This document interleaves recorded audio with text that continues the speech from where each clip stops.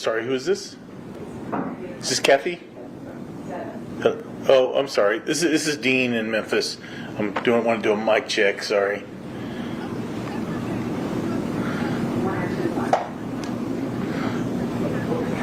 No. I just need a transmission. Somebody to do an audio check. So this is the number I called yesterday. I thought, or maybe it was another guy. Who's it? Boris, I think. No. No, I think I got the number. Yeah, okay. I'll call him. Thanks.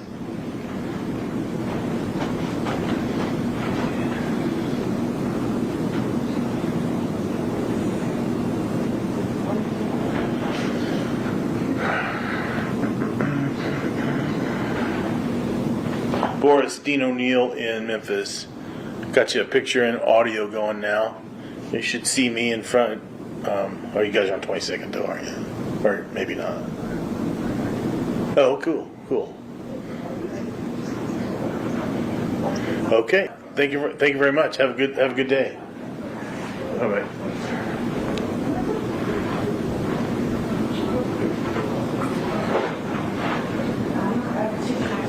I'm trying to get everybody in here because she'll be in here shortly. So she said she'll be here maybe like maybe 9:20. Testing 1, 2, 3, 4, 5, 6, 7, 8, 9, 10, 11, 12.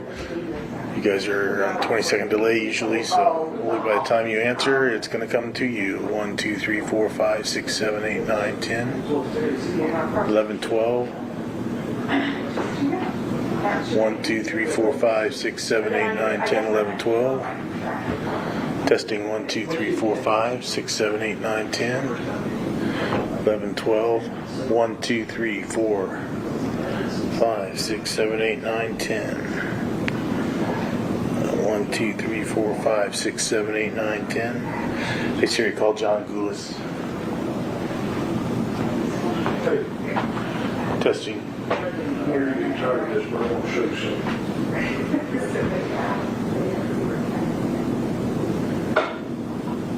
Hey, I'm sending you audio. I tried calling transmission, nobody answered, so I'm sending audio right now, so along with video. You should see me.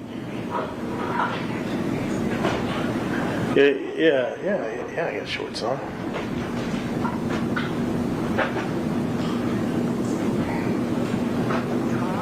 No. Sorry. I want one more at the high. Sorry. So it's all good. Everybody's fine here. So anyway, you guys are on 20-second delay, I think, right? Okay. Now, pending. Okay. Now, this morning, pending, and they took it out of my account. Yep. So I got 721 in the bank. All right.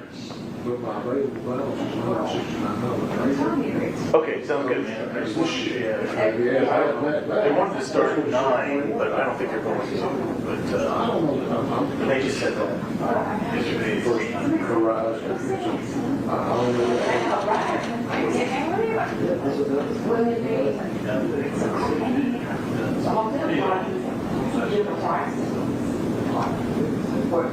Well, according to what you told me, they had one, but it was $40 less because of the whole line. So the one that they actually took, cleared 256.09 instead of the 290 something.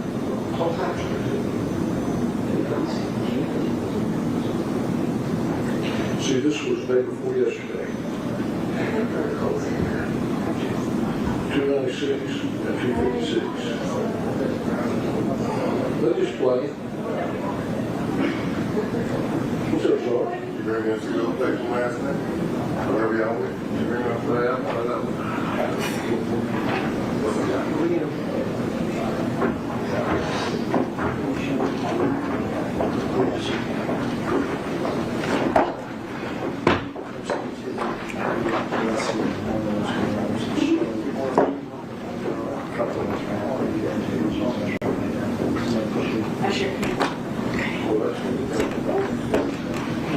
Also, then you in 30 minutes, that's it.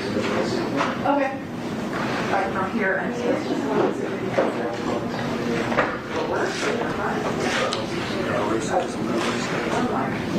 Better. Better, it's better. Everybody going to come? Yeah. Have any complaints?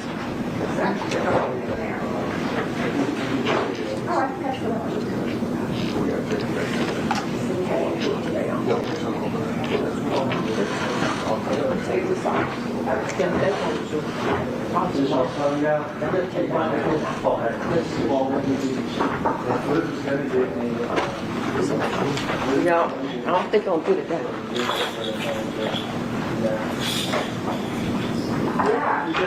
How did you see this blank expression on my face? Like,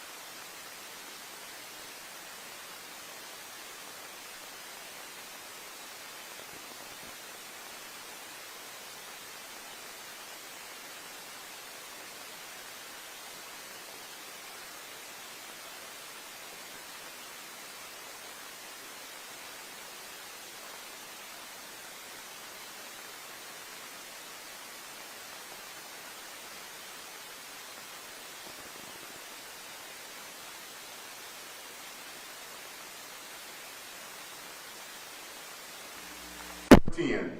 The 30th Judicial District of the State of Tennessee is now open for the transaction of business pursuant to adjournment.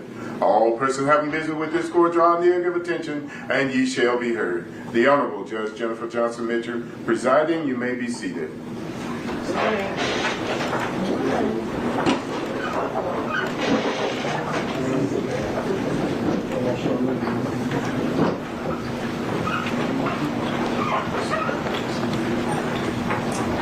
Can we bring Mr. Johnson out, please?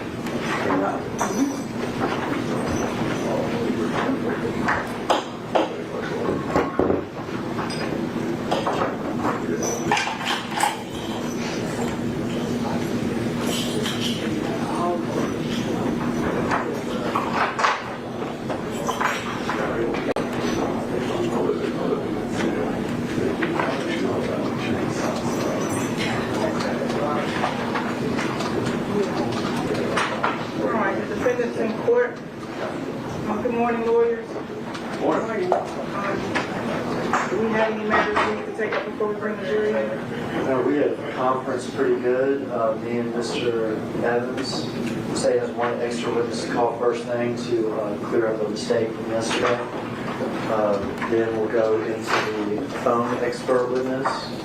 There's no issues to take up with regard to the phone expert witness. We have settled those between the parties. Mr. Evans's phone expert is also here. After my expert's direct testimony, he may ask you for a quick break to consult with his expert before his cross-examination. After the phone expert, both parties would ask you for about a 10 or 15 minute break so we can go through some of the proposed exhibits with what will be the state's last witness in our case sheet. And then we'll get that with this on the stand judge. The break that you'll ask for, Mr. Evans, after the direct of Mr. Fetterman's witness, will it be short, or do I need to excuse the jury for a few minutes? I would ask probably just to excuse them for a few minutes. And it won't be a long break. I mean, 10, 15 minutes. That's fine. And that witness, your witness, is in court. He is. And that's okay with the state? Absolutely, absolutely. He's an expert witness who's here, and he's here to listen to the expert witness from the state, and we don't have a problem with that. That's fine. All right. If there are no other matters to take up, we can bring in the jury. Well, do we have the people from outside, the audience in? Do we have the audience in from outside? Yes.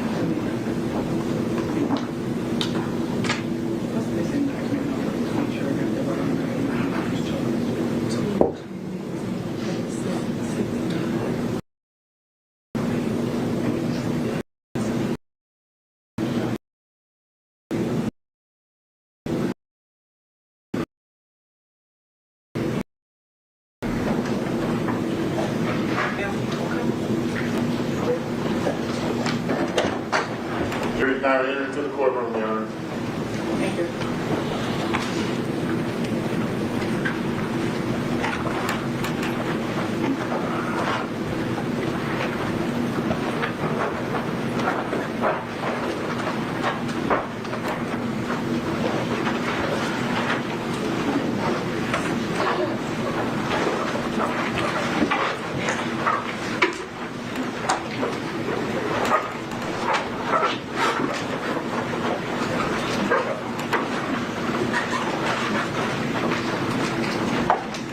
Good morning. Good morning. I trust everybody had a good night.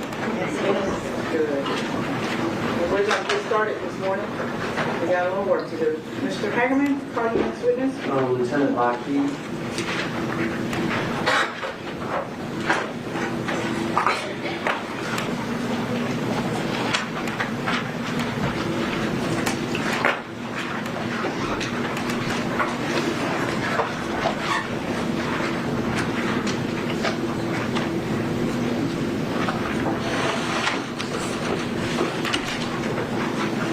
Stand right here, sir.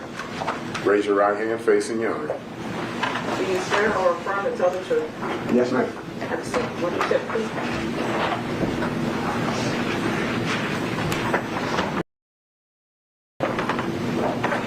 Could you tell us your first and last name, please? My first name is Mahaj. My last name is Abdullah.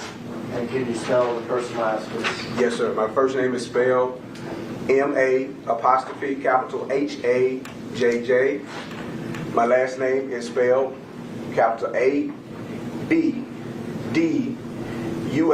hyphen capital B-A-A capital Q-E-E. Let me first apologize for you having to be here because I'm going to take responsibility for it. Okay? You're an extra witness to clear up a mistake from yesterday. Okay? Yes, sir. How are you employed? I'm employed with the Memphis Police Department. And how long have you been with Mr. Years. 2021, where were you assigned? I was assigned to the homicide unit. Did you have occasion to work on the case having to do with the murder of Adolph Thornton Jr., the rapper known as Dolph? Yes, sir. In particular, on November the 24th and then on November the 26th of 2021, did you have occasion to go to the Crosstown building? Yes, sir. For what purpose? We were attempting to see if there was video footage in connection with this investigation. Did you speak with security there? Yes. Were you allowed to view video there? Yes, sir. Did you retrieve video from there? Yes, sir, we did. And was it accurate surveillance footage from the building? Yes, sir. From November the 16th and November the 17th Yes, sir. of 2021? Yes, sir. And was it one camera angle or many camera angles? Many camera angles. In fact, November the 26th, I'm looking at your supplement. You actually created a timeline of the various events that you witnessed on the surveillance tape. Is that correct? Yes, sir. With the hour and the minute, and then what you observed. Yes, sir. For instance, at 2:41, the surveillance video shows a male wearing a black cap with a Bass Pro logo. You made that sort of timeline. Is that right? Yes, sir.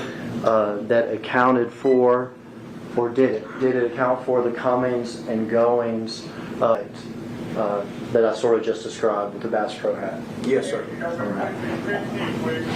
Those videos that you viewed and that you obtained, did they have timestamps on them? Yes, sir. So when you watched the videos, you could see what time it was and you could see the time going as you watched it? Yes, sir. Those accurate timestamps? Yes, sir. Okay. Did I explain to you Judge, I'm earlier? going to object to the answer about accuracy unless he can lay a foundation as to how he would know that. Sustained. Did you review the footage with the security officers? Yes, sir. And when you reviewed that security footage, were you invited back to see where they had this footage and where they kept it and everything? Yes, sir. And did you observe the time on the video that you were, when you were back there, to be the true time of the security cameras? Yes, sir. Did I explain to you before you got on the stand how those videos were played to the jury? Yes, sir. Did I explain to you that each sort of event, let's say it's the man in the Bass Pro hat leaving the building at 2:40 a.m., okay, was shown as a reel, which would mean the individual, for instance, would walk to the elevator and be on the elevator camera. And then when he got in the elevator, it would switch to the inside the elevator camera. Yes, sir. And when he got to the lobby, it would switch to the lobby camera. And when he got to the parking area, it would switch to the parking camera. Yes, sir. When you obtained the videos, though, you got videos of each separate camera. Is that right? Yes, sir. Did I explain to you that when you make a reel of the cameras, that the timestamps disappear and aren't part of the reel? Yes, sir. And did I tell you that to make up for that, a black screen was inserted in front of each of the events on the reel that had a date and time of what we were looking at? Yes, sir. Did I tell you that of the various events, that black screen was correct for all but one? Yes, sir. And I tell you there was a mistake with regard to one of those reels. Yes, sir. And I want to take responsibility, for that. I want to show you and ask you if you recognize these to be the original videos, not made into a reel, that you obtained from Crosstown with regard to the suspect leaving directly before Dolph's homicide. Okay? Okay. And I don't know if you can see, can you see through the plastic to the green writing up top? Yes, sir. All right. What is that green writing up top?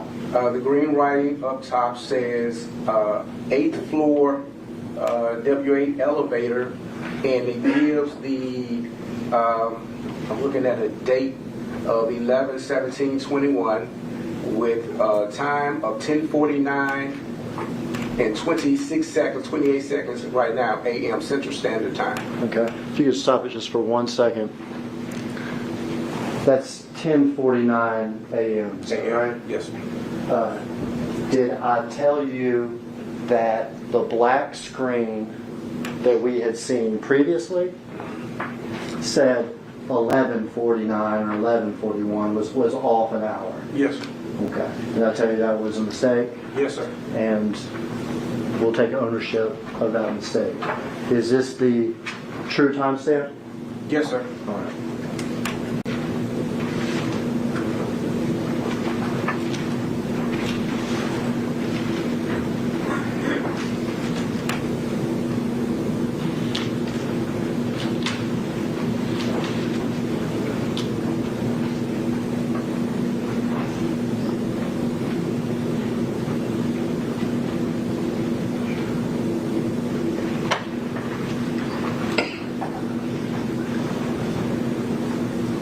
Judge, may we approach briefly?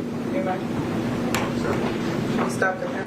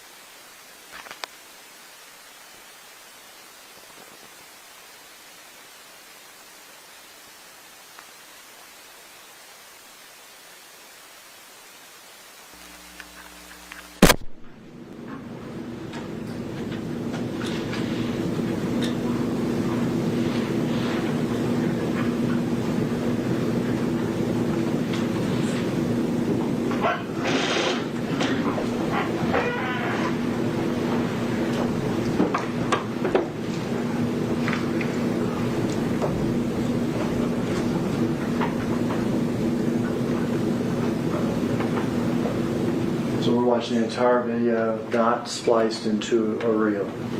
So we'll go on for another 20 seconds.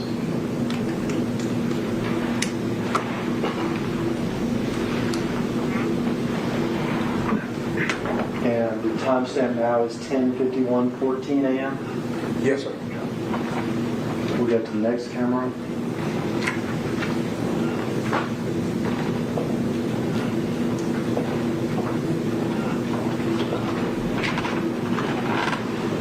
You see the timestamp on this one? Yes, sir. 10:50 a.m. Yes, sir.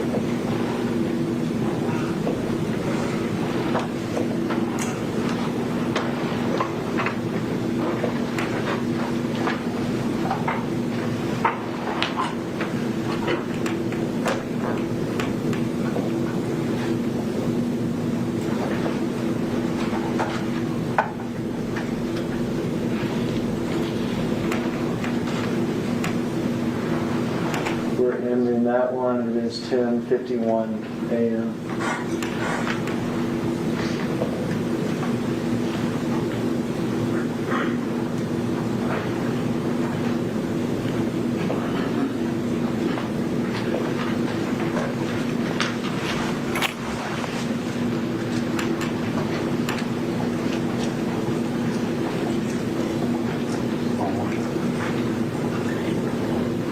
I'm sorry.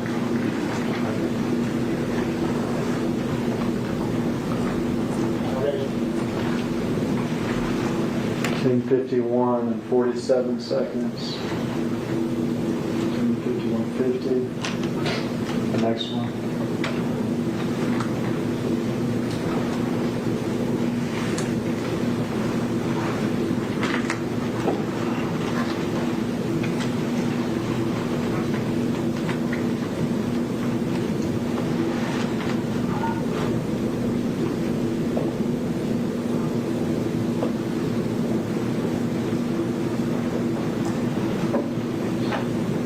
It's 10:52. Yes, sir.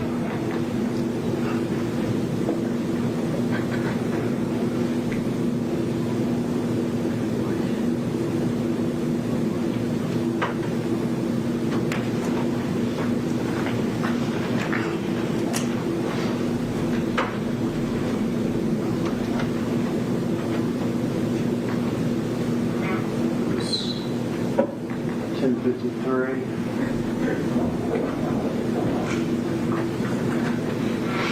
10:55. Turning into 10:56. It was right at the 50-something seconds.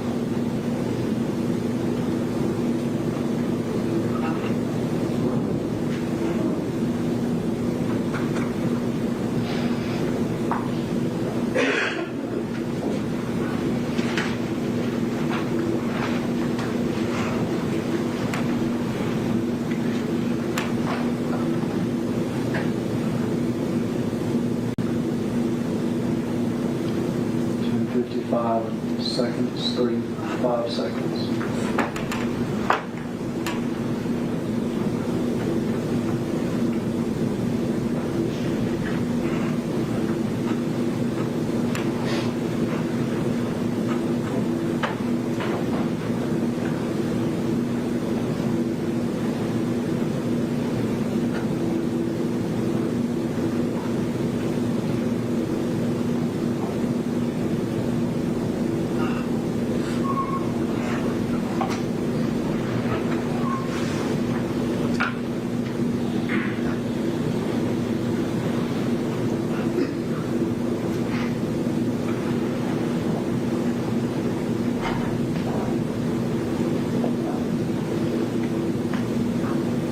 vehicle is 10:56 and 25 seconds.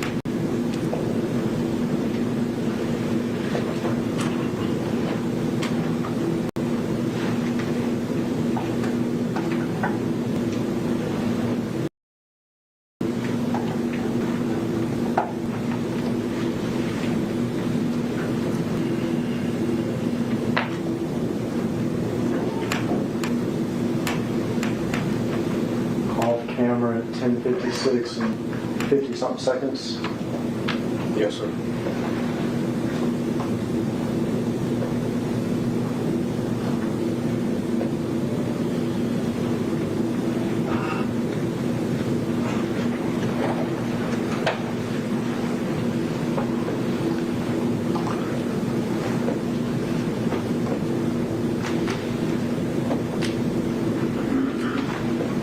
Your Honor, even though we've seen those videos before spliced together as a reel, since these have the true time and the true time stamp on it, not the error, I would like to introduce these into evidence under that State's Exhibit 5 that we're keeping open for digital evidence.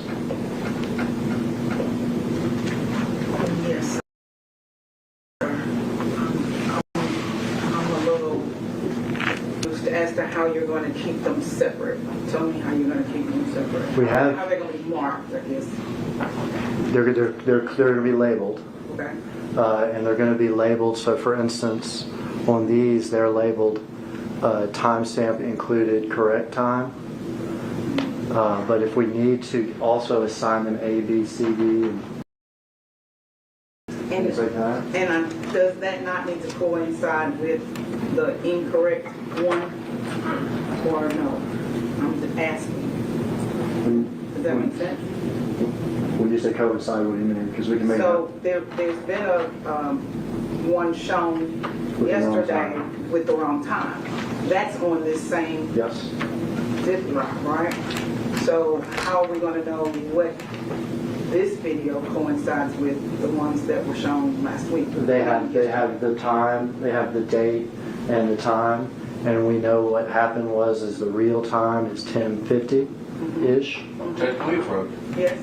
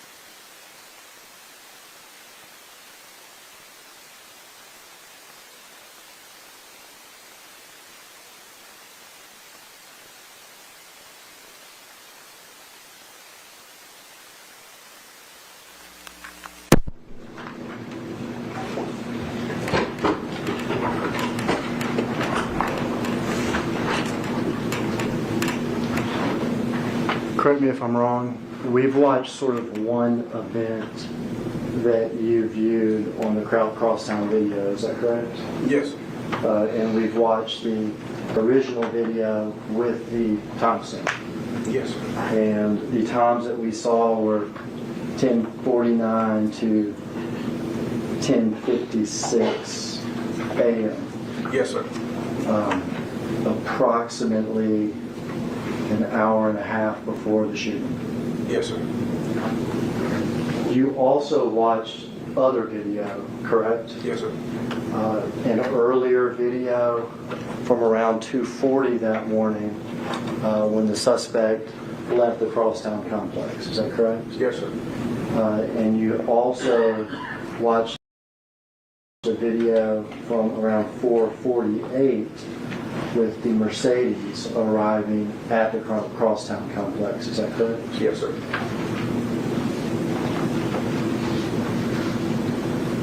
And then you also watched a video from later that evening around 7:52 p.m.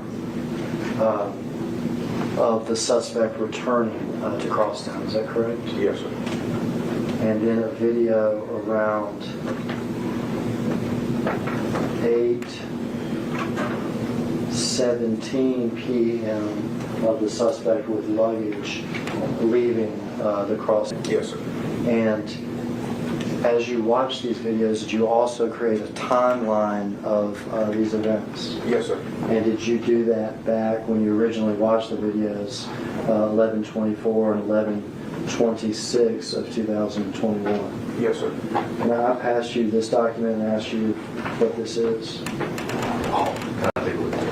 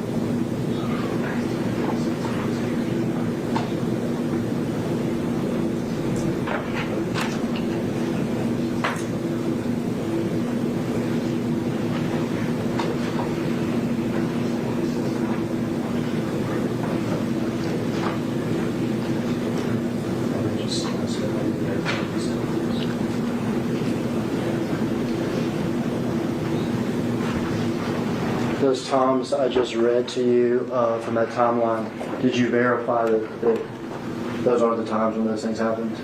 Yes, sir. With the videos with the timestamps? With the video with the timestamp. Before they were ever put into reels or whatever? Yes, sir.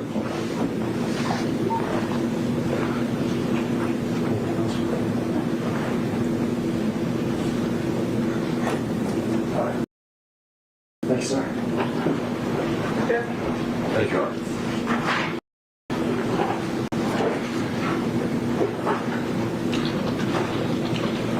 Morning, sir. You doing all right today? Well, and you? Doing well, doing well. So I've just got a few questions for you. Appreciate you being here. Yes, sir. So you were asked some questions about obtaining the Crosstown videos, and I think you said that you went on November 24th to try to obtain video from Crosstown and the 26th. Yes, sir.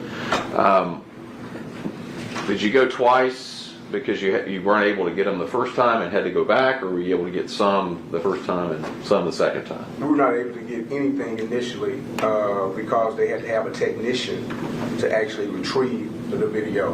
What we did, we went in and reviewed, and I say we, I'm talking about my partner, Sergeant West and I. We went in and we reviewed within a certain time frame, which was from, I think we reviewed from 2:30 to about 11 o'clock was our time frame of review.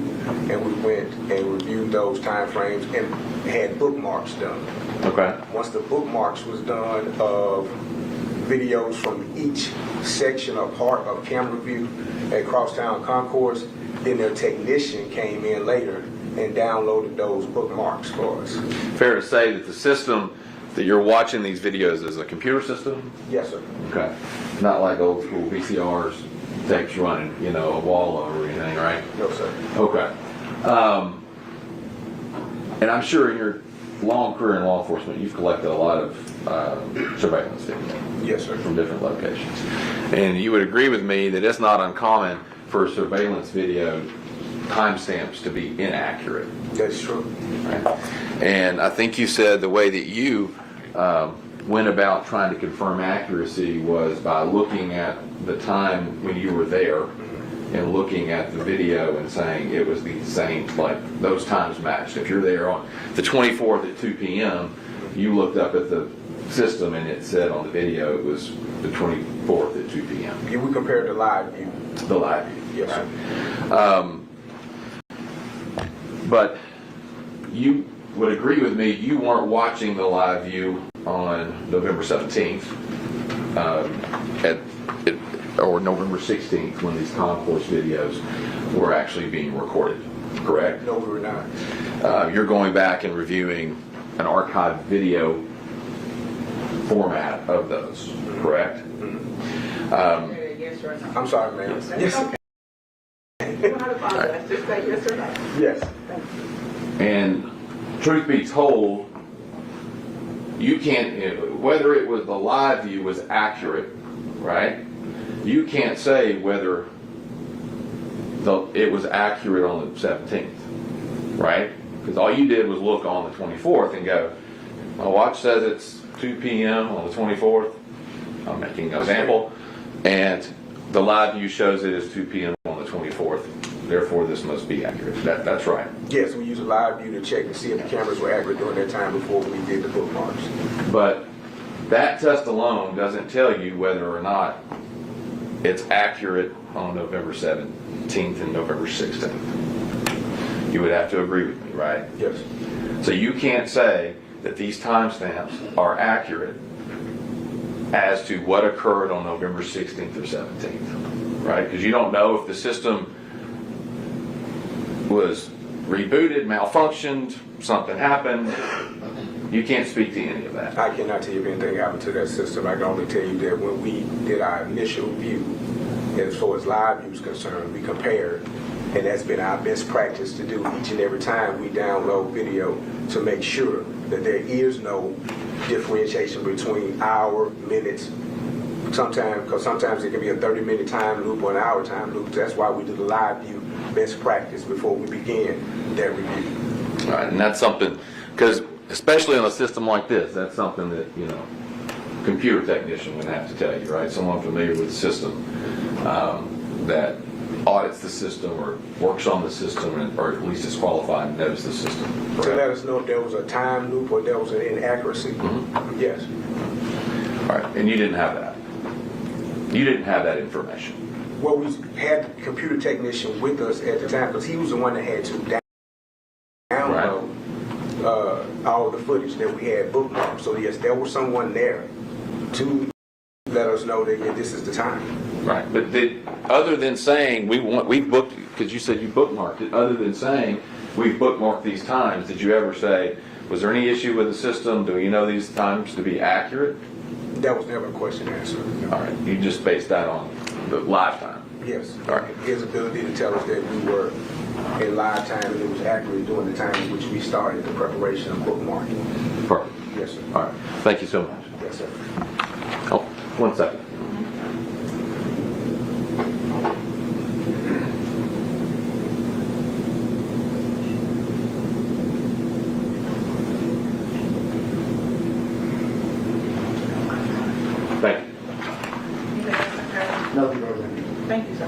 ma'am.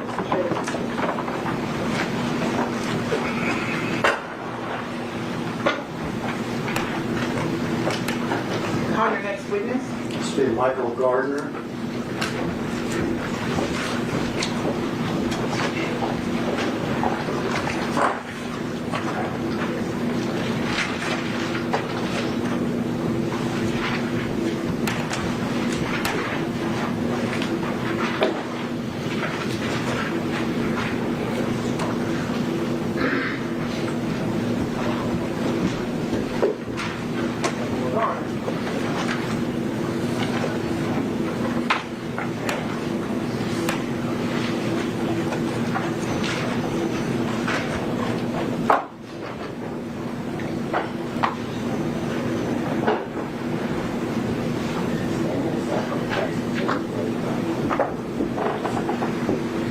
Do you swear or affirm to tell the truth? Yes, ma'am. And see what you say.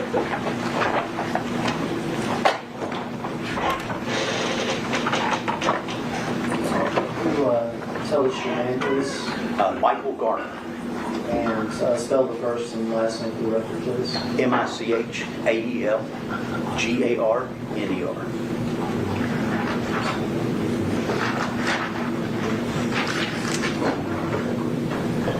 How are you employed, sir? I'm a criminal investigator, special agent with the Tennessee Bureau of Investigation. And how long have you been with TBI? Only 3 months. Because you were with MPD before that, is that correct? Yes, sir. I retired in June after 20 years. 20 years MPD, and now you're at TBI. Yes, sir. At some point during your service at MPD, did you become involved in digital forensics? Yes, sir. In 2018, I was assigned to the organized crime unit, and some digital evidence came in, and they needed a computer guy to look at it, and that's when I started in digital forensics, which became full-time in July of 2020. So about 6 or 7 years ago, you got your start in this. Yes, sir. And then full-time at MPD, what does a digital forensics person do? We extracted evidence from mobile devices, GPS monitors, car infotainment centers, and reported those findings out to the investigators working the cases. Did you receive and have you received special training to do that sort of job? Yes, sir. In both digital forensics and cellular technologies. Started with cellular technologies in 2012 and got my first certifications in 2014 with a PATC Tech. And then in 2015, I started working with the electronic surveillance and communication intercepts, and I got certified on PLX through a company called Penlink, and did a lot of call detail record analysis with, and then working digital forensics, we like to try and marry the cellular technologies from the cell phone carriers with the device itself.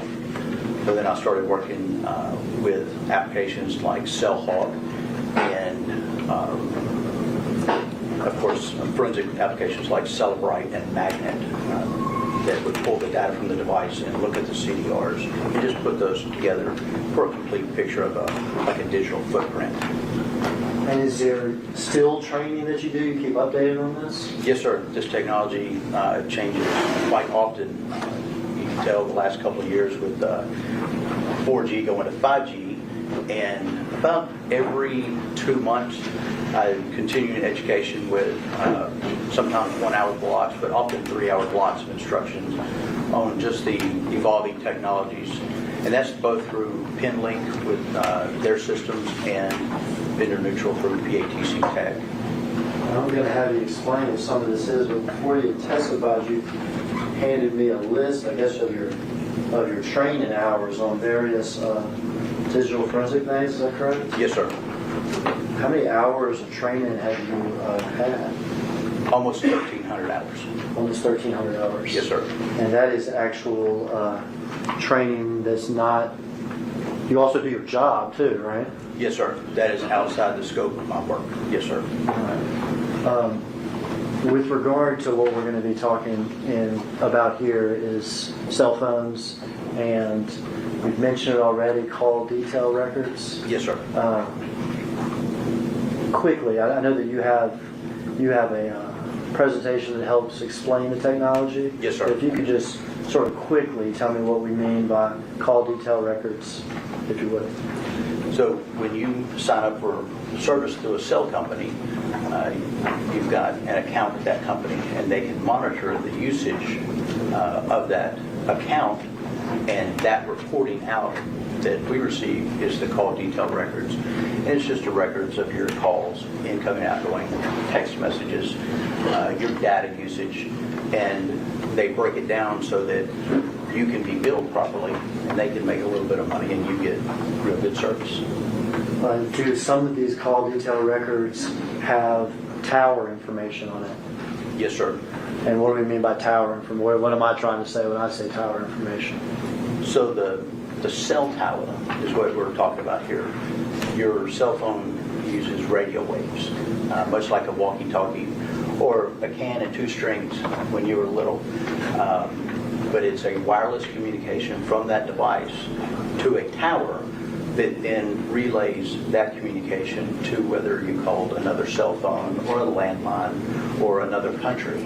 And those communications are logged with the company. Someone like you, do y'all have access to like where these towers are? Yes, sir. The cell site database I get through the FBI, a website that I have to register through, and they verify me as a law enforcement officer. And when Sprint bought, when AT&T bought Sprint, they merged their towers. They turned some of the towers off. So every time you look at a case, you want to look at the towers during that time frame, because the towers are always changing. And I get that list of towers and the list of changes from the FBI website called Indicat.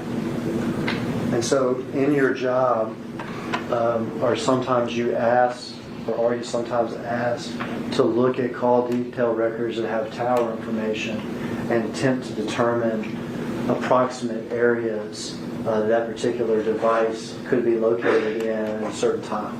Yes, sir, quite often. And are you able to do that? If the data is there, absolutely, yes, sir. And have you done that one time, or have you done that a lot? I've done that almost 1,000 times. Almost on a day-to-day basis at NPD? Yes, sir, daily. And part of your job now at TBI? Yes, sir. Was a lot of that training, those hours, spent on that sort of concept or that practice? Over a third of those hours are in cellular technology. Yes, sir. Have you had occasion in the courts of Shelby County to testify as an expert on these call detail records, emphasis on location, before? Yes, sir, I have. One time or multiple times? Multiple times. State court and federal court? Federal court was digital forensics, not cellular technology. But yes, sir. With digital forensics, would that include extractions from cell phones? Yes, sir. And what is an extraction from a cell phone? This is, we take the device, and if we are able with our software and technologies, we make a complete copy, if possible, of everything that's on that device. And then we take a copy of that, make a copy, and then we analyze that copy of what we pulled from the phone. And to do that, do you have to be trained in the various programs and everything that extract information? Yes, sir. And trained how to look at it? Yes, sir. And have you received that training and those certifications? I have. There's some of the other hours in there. Received training from both the vendors of the softwares that we use, things like Magnet and Celebrite, Gray Shift, and then non-vendor training through IASIS and the NCFI in Hoover, Alabama, through the Secret Service. Your Honor, I would tender this witness, Mr. Gardner, as an expert in call detail analysis, emphasis on location, and digital forensics. No objection. Tell me what that tender was again. Well, I'm not saying I got it right? Call detail records, emphasis in this case on location, and digital forensics.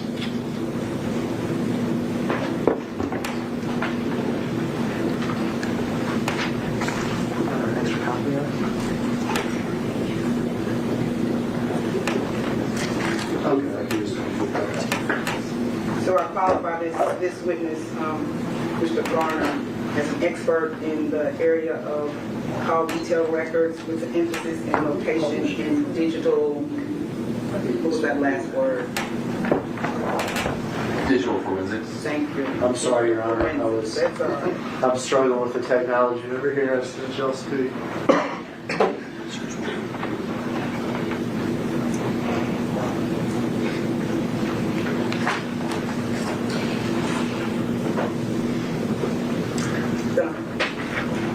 Mr. Honor, have you prepared a report with regard to this case? Yes, sir. Let me pass you this. Just verify this is your report.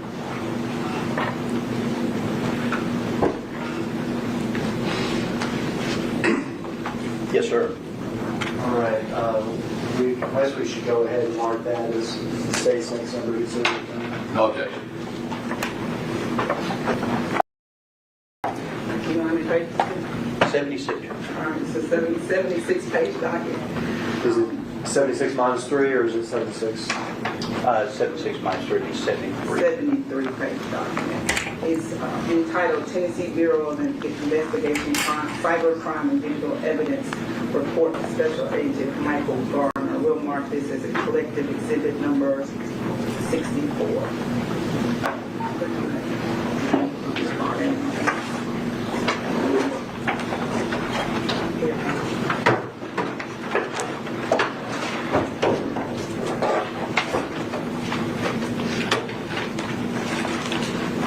We could return that to the witness. And if we can publish this as I ask Agent Garner questions.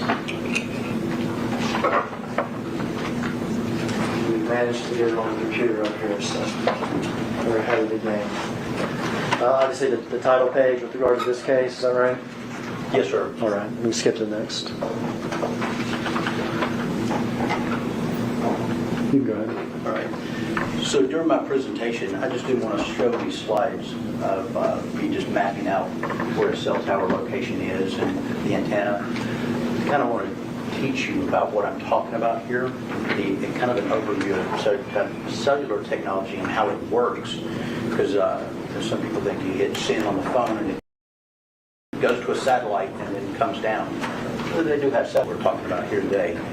And then I'm going to go over the requested information of me, what they had asked of me, and then my analysis, and then the mapping of those records.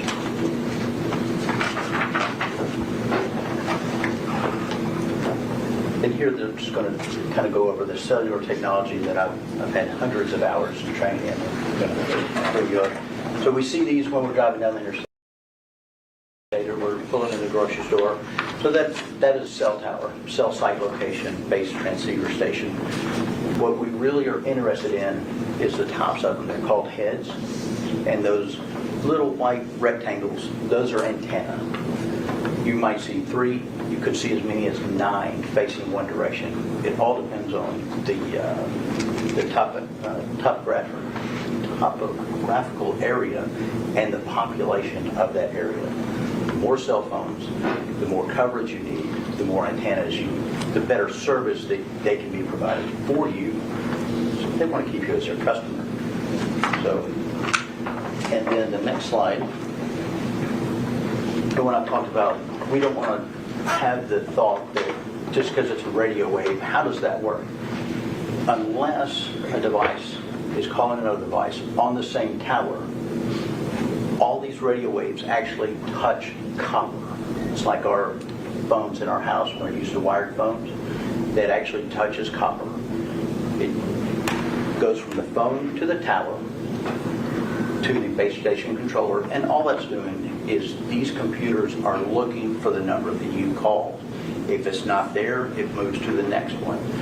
And all of these towers keeping record of the phones that it's communicating with, this entire network is computers that know where the device is.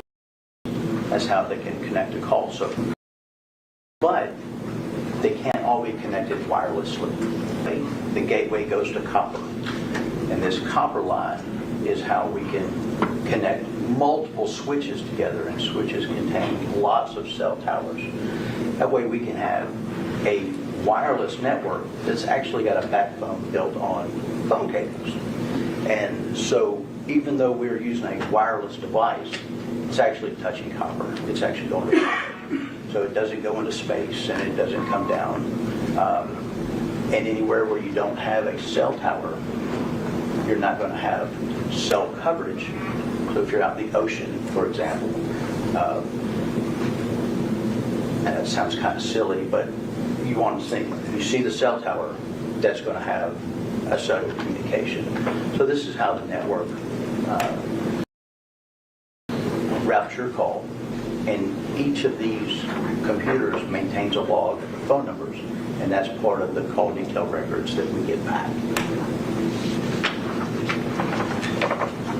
Now that rectangular antenna that you see on that tower head, it broadcasts a radio signal. And in a lab, in a laboratory environment, that is what that antenna is broadcasting in a perfect environment. It's about a 120-degree spread, and it broadcasts out. But it also has a little bit on the side and some on the back. But that's in a perfect lab, and usually what, if you requested what a particular antenna, what its frequency broadcast is, you would get a graph much like this. And based on that graph, they build the cellular networks much like a honeycomb from a beehive because it's very strong. And you get overlapping signals. So in case one side of a tower gets full or there's a building in the way, a lot of trees, another side of another tower can cover that weak area. So they overlap these sectors, again, to give you the best service so they can make money. Because if you're unhappy, you're going to leave your carrier. They don't make any money that way. So they design these cell sites to maximize coverage for you. And that's how they're set up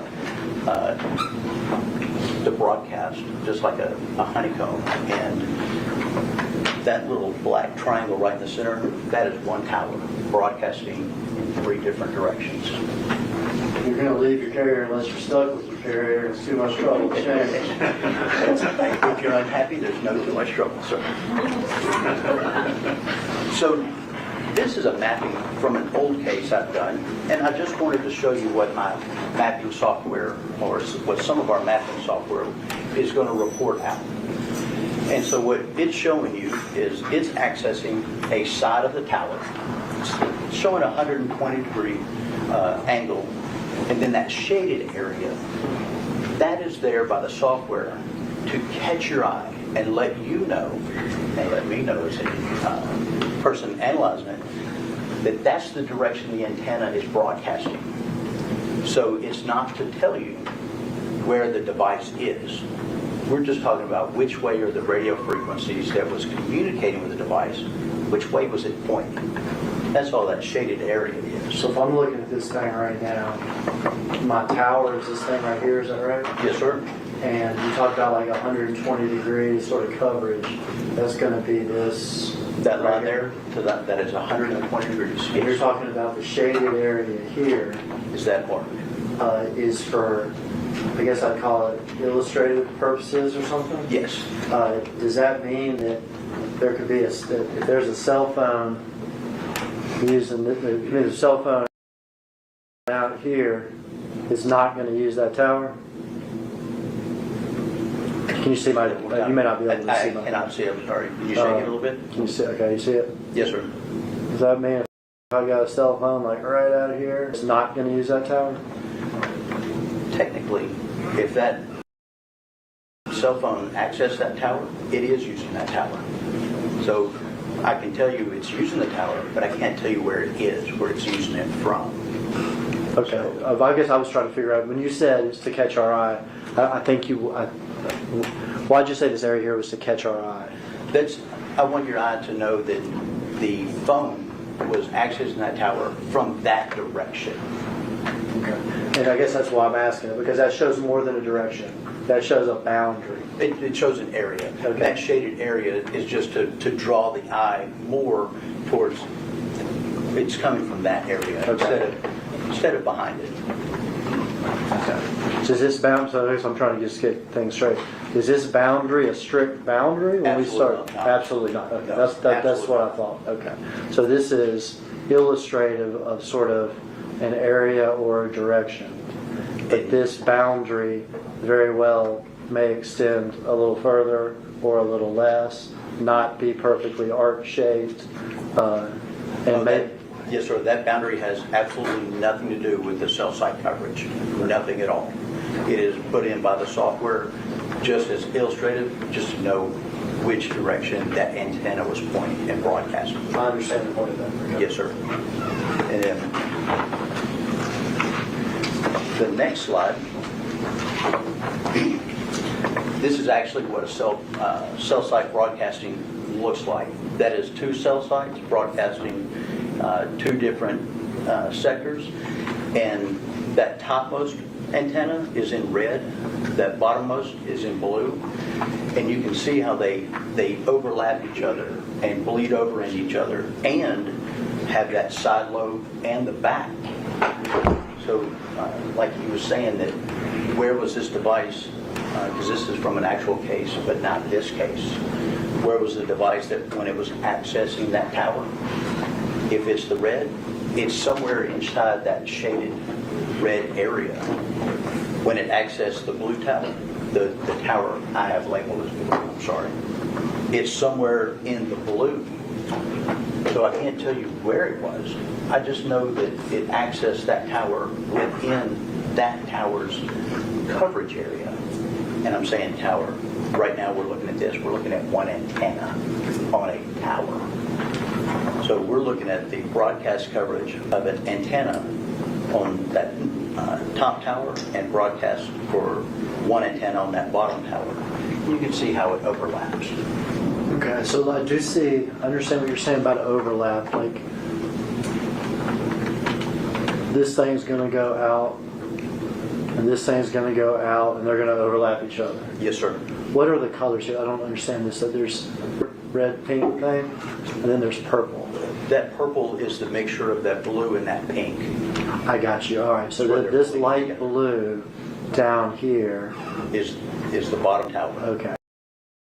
And then the pink is the top tower. Yes, sir. But where they overlap is, so now we see that we're never dealing, it doesn't look like we're ever going to be dealing with straight lines, straight arcs, and just 120 degrees. Never. No, sir. Okay. And it looks like we're also going to be dealing with multiple towers at the same time. Yes, sir. And that 120 degree arc, you can see on the pink, there's some behind it, and there's some on the side of it. So that tower, those radio frequencies are actually bleeding back behind. So you can be behind that tower and still connect to the opposite face. It all depends on the traffic of that tower. And these maps, that mapping was done at a specific date and time. It will change based on weather. It's rainy, the tower's not going to go out as far. We have a music fest downtown. They're going to shrink, they're going to turn down the strength of the tower so that it encompasses a smaller area, because you have more people in a smaller area. So they breathe the range of the tower that could be maximum, and then they can turn down the power and it would be smaller.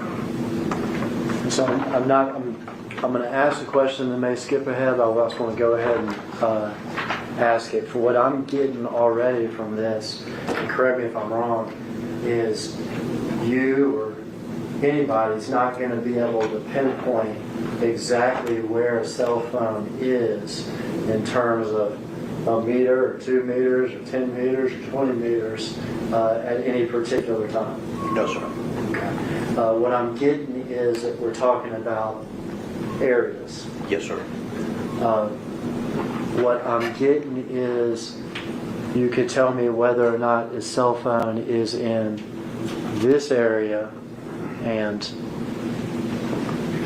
this is an area downtown called Uptown, okay, and not in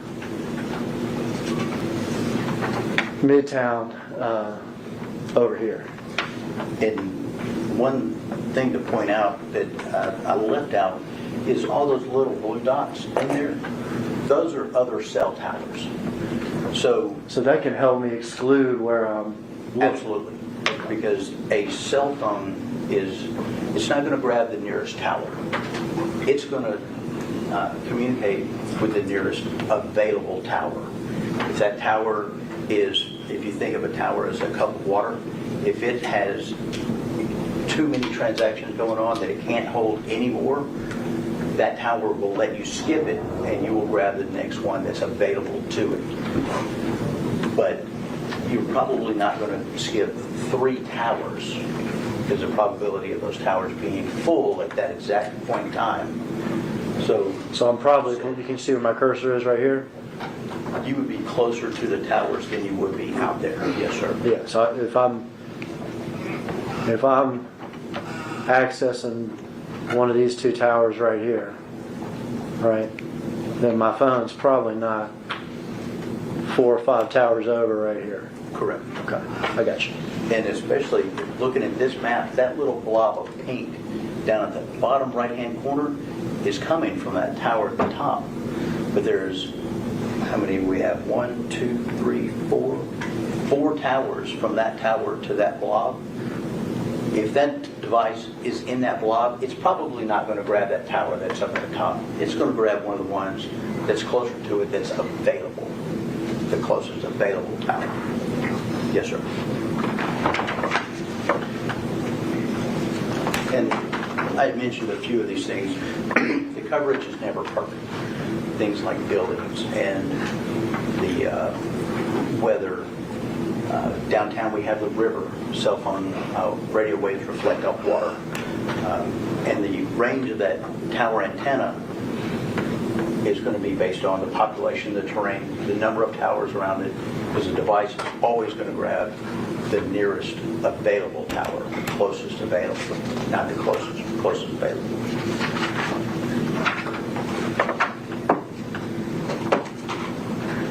And with that, Do we begin your work on this case? yes, sir. All right.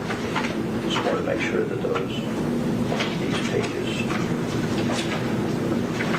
Okay. Yes, sir. At some point during this investigation, did you receive call detail records for phones relating to the investigation of the murder of young Dolph? I did. In particular, did you receive call detail records for a telephone that was identified to you as belonging to Justin Johnson? Yes, sir, I did. Did you receive call detail records for a phone identified to you as belonging to Cordelia Smith? Yes, sir. Did those call detail records have what I'm calling tower or location information? They did. Yes, sir. Were you asked certain questions? Did we ask you certain questions about what you could determine about those phones? Yes, sir. All right. You can begin. So in February of this year, I met with Attorney Hagerman and the case investigator, Jesse Browning, and they gave me call detail records on this 901-236-1625. They were received by a search warrant by the investigator on the case in December of 2021. For the record, is that the phone that was described to you as belonging to Justin Johnson? Yes, sir. Yes, sir. And then they'd asked me to look over these records on November 17th, 2021, between 1 a.m. and 10 p.m. on November 17th. And that was the analysis done on the 236.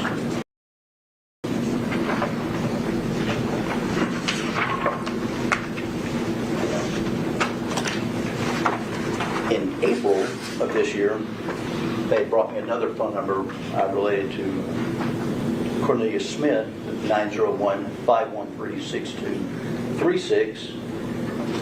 And again, they were obtained by a search warrant in December of 2021. And on this device, they only asked a time frame of November 17th between 11 a.m. and 10 p.m. So not as many hours on the second phone number.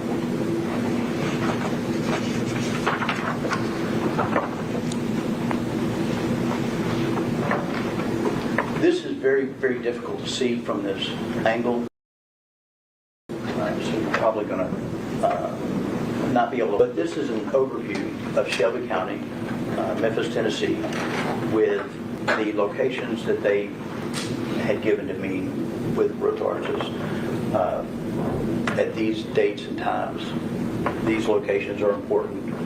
Can you overlap the cell records? Just show movements. And Let me go ahead and interrupt you and try to walk us through just location for a second. Yes, sir. Okay, just what we have here. We have people now from Memphis to start. Okay. Copy that. Mississippi River.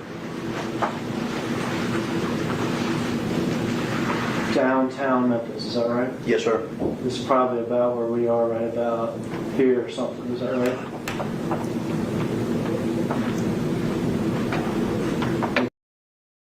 That's the bridge. Oh, okay, I see the person. I couldn't see it. Okay, Yes, sir. Downtown Memphis. I go up here to my green dot here. It's a few miles away. Is that Crosstown Concourse? Yes, sir. There actually is a yellow line that connects. It's just probably impossible to see from where they are. And if I go to my next thing here, this is East Memphis. And the line is to the Valero gas station. Yes, sir. Is that correct? I go here to the red dot, South Memphis. This is the airport. This is the homicide scene at Twist. Yes, sir. And if I go down further south, we have Whitehaven over here. Further south, the Gospel Garden Apartments. Used to be the 2A apartments. Yes, sir. All right, so South Memphis, homicide scene, technically South Memphis. You familiar with the neighborhood Orange Mound? Yes, sir. In Orange Mound. Valero gas station by the University of Memphis. University of Memphis, East yes, sir. Memphis. And Crosstown next to downtown, a few miles from where we're at. Yes, sir. And all this, so you go back to tell me what we're looking at here. What's all this stuff? So I loaded the call detail records in an application called PLX by Penlink. And I did that so I can pull up every cell tower within 10 miles of, of Memphis, Tennessee, dead center. Not downtown, but kind of dead center of Memphis, Tennessee. And based on the cell site list that I got from Indicat, there were 563 T-Mobile towers within 10 miles of Memphis, Tennessee.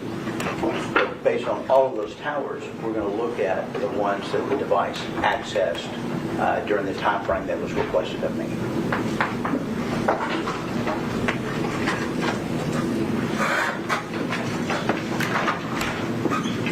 That was just a zoomed in location for the homicide scene on Airways that was just north of the airport. Okay, so this is Nikita's Cookies. Yes, sir. Airways Boulevard. Yes, sir.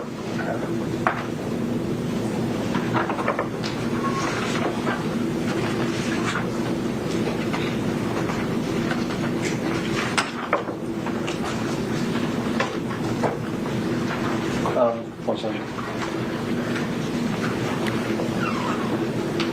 This slide.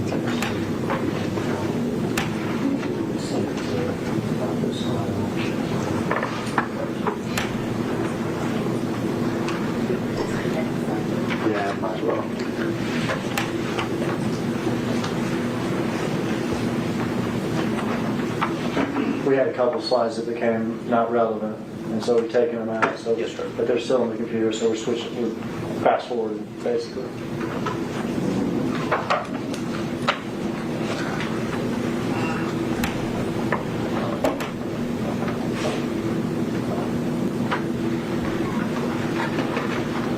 Is that where you take back up? Yes, sir. Okay.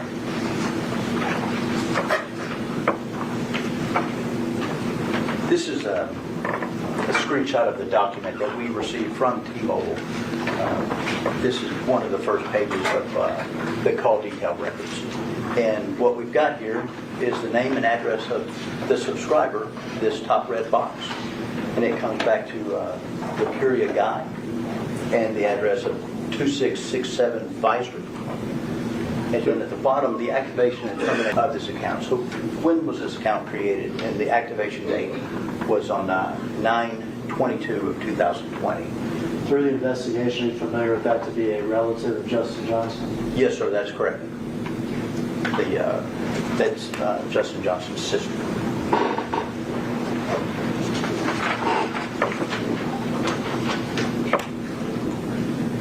And this is the subscriber information for the second phone number, the name and address of the subscriber, Cornelius Smith, and the subscriber address of 1766 Wild Rose in Memphis, Tennessee. So Smith's phone is actually subscribed to him, or he's actually a listed Yes, sir. subscriber? Yes, sir. And Johnson's phone is the sister? Yes, sir. That's correct. And then the activation and termination dates, at the time we received this, it was activated on 9/25 of 2021.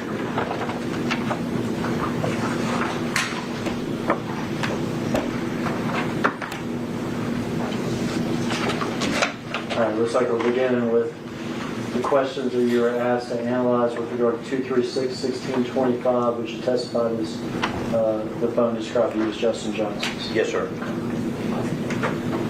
And these were the questions that, from our meeting, that they were asking am I able to determine from these records if the device left the crosstown concourse? If I was able to determine if the device went to the Valero gas station at Park and Highland?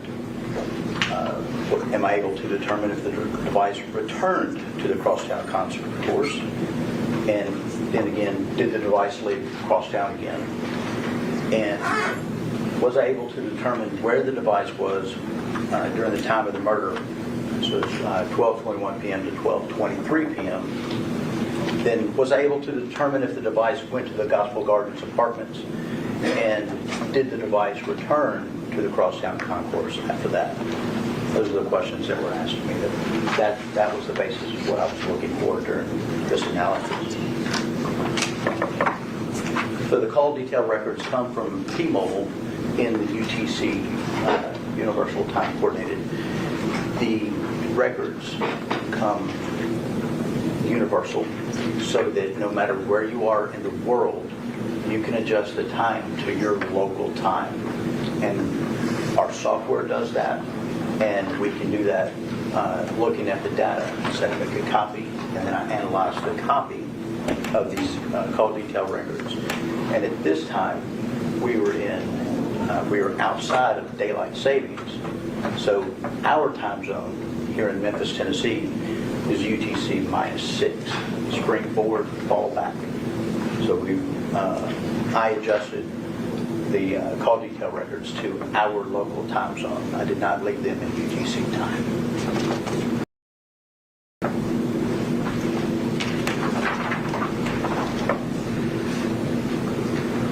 And then the second phone number, the 901-513-6236, again, these records were received from T-Mobile in UTC, and I adjusted the time zones on them as well. And only question asked on this phone number were between the hours of 11 a.m. to 5 p.m. what towers were being accessed by this device. Now, they asked me until 10 p.m. on the device from, I think, 5:48 p.m. to 10 p.m.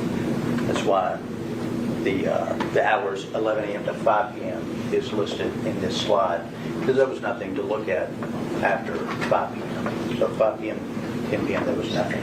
And this is the Cornelia Smith phone? Yes, sir. So these were the tools that I used to look at this information. I used a program, it's a web-based, called CellHawk. I used Microsoft Excel because the records come in a TXT format or a PDF. But I can make a copy, and then I can change the time zone to reflect local easily in Microsoft Excel, and also used PLX by PinLink, and those are the versions of software that I used on this case.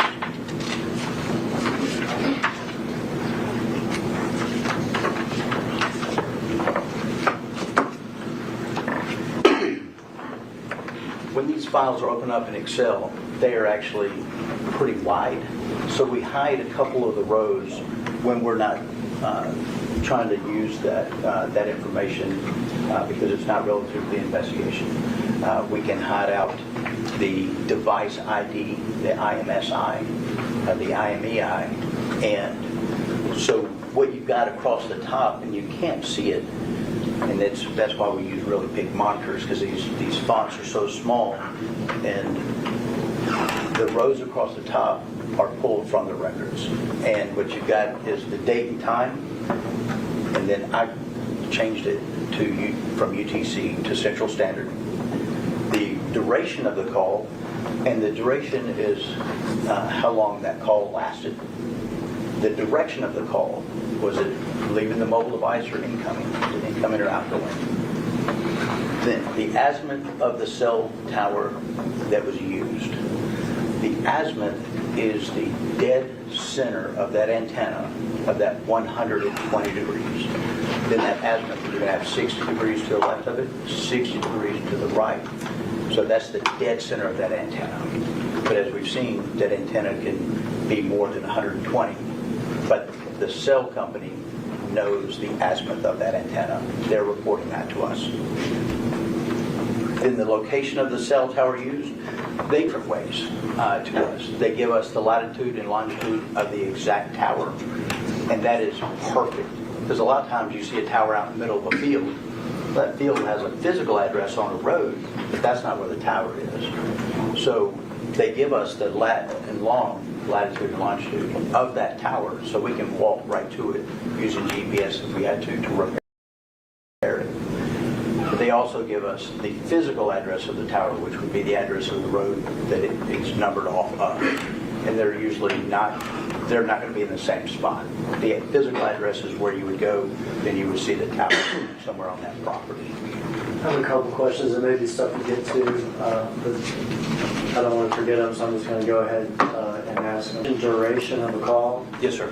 So if I see a call between one person and another person on these call detail records, and let's say it's 8 seconds or 10 seconds or 12 seconds or whatever the time is, does that mean those people talk for 8 seconds or 10 seconds or 12 seconds? It means you hit the send button and then hit the end button. That's the duration of that call. Whether there was communication between two people or a voicemail being left, or you called and you listened to somebody's voicemail, I don't really feel like leaving a message, end. That's the duration of that call. So the duration doesn't actually mean two people necessarily talking to each other. Correct. The second thing is we're talking about calls. Is this same sort of stuff done for like text messages and stuff? Yes, sir. On the T-Mobile network, though, text messages don't have cell site location. It's routed through the network, but they don't tell you which tower it was using. So now we're looking at calls and data sessions. I got you. So with text messages, we're more limited on T-Mobile. Yes, sir.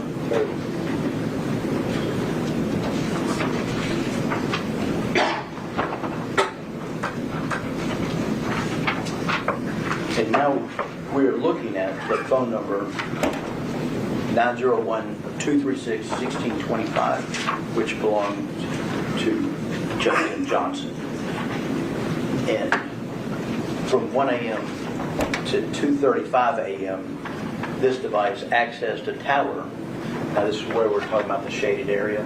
The shaded area is just showing which direction the antenna was broadcasting its radio signals. It just happened to cover the crosstown, which you see. I dropped a pin in there to denote the location of the crosstown. So that device was accessing that tower, and of course it was providing coverage for that location from 1 a.m. to 2:35 a.m. And so let me ask a couple of things here. First of all, it's almost impossible to see from where they're sitting, but this red dot here is the crosstown concourse? Yes, sir. Okay. And you say from 1 a.m. to 2:35. Does that mean there is one phone call that lasts an hour and 35 minutes? No, sir. The transactions that were recorded, the events, the calls are on the next slide, sir. Okay, very good. Switch to this one. And you can only map the data if it's there. So if there's a transaction that doesn't have a latitude and a longitude, we can't map it. So what we're looking at is what I could map. There were 12 different events, like all mobile outgoing incoming calls between 1 a.m. and 2:35 a.m. And all of those accessed that tower during that time frame. I got you. So here's the list of calls, incoming and outgoing. And the ones that we have information on hit that tower that covers Crosstown? Yes, sir. And is it fair to say you would not be able to say if that phone is on the 8th floor of the concourse or the 2nd floor of the concourse? No way to know, sir. Wouldn't be able to say whether or not it's inside concourse or in the parking lot? No way to know. Wouldn't be able to say if it's in the parking lot of concourse or the street to the north or the south, the east or the west? No, sir. No way. Okay. But in the area of the Crosstown concourse? Yes, sir. Between 1 a.m. and 2:35 a.m.? Yes, sir.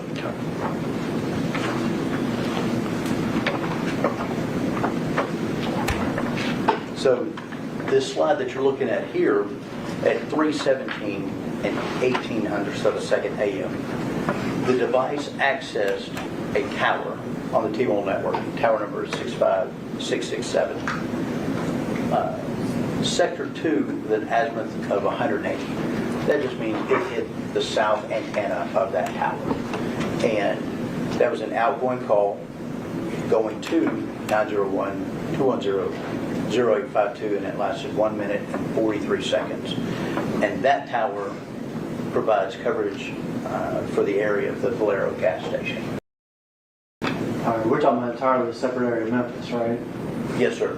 So The University of Memphis area. University of Memphis is right here. So the Valero station, is that what's marked? Here? It's the green pin? Yes, Green sir. pin, green pin. Yes, sir. The green pin here is Valero station. And we're so far away from Crosstown that this is not on this map, is that It is right? not, no, sir. It's going to be up and over here somewhere, is that right? Yes, sir.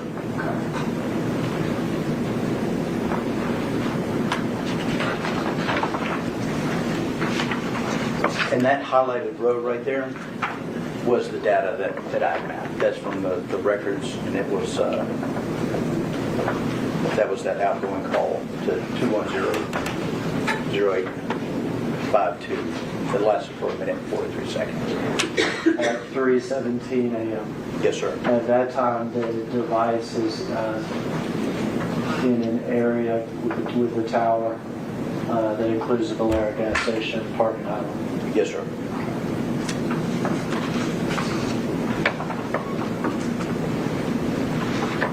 And at 4:49 a.m., the device accessed another T-Mobile tower, 65695, sector 64, azimuth 300, which is facing kind of north-northeast, with an outgoing call to 901-728-2851, and that call lasted for 21 seconds.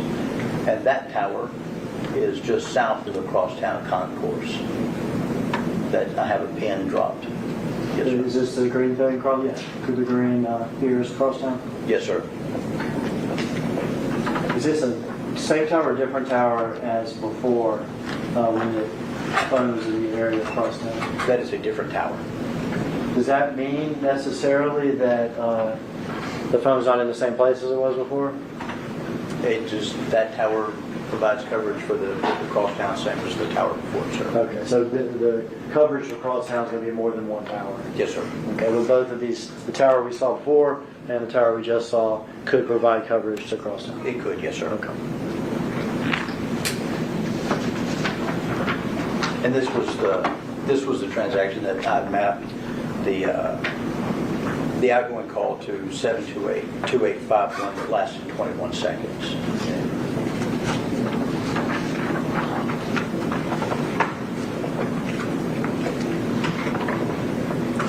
Then we go from that 4:49 a.m. The next information that I could map was not until 9:56 a.m. later that morning. And that was an outgoing call to 901-728-2851 that lasted for 94 seconds. And that call, access tower 11903 with sector 3, azimuth 260, facing west, kind of southwest, angled down. And that tower provides coverage for the crosstown concourse that I have a pin dropped. It's inside the shaded area as well. It's at 9:56 a.m. Yes, sir.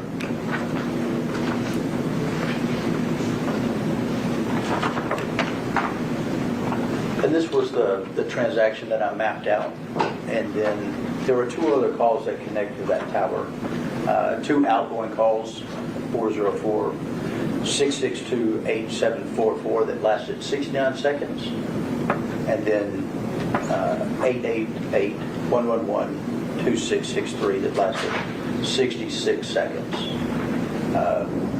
And according to the service codes from the provider, service code 04251 call was placed on hold. Those other calls were answered, and then they had a conference call together.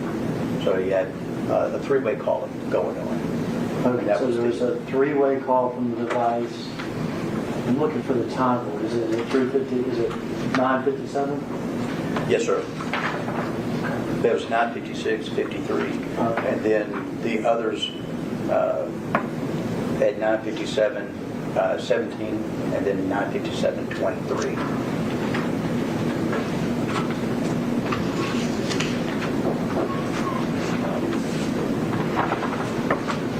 Then there was an outgoing voice call made to 901-201-9581 at 11:30 and 13 seconds. That access tower 65731, sector 13, azimuth 300, just facing kind of northwest. That lasted for 112 seconds, which is 1 minute and 52 seconds. And that tower is south of the crosstown concourse, and it appears that device has left the air across town. This tower is south of. Crosstown's not on this map anymore, but No, sir. it would be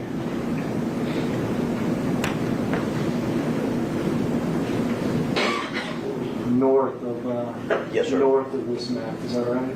That's right. So this would not be a tower that provided coverage to crosstown. Correct. And this is at 11:30.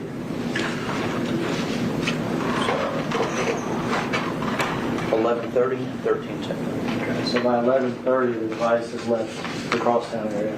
Yes, sir. It's accessing towers that are south of the crosstown.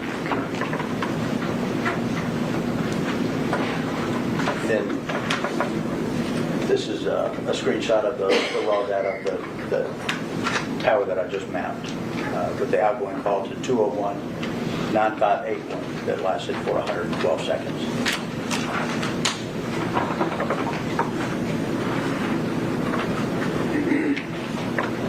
And there was an outgoing call to 901-246-0101 at 12:06:07 p.m. that access Tower 158660, Sector 3, azimuth 290. And that antenna is facing west-southwest, and that lasted for 3 seconds. And then an incoming call from 315-9866 at 12:09 that accessed Tower 165641, Sector 132, azimuth 145, facing southeast. There was no duration on that call. Those two calls access the towers that are facing each other, the antennas that are facing each other from those two towers. Okay, so we have two calls right there, 2 or 3 minutes apart, 12:06 and 12:09, and they're accessing these two towers, which are Yes, sir. near each other, pointed next to each other. The antennas are pointed almost directly at each other, providing coverage for that area. Okay, and do we have any pins? Do we have any pins for things we've seen before on this map? There is a pin, but it's off map. That's the area of Lamar and Sims. The Valero gas station is not on there. It's too zoomed in too close to see the homicide scene, or because that's the writing on the left is the end of the homicide scene marker. The writing on the left. That highlighted to the left of the screenshot, towards the bottom left corner. Bottom left corner? Come up just a hair. Come up. Oh, here. Yes, sir. Okay. So this is the homicide scene. That's the pin that I put on the map, notating the homicide Okay. scene. And you got it cut off because I guess it's right here. Yes, sir. So we're in We're east of the homicide scene. we're slightly east of the homicide scene. Yes, sir. Crosstown's way north. Yes, sir. Downtown's way west. Way west. Yes, sir.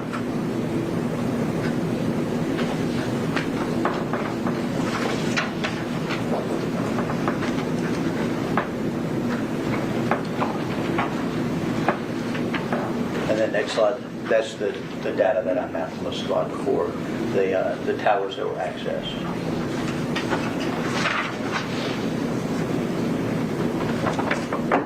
And then at 12:17, 12:17, we're getting close to homicide time. Is that correct? yes, sir. Somewhere between 12:21 and 12:23 or 4. Yes, sir.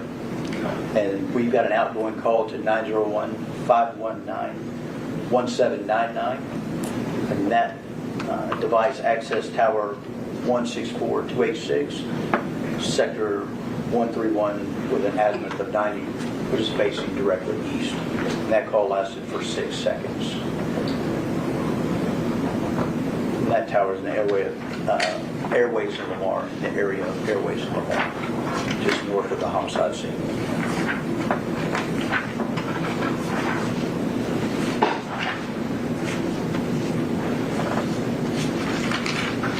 Excuse me, catch up real quick over here. Yes, sir.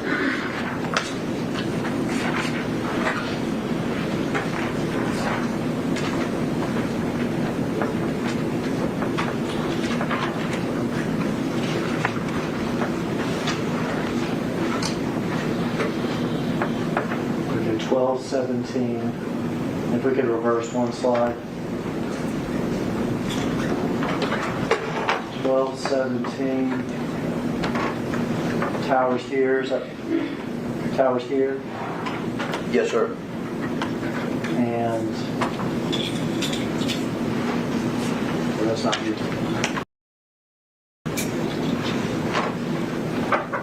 What is our?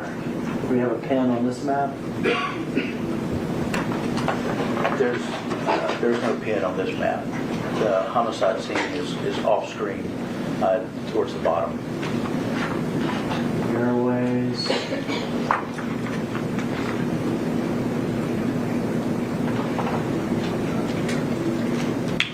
Trying to figure out how far up it is. You have a landmark on this?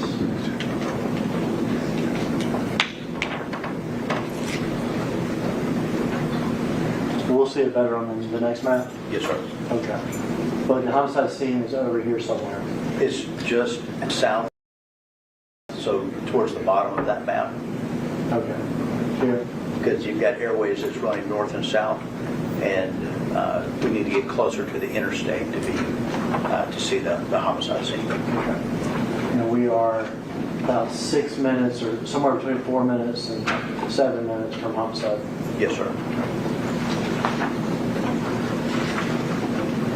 And again, this is the data that was of that outgoing voice call that lasted 6 seconds.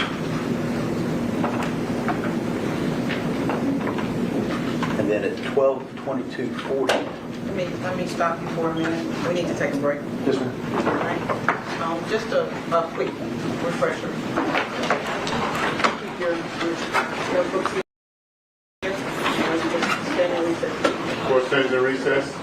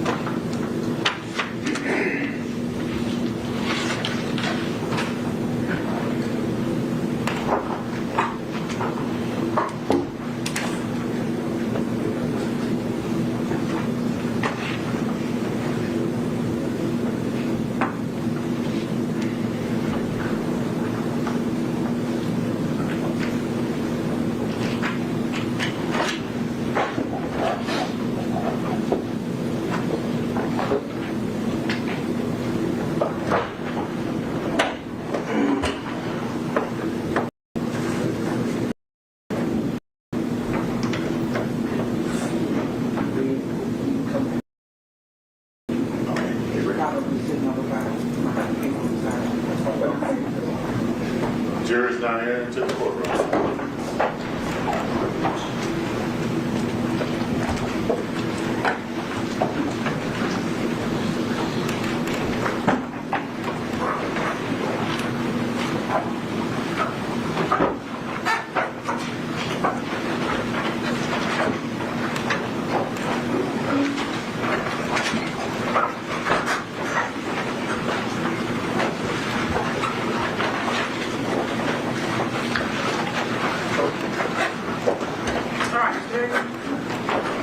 All right, Agent Garner, we had stopped off here 12:22 p.m. just after noon in the murder time frame of 12:21 to 12:24, correct? Correct, sir. All right, do we have some sort of phone activity, 240? Yes, we have a data session at 12:22:40 that accessed the tower 29098, sector 23762, azimuth 180, means that antenna was facing south. That duration of that data session lasted 6 seconds. Okay, and That tower right there could provide coverage for the homicide scene. okay, so this tower right here, Yes, sir. south, and like we said before, this is not a boundary, this is for illustrative purposes. Yes, sir. Correct. Homicide scene is the red dot here, is that right? That's correct. I don't know if they can see my cursor, but we have homicide scene, yellow line. So McCabe is here. And the tower is north of the homicide scene. Yes, sir. We're in the neighborhood of Orange Mound. And this is 12:22:40. Is that correct? That's correct, sir. What is this blue shaded area up here? That is the mapping of a previous cell tower that was accessed, that was north of the homicide scene. Oh, okay, I got you. So we've already looked at that. We've already looked at that one. Yes, sir. Okay. And then we come down here for 12:22, and we're on the tower that could provide coverage to the homicide scene. Yes, sir.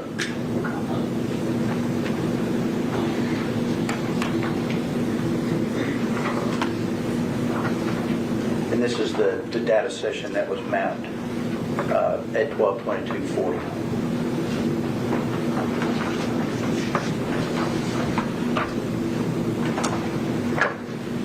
At 12:23:05, there was an incoming voice call from 901-315-9866. That call was not answered and it was sent to voicemail. And that accessed tower 164286, sector 131, azimuth of 90, which is facing east. And then I think we went back. I'm sorry, I think we went backwards a second. Okay. So now we are less than a minute from that last phone call. Is that right? yes, And I see Orange Mound.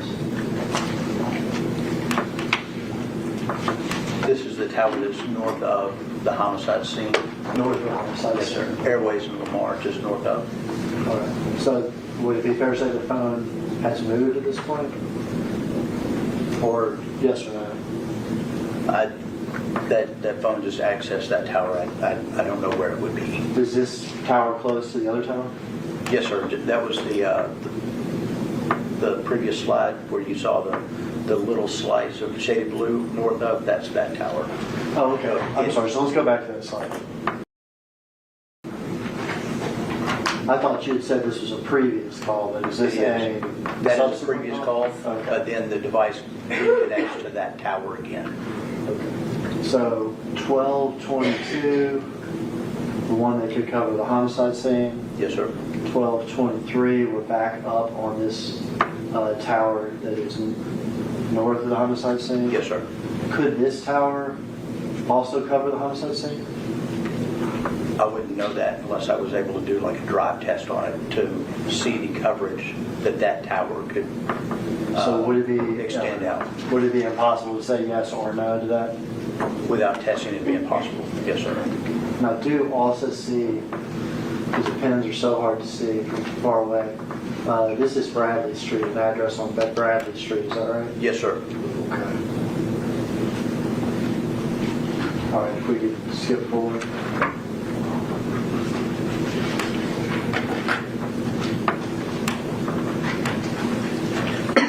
And if we'll back up one, that slide there, that unanswered call that the device accessed the tower just north of, where you can actually see the shaded corner, that device then reconnected to the tower just south of it. When that unanswered call was sent to voicemail, it accessed that tower, 29098, sector 23762, azimuth is facing south. So you have an incoming call that accessed the tower north of it. That call is not answered, and it's sent to voicemail. And that transaction connected to the tower just south of it. That's what we're seeing right there. And the tower just south of it, is it this tower? Yes, sir. Okay. And this is the tower we saw at 1222 that covers the homicide scene? Yes, sir. Okay. So to get this right, there's activity at 1222 at the homicide scene. Yes, sir. There's activity at 1223, which is the call and voicemail, Yes, sir. which accesses two different towers. Yes, sir. One is this tower north of. Hold on, I'm doing that now. One is this tower slightly north of the homicide scene Yes, sir. that may or may not cover the homicide scene. Correct. And then when voicemail picks up or whatever, same call, different activity, it accesses the tower south of it. Correct. Access is a separate tower. Yes, Which sir. is that same tower that services the homicide scene. Yes, sir. Does that necessarily mean that the phone was moving at the time since it went one tower to another tower? It could be indicative of movement. It could be that tower that services the homicide scene is just north of the interstate, and if there was a lot of traffic, that tower could get full and it would shift off its it would say it's a busy, full, no more traffic, so it would communications to another tower. Okay. Would it be fair to say then that these towers are close enough to each other that it could mean the phone is moving, or it may not mean that the phone is moving? Yes, sir, that's correct. Okay. And this is the transaction is listed in the records of the incoming call and being sent to voicemail that I mapped out.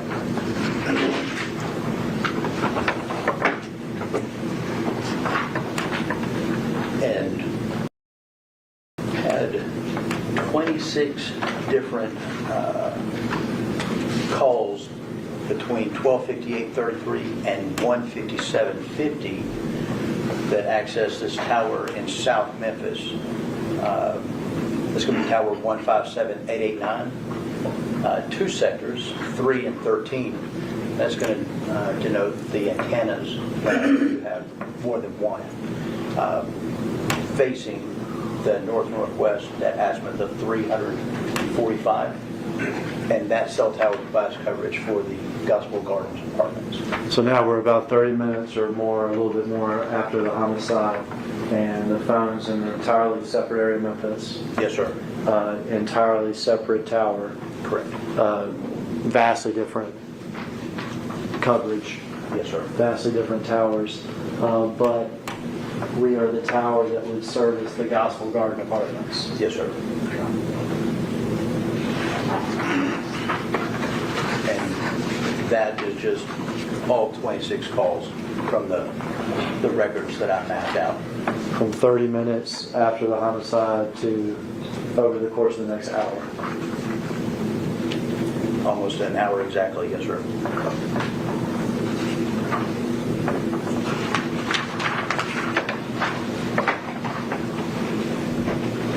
And then there were 44 calls that I mapped out from 2:22:45 p.m.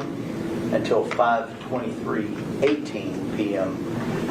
And these access towers, 156814 and 156815, two different antennas, antenna 5 and 15, with an azimuth of 240 degrees, and antenna 133 with an azimuth of 300. So that device was hitting that tower with those different antennas 44 different times between those, actually it's a 3-hour time period.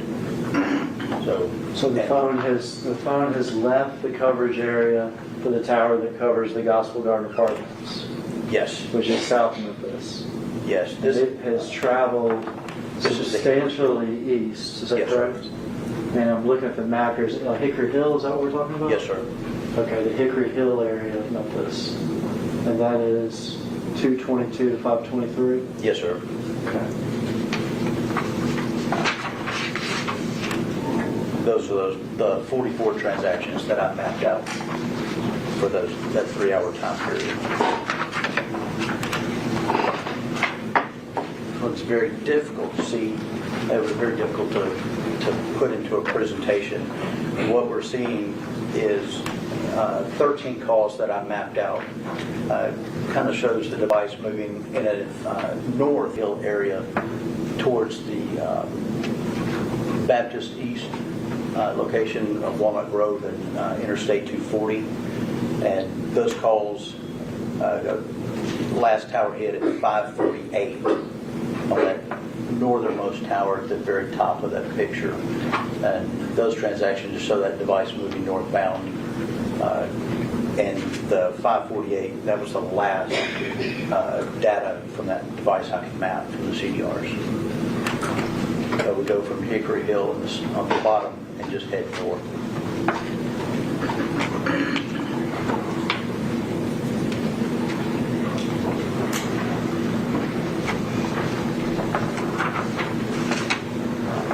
And those were the 13 transactions that I mapped out. All right, that was the Justin Johnson phone. 513 is the Cornelia Smith phone? Yes, sir. The 513-6236. And there was no data to map between 11 and 12. It asked for 11 a.m. to 10 p.m., but from 11 to 12 there was nothing for me to map. There was no transactions there. And then from 12 to 1, you had 5 different calls that I have listed here that access towers, I guess around the Lamar and Sims. So starting at the top, you've got an incoming voice call from 901-213-7867 that came in at 12:01:26. That call accessed tower 158661, sector 13, azimuth 290, facing west-northwest. And that call lasted 1 minute 12 seconds. Then a second incoming call from 901-236-1625, 12:02:55. That accessed tower 158661, sector 13, azimuth 290, facing west-northwest as well. That call lasted 9 seconds. You have a third call, incoming call from 901-236-1625. All right, well, wait a second. I got distracted because something caught my attention. This last call we talked, these last 2 calls we talked about at 12:02 and 12:04. Yes, sir. All right. It's an incoming call from 236-1625. Yes, sir. Well, we know what number that is. That is Justin Johnson's cell phone number. Okay, so we're looking at Cornelia Smith's call detail records. Yes, sir. And at 12:02 and at 12:04, he receives phone calls from Justin Johnson's phone. Correct, sir. Okay.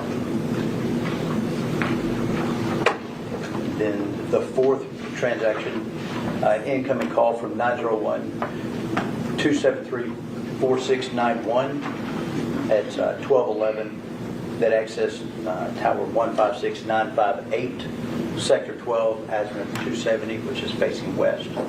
There was no duration recorded for that call. And then at 12:51, the last call that I mapped was an incoming voice call from 901-273-4691 at access tower 161877, sector 13, azimuth 340, which is facing northwest. And there was no duration for that call either. So it looks like with regard to Mr. Smith's file, you're going to be able to map some stuff at 1201, 1202, 1204, Yes, sir. 1211. But then not any 1211 and 1251. Okay, which would be the time the homicide would fall in there. Yes, sir.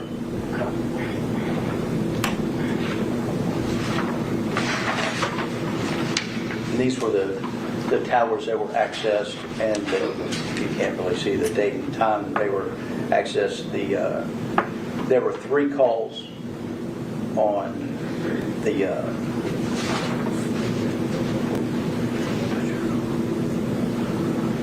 that tower 158161, bottom tower. 3 calls there, and the times 1201, 1202, and 1204. And then the other 2 towers, the calls. Does that, there's no pen that I can see now. That would provide coverage for the local, wouldn't it? Correct, yes, sir. Okay. And then the 1211 call, access tower there at the top right. And then the 1251 call, access the tower there in the dead center. The 12, the one I'm on right now is 1211, is that right? 121152, yes, sir. 1211. We provide coverage for the Orange Mound area of Memphis, is that correct? Yes, sir. I see there's a pen, this is Bradley, is that right? That's correct. And then, so this one's 1211-ish, is that what you said? Yes, sir. And then I move over here to this tower on the left, but that's 1251. So That's we've had a 1251. good 40 minutes has passed. Yes, sir. And now I'm again in the Orange Mound area, and here's Bradley Street. Yes, sir. Homicide scene is this red dot. That is a pin I dropped to the homicide scene, yes, sir.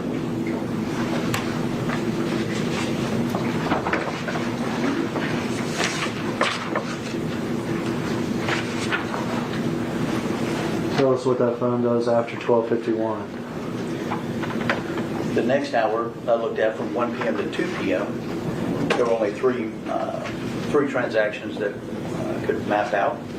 That was an incoming call from 901-273-4691 at 1 o'clock. And that access tower 65664, sector 11, azimuth of 90, which is facing east. And there was no duration for that call. Then there was a second transaction, was an incoming voice call from 901-900-3143 at 1:14:54. That access tower 65664, sector 1, azimuth of 90, was facing east as well. No duration recorded for that call. And then the third transaction from 901-900-3143 at 1:41:21. That access tower 65664, sector 1, azimuth 90. There's no duration for that call as well. What does that mean when we see calls with no duration? It would be if you place a call and you hang up before the other party answers or the call connects, there's going to be no duration there. If there was an abnormal completion on the call, there'd be a system glitch or kind of hit duration there. But it still shows an event on the phone. In the A no records. duration call still Yes, shows sir. an event as far as records go? Yes, sir. And you're still able to use, if it provides location, you're still able to use that location? Yes.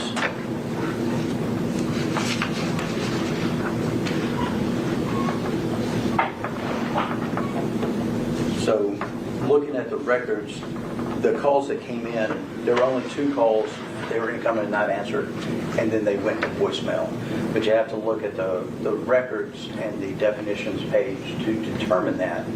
And what I have circled here are the service codes, and luckily we ask for what these service codes mean, and they give us a definitions list, so I can look at their definition of what a service code means. And the 028, as defined by T-Mobile, tells us that a call that came in, it was not answered, but then it was forwarded to one of T-Mobile's voicemail service numbers, voicemail service, 1-360-842-9999. And those 2 calls that show us 4, they access the same tower 65664, Sector 1, with an azimuth of 90. The voicemail that was left was 5 seconds, and the second voicemail was 3 seconds. And we can get that from the raw data that we see right there.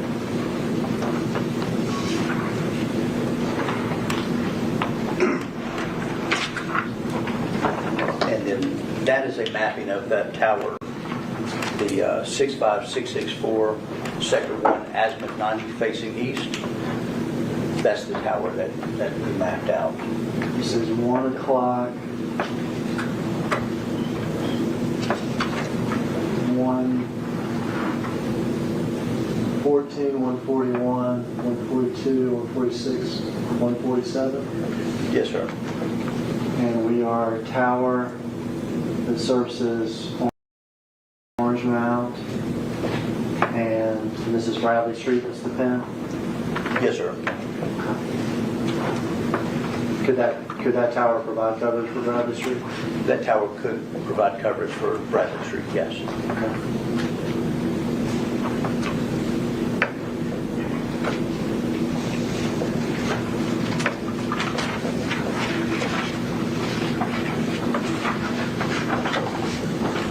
So there were 17 calls between 2 p.m. Yeah, let me back up. For the slides we just saw, is everything incoming? Between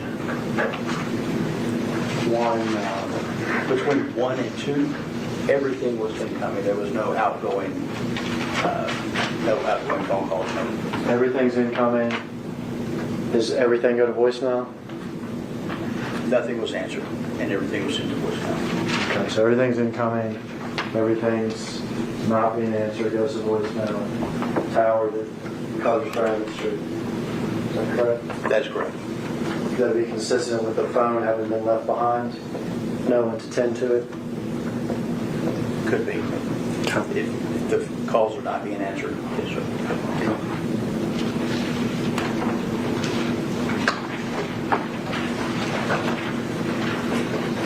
So between 2 p.m. and 3 p.m., there were 17 calls that came in. This is going to get a little, wouldn't say messy, but the first and second, they weren't 2 calls. That was 1 call. It was an incoming call that was not answered and went to voicemail. Then the 4th call and the 5th call was another call that came in unanswered, was sent to voicemail. The software can show that as 2 different transactions, 2 different calls, but looking at the raw records will tell you that's not 2 different transactions. That was an incoming call, was not answered, and it was sent to T-Mobile's voicemail number. And looking at the service codes, again, the 028 tells us the service codes, they're circled. That the call came in, it was not answered, and it was forwarded to one of T-Mobile's voicemail numbers. The you had a series of incoming and outgoing calls of those 17 between 2 and 3 p.m. Okay, so what is the first outgoing call from? First outgoing call was at 2:36. I'm sorry, 2:39:33. We got to back up one slide. That stuff that you were explaining, I see outgoing on this list, but I think you were just explaining that that's not a true outgoing call. That is not a device making an outgoing call. I got you. That is a call that's come in, not answered, then it's routed to the voicemail. Okay. So when's the first true outgoing call? First true outgoing call was at 2:33 to 234691. Okay. So the first true outgoing call, 2:39 is what you said? 2:39. You said that.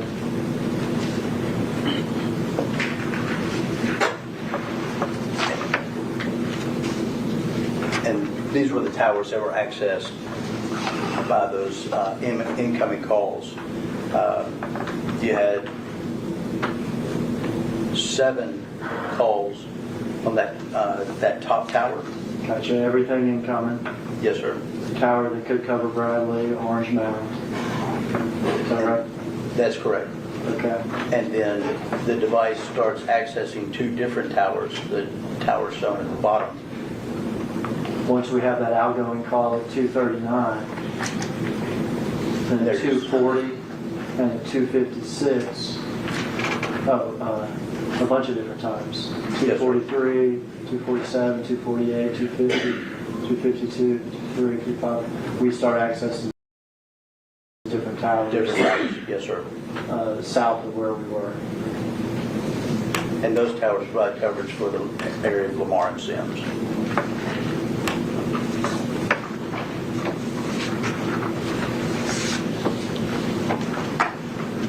And then between 3 p.m. and 4 p.m., there were 25 different calls, both incoming and outgoing.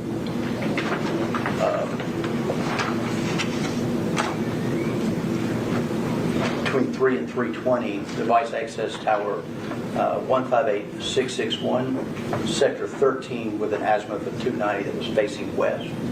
There were 13 calls, 3 incoming and 10 outgoing. Again, item number 6 and 7 is an incoming call.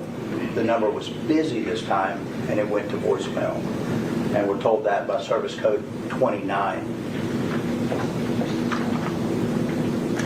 And then after between 3:20 and 4 p.m., the device is going to move around the city, so we're going to see a bunch of different towers being accessed after 3:20 p.m.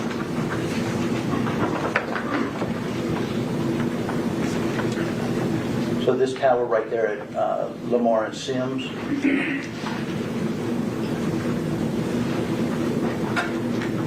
there were 16 transactions reported. That was between 3 and 3:20. They all accessed that one tower between 3 and 3:20.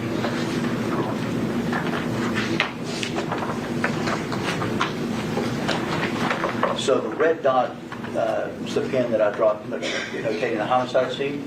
The tower just to the right of it was a tower that device was accessing for that first 20 minutes between 3 and 3:20. That's Lamar and Sims. Yes, sir. Okay. And then it moves over and accesses a tower to the right at 1526. And then just above that at 3:29 p.m. And then that north tower on the top of the sheet at 3:37.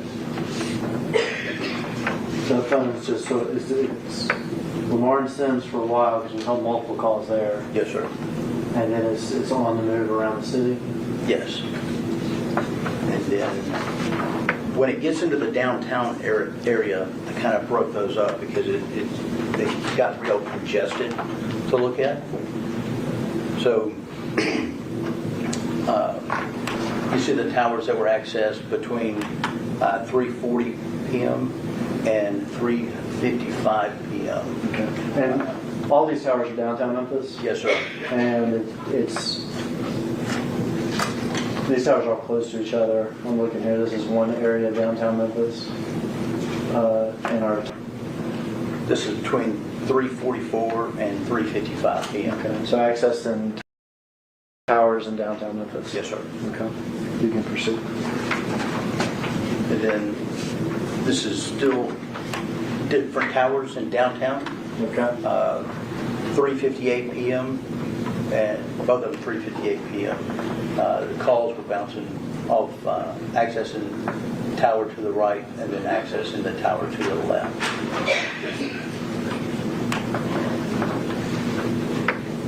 And then there were only 2 calls between 4 p.m. and 5 p.m.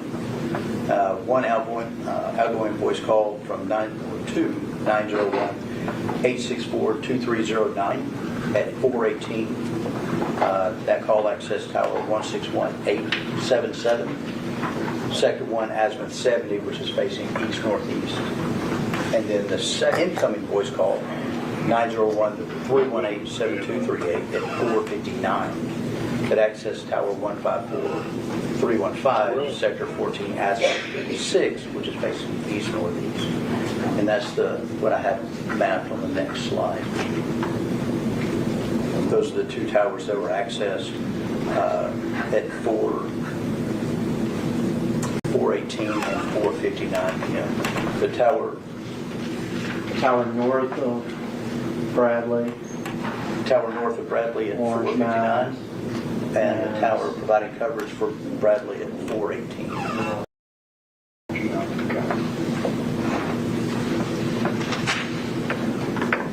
So, based on the mapping information that... Okay, we're about to switch back to the first phone. We're going to get a summary, is that yes, right? sir. We're going to summarize... I may interrupt you and ask you a couple of questions, but we're going back to Justin Johnson's time? Yes, sir. 901-236-1625. And this is all information out from T-Mobile. Device, it was accessing the tower. They're providing coverage for the crosstown concourse from midnight to 2:35 a.m. So consistent with the area of crosstown up till 2:35 a.m. Yes, sir. Okay. And then the device accessed a tower that could provide coverage for the Valero gas station at 3:18 a.m. Entirely different area of Memphis, right? Yes, sir, near the University of Memphis. Okay. The device then returned to the area of the crosstown concourse by 4:49 that morning a.m. Okay. The device was accessing a tower that provided coverage crosstown concourse from 9:56 a.m. to 11:06.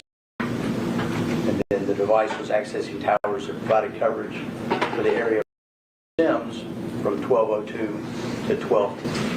Different area of Memphis than crosstown. Yes, sir. So by 11:06, well, by 12:02, it's in the area of the coverage area, including Lamar and Sims. Yes, sir.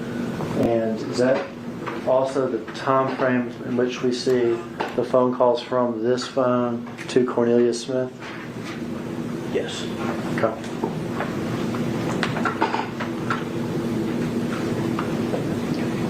Next slide.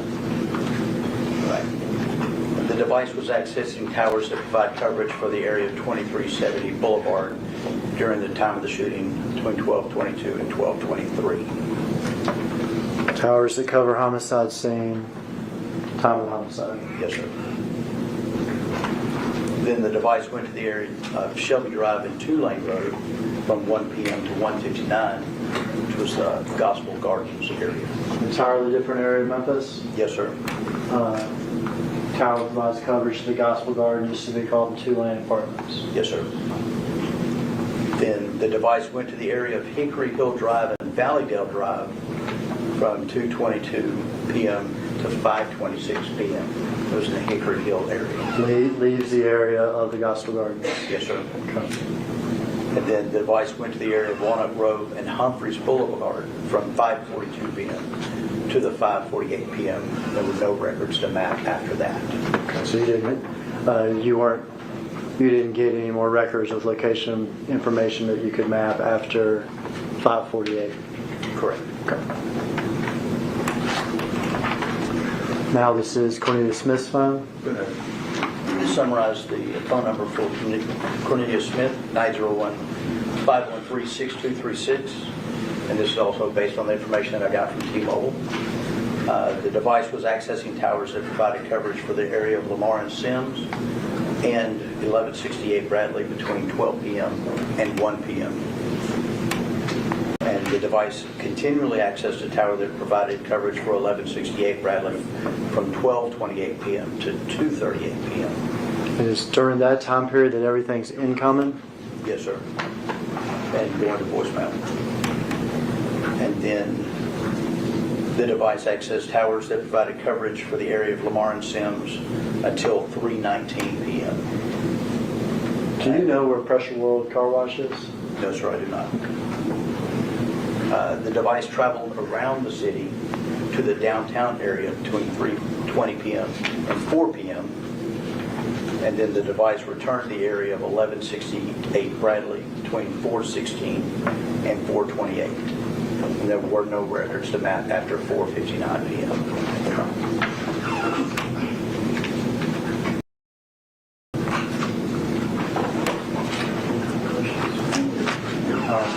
Thank you, Agent. No further questions.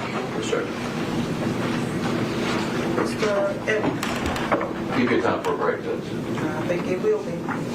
Ladies and gentlemen, we've only heard part of this testimony, so it's probably a good time for lunch.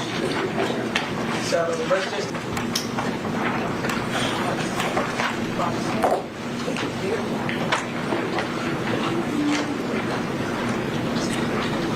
Let's break until 2 o'clock. Court stands in recess to 2 o'clock.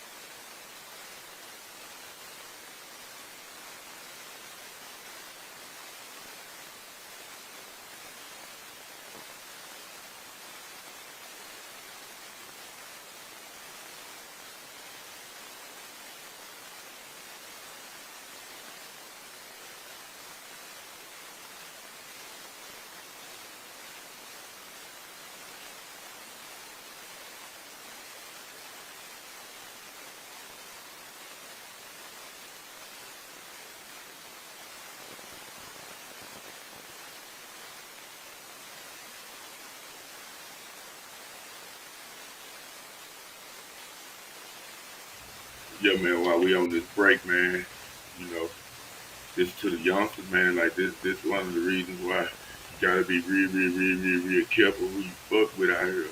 You know what I'm saying? Can't be slipping, cause see, what you do can cost you, what motherfuckers around you do can cost you too. So you gotta goddamn be careful. Let y'all get back to it, man. They on the break.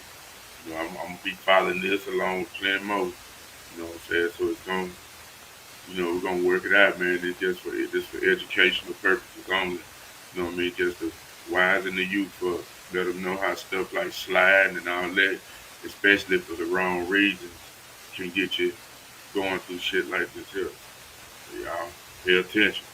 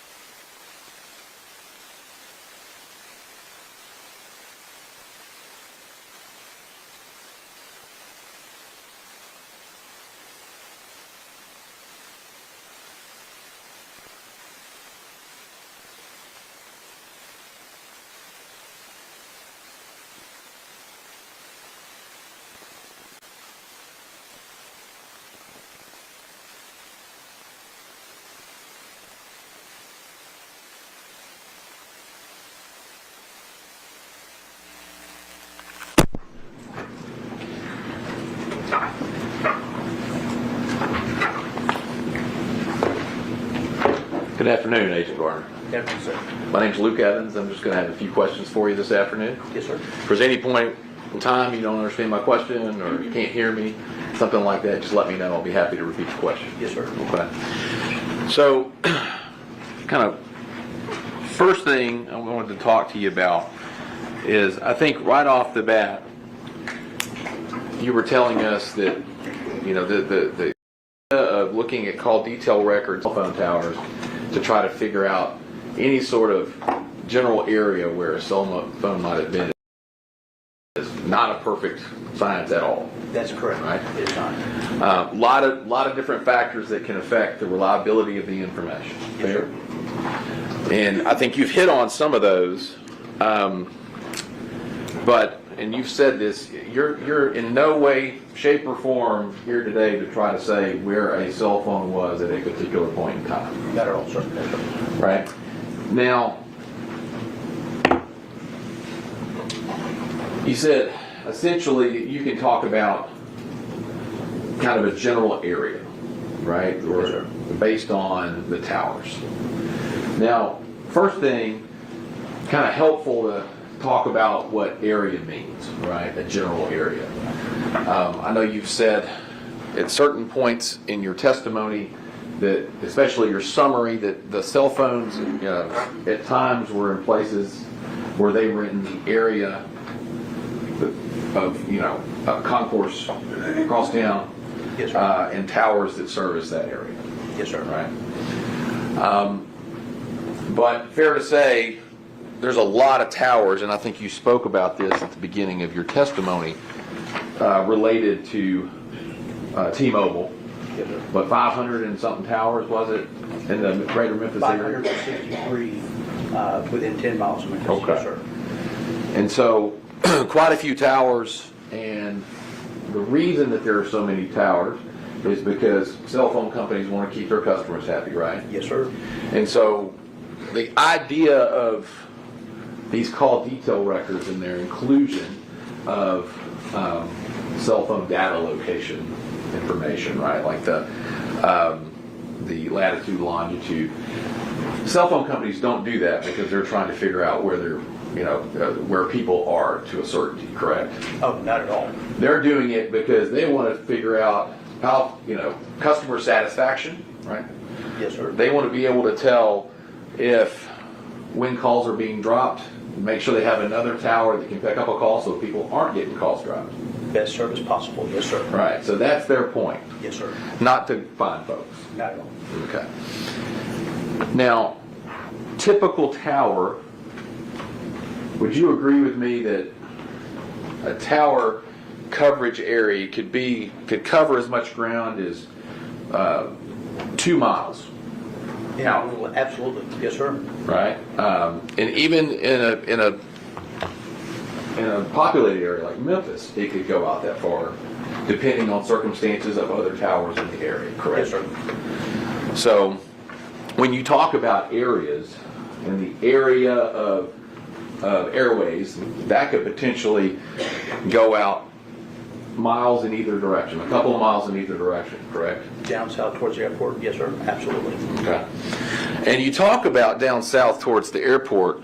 I was going to get to that here in a minute. But,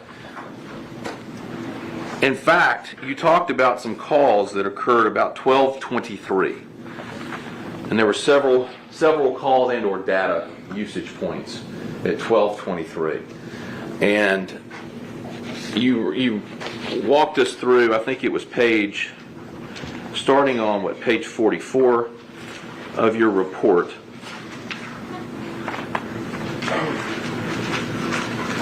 Can I use the Elmo? Is it on?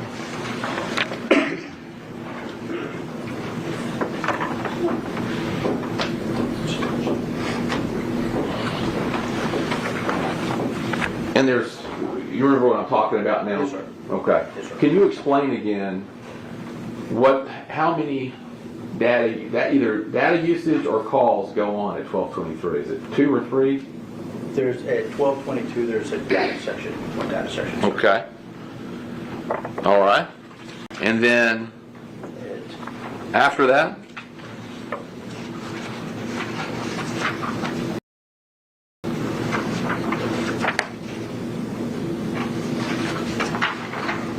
12:23, there is an incoming call that's unanswered and is sent to voicemail. Well, it's routed to voicemail, not sent. Okay. And is that the call that goes over 2 towers? Yes, sir. Okay. And hits 2 separate towers. And isn't there another data usage in that minute, that 12:23 minute? And I'll refer you to your report, page 45 of your report. It says the data that was mapped. And specifically, it references the second entry, data entry there down, references tower 65681, 122308, and the tower being at 2160 East Rains Road. Yes, sir. Now, you didn't map that particular data entry, right? Yes, sir. And you're pretty familiar with the Memphis area, right? Yes, sir. And where Rains Road would be. You would agree with me that that would be down towards the Memphis airport. Airways, I know where the tower is. Yes, sir. So I'm going to hand you a document. And this is, I want you to give that a look. Does that look like the mapping of Cellhawk? Does that have a page number? This is, I'm about to ask him if he can recognize it. It's going to be an exhibit. It could be, yes, sir. I recognize the icons used for the pins that are dropped on it. Yes, sir, from South Hall. Okay. Yes, sir. And so, Judge, I'd ask that this be marked the next numbered exhibit. There's no objection, Your Honor. He's showing it to us. Thank you. Okay, so this is a particular page out of that page? No, it's not. It's No, not in there. not Okay, in there. Good. Okay, good. This is a map of different locations in Memphis. And I'm just gonna, it's got the Memphis airport kind of in the middle of the page. FedEx World Hub next to it. 240 is the gray intersection going through the middle of the page. And it's got 4 pink areas that the witness has been speaking of as areas of from cell towers, I think is what you're trying to mark with. Yes, We'll mark this as exhibit 65 to the Thank you, Ron.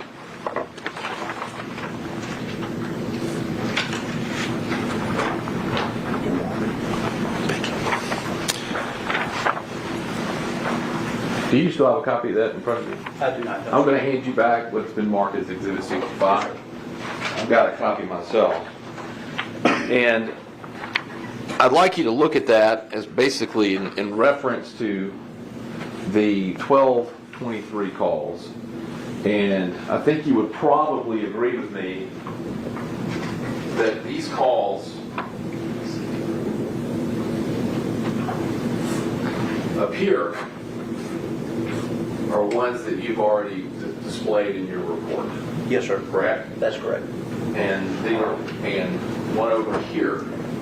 Yes, Is sir. that one that you recall the same point in time displaying in your report?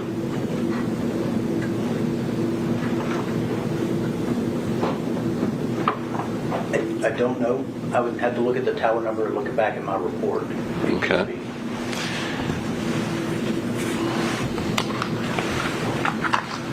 And you can feel free to refer to, if you want to look back at your report to see if that matches.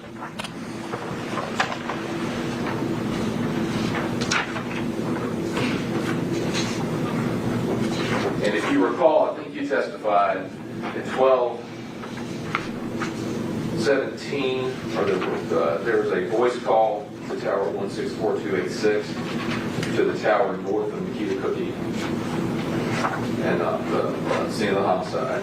Yes, sir. You said there's a data usage at 1222 to tower 29098 north of Nikita Cookie, which would be this one here, correct? Yes, sir. That's correct.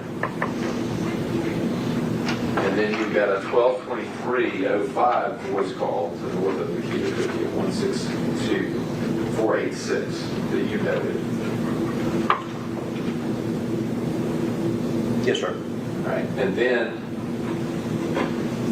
you've got another hit on the same tower at 122306, 29098, which is the one north of Makita Cookie. Yes, sir. Right?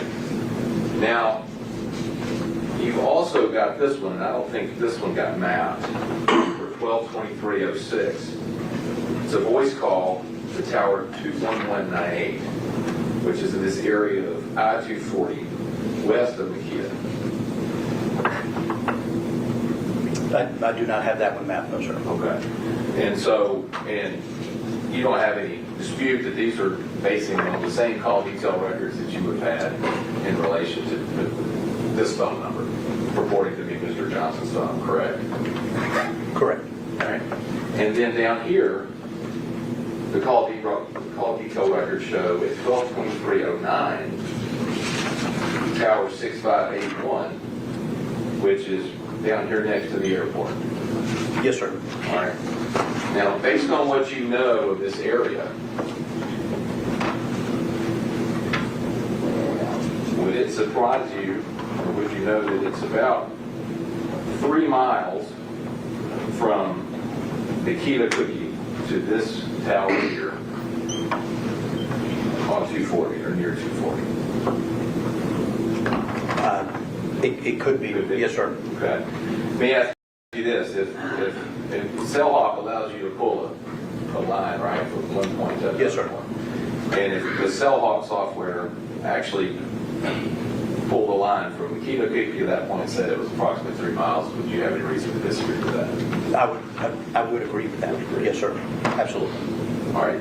And then this part of airways, excuse me, down here at 1223 from the airport, would you dispute that if the Cellhawk software showed it from its mapping capability that this cell tower is about 3.2 miles from Makita Cookie, from there to here? Yes, sir. I would agree. Yes, sir. So, number one, was there any particular reason why you didn't map out either of these 1223 either data usages or calls that occurred, the one out here at I-240 or the one down here at the airport? No, sir. I did not map those out, sir. Again, you can see we're not talking about it exact science here, but within a minute, this cell phone, one that is associated with Mr. Johnson, is hitting off, what, 1, 2, 3, 4 towers? Yes, sir. That are miles away from one another. Yes, sir. Right. And within this period of time, you would agree with me, and again, these mileages are as the crow flies, as they say. Correct. Yes, right? sir. Or as the towers Sight. see it. Yes, sir. No one's, in less than 30 seconds, no one's getting from up here around Diedrich Avenue down to the airport. Correct. Yes, sir. Right? They're not driving that far going there. No, sir. Okay. Now, you mentioned in your report, and I'm not going to say the first numbers, it's on that exhibit in front of you. It's up here right under Orange Mountain. And it's Pfizer Road.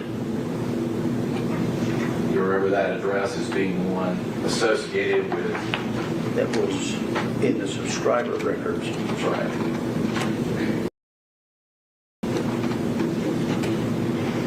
And I don't have your page number in front of me, but you would agree that that's the subscriber information associated with the phone for Mr. Johnson. 260. You don't have to say the number, I'm just saying. Yes, sir. That's correct. So that was the phone associated with Mr. Johnson. Yes, sir. Right. And the subscriber information, and it's right up here, not very far from Hernandez. Go ahead. Yes, sir. All right. right there in that same area. Yes, sir.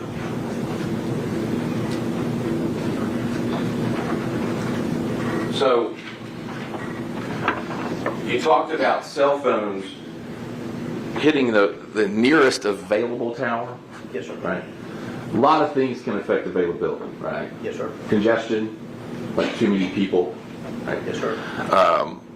On a particular cell tower, and you said it could even shift mid-call for people if there's too many people on it, right? Yes, sir. Like you can be on a call, and if it gets overly congested, it may direct you to a different tower. If the device is stationary, I don't see that it would hand off. Okay. If the device is moving, I could see that it would hand off. So what happens if you're on? Because I understood your testimony earlier to be, look, if you're on a tower and it gets too many people on it, it may transition you to a different tower. You're already on that tower, so it wouldn't let you go. It would not let new traffic on. Okay. All right. If you're in some of these areas, and like we could see, they can go out as maybe as much as 3 miles, right? Yes, sir. So even when you're using and servicing a tower in the area of Makita Cookie at a particular time, that could give or take 3 miles in different directions, obviously. Absolutely, yes, sir. And the same goes for any of the locations, whether it's Valero gas station Yes. or crosstown concourse. Yes, sir.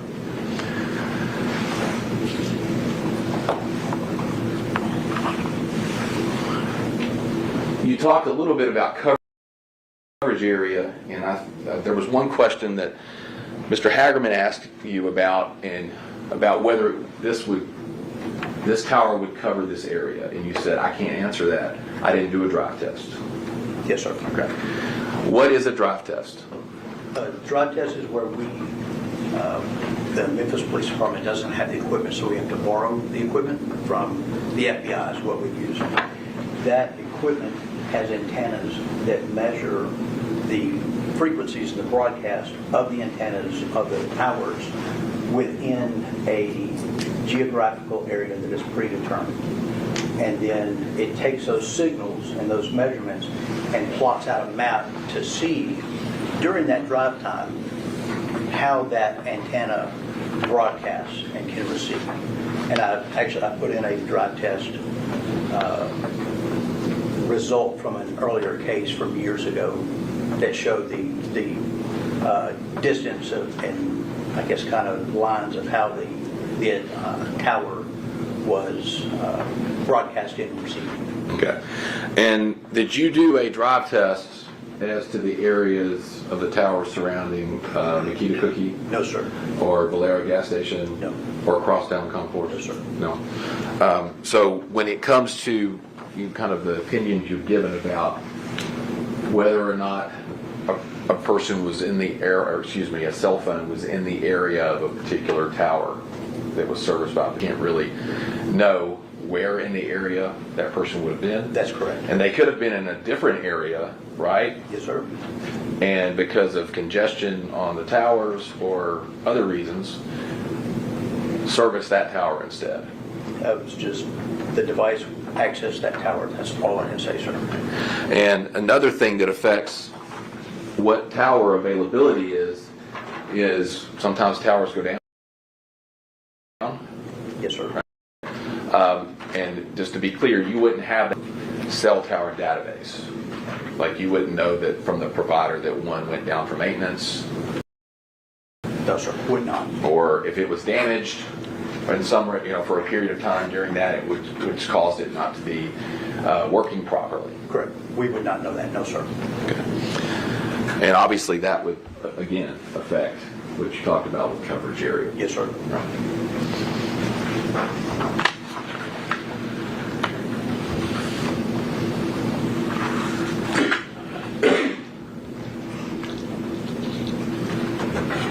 What do you want me to run? Yes, sir.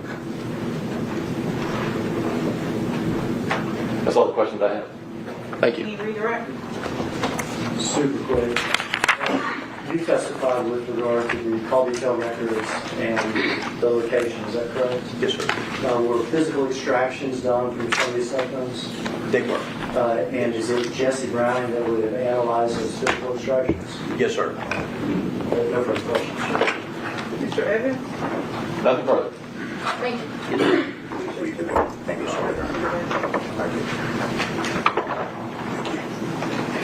Thank you. State card the next witness? Mr. Evans is getting my attention real quick. Okay.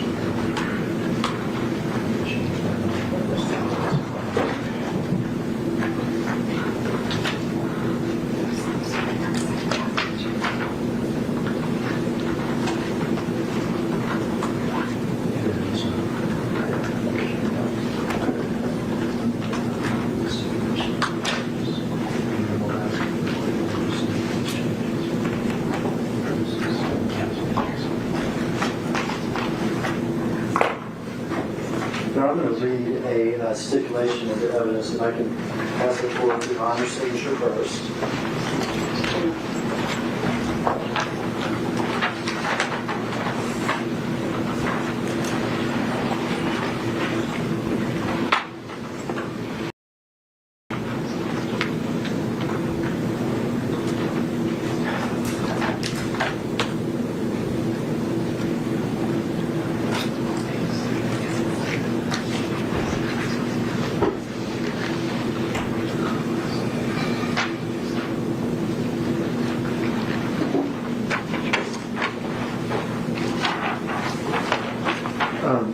And to enter into evidence. Why don't you read it first and we'll mark it? Yes. Figured. Now, this is stipulation of fact, the state of Tennessee versus Justin Johnson is on trial. Trial indictments 2204679, stipulation of fact. The parties in this matter, the state of Tennessee, represented by Paul Hagerman and Iris Williams, and the defendant Justin Johnson, represented by Luke Evans, have agreed to the following. For the purposes of count 3 of indictment 2204679, that's the trial indictment, the defendant Justin Johnson is a convicted felon, having been previously convicted on May the 2nd of 2017 in Division 8 of the Criminal Court of Shelby County under docket number W1700355 of a qualified felony for purposes of Tennessee Code annotated 3917 1307B1A. This is a fact that is agreed to by all the parties. It should be accepted by the jury as true. It is stipulated and approved by the court. I've signed it, Mr. Evans signed it, the defendant Justin Johnson has signed it, and Judge Mitchell has also signed it. Move this into evidence this time. Mark this as exhibit number 6.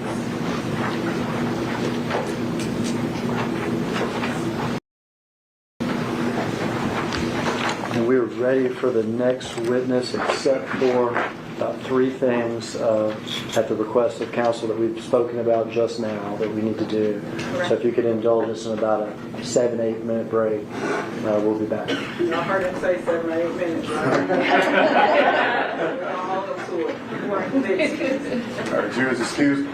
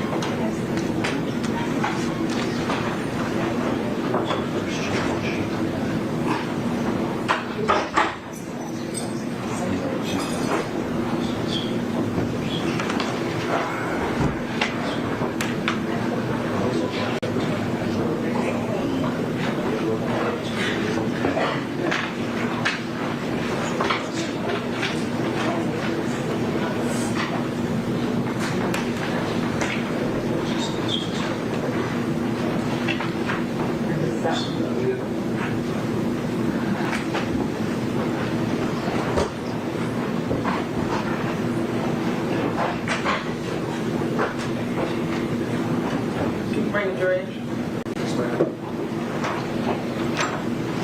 Jury's now headed into the courtroom, Your Honor.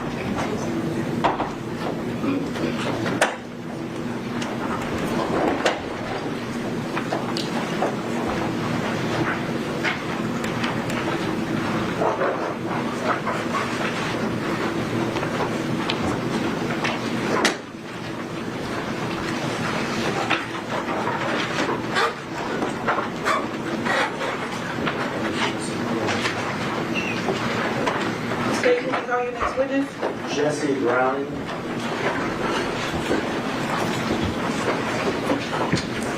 Stand right here, sir. Raise your right hand facing Your Honor. Do you swear or affirm to tell the truth? I do. Have a seat.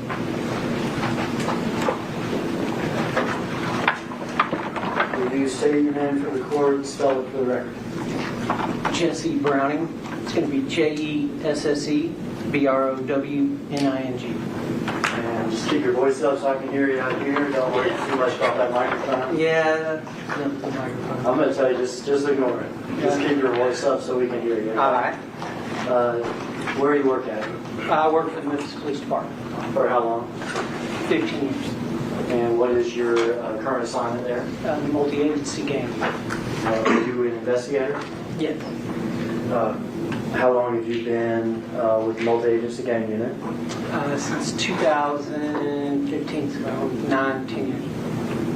In that capacity, have you engaged and been primarily responsible for quite a few sort of long-term, larger-scale investigations? I have. Did you become involved in the investigation surrounding the murder of Dolph? I did. I think what I'll do is ask you a few substantive questions about that investigation at the end, but first let's hear about your special qualifications and experience with cell phone analysis, cell phone extractions. All right. So about the last 9-10 years, I've been analyzing cell phone images and extractions and dealing in call detail records, which is what you just saw. I'm not an expert like he is, but I have been trained and certified in Cellbrite, XRY, PinLink, which is one of the softwares used to kind of produce those mappings that you see in the records. And I use them on a day-to-day basis for about the last 10 years, 19 years. And you've done that in the course of numerous investigations? Numerous, yeah. Have you looked at, and let's back up, when you said you're not an expert, Kim, you were talking about Mr. Gardner? Oh, yeah. Whose expertise the jury heard was on cell phone location testimony. Correct. Is that correct? Correct. Do you have expertise in those cell phone extractions and analysis of those extractions? I have been certified. I wouldn't say I'm an expert in the extraction end. On the analysis, I do a lot of analysis. Garner does phones every single day. And that's what his primary job is. I'm an investigator. I utilize those tools to find evidence. Garner can dive into those phones and actually get the evidence that I need. You have reviewed hundreds of cell phone extractions, is that correct? Oh, yeah. Looking for evidence? Yes. In other investigations? Other investigations. And numerous cell phones in this investigation? Numerous cell phones in this investigation. And how many years you say you've been doing that sort of stuff? 10 years. And Tell me if I'm using the right word. When I look at a cell phone extraction, it's some program called Cellbrite. Cellbrite is one of them, yeah. Okay. Is that one of the programs you use to look at the extractions? Yes. And is there more programs that you use too? Yes, there are more programs. All right. And are you familiar with navigating all those programs and been trained on those programs? Yes. Had you testified with regard to the results and your analysis of cell phone extractions in the counties, in Shelby County before? Yes. In courts? In court. One time or several times? Maybe 1 or 2 times, not many. In this case, I'm talking about the murder of Dolph. Yes, Did you have occasion to analyze several cell phones? I did. In particular, did you have occasion to analyze the cell phone extraction from the defendant Justin Johnson's phone? I did. In the course of doing that, did you also analyze cell phone extractions from other phones as well, like Cornelius Smith's phone, Cornelius Smith's phone, Like- Angela Arnold, like Angela Arnold's phone, like Treon Ingram's phone, Trion Ingram? and other individuals? Yes. In preparation for your testimony today, you, is that correct? We did. And asked you to look at certain things, is that correct? That's correct. Certain things regarding Mr. Johnson's phone? And did you do that? I did. And in fact, did you prepare a report outlining some of those things? I did. Let me pass you this. Ask you to recognize it.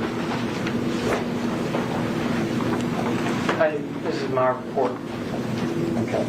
And for the record, we look at it, physical phone analysis, Justin Johnson, cellular device 236-1625. Is that correct? That's correct. That's the first page? That is the first page. And in that report, before we go through it, in that report, does it isolate particular text messages, for instance? It does. Particular communications? It does. Maybe an image or two? And other things in the case? Correct. Your Honor, we'd offer that evidence to say sex number, sir. No objection.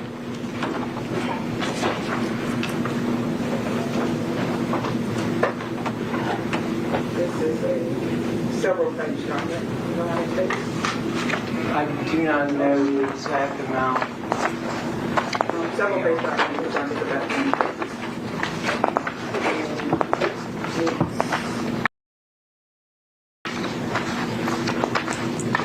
Physical phone analysis, Justin Johnson, cellular device information with the MSISDN number of 901-236-1625. We'll mark this as D's collected exhibit 67.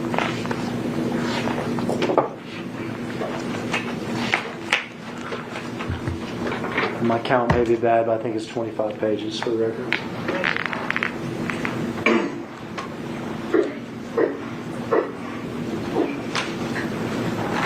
Right, if we could publish this to the jury, I'm going to ask you some questions as we go, Detective, okay? All right. And we'll start just that front page to the left here. So this is just an extraction report. And so as you see, I highlight, usually what I'll do is just I'm going to highlight the telephone number.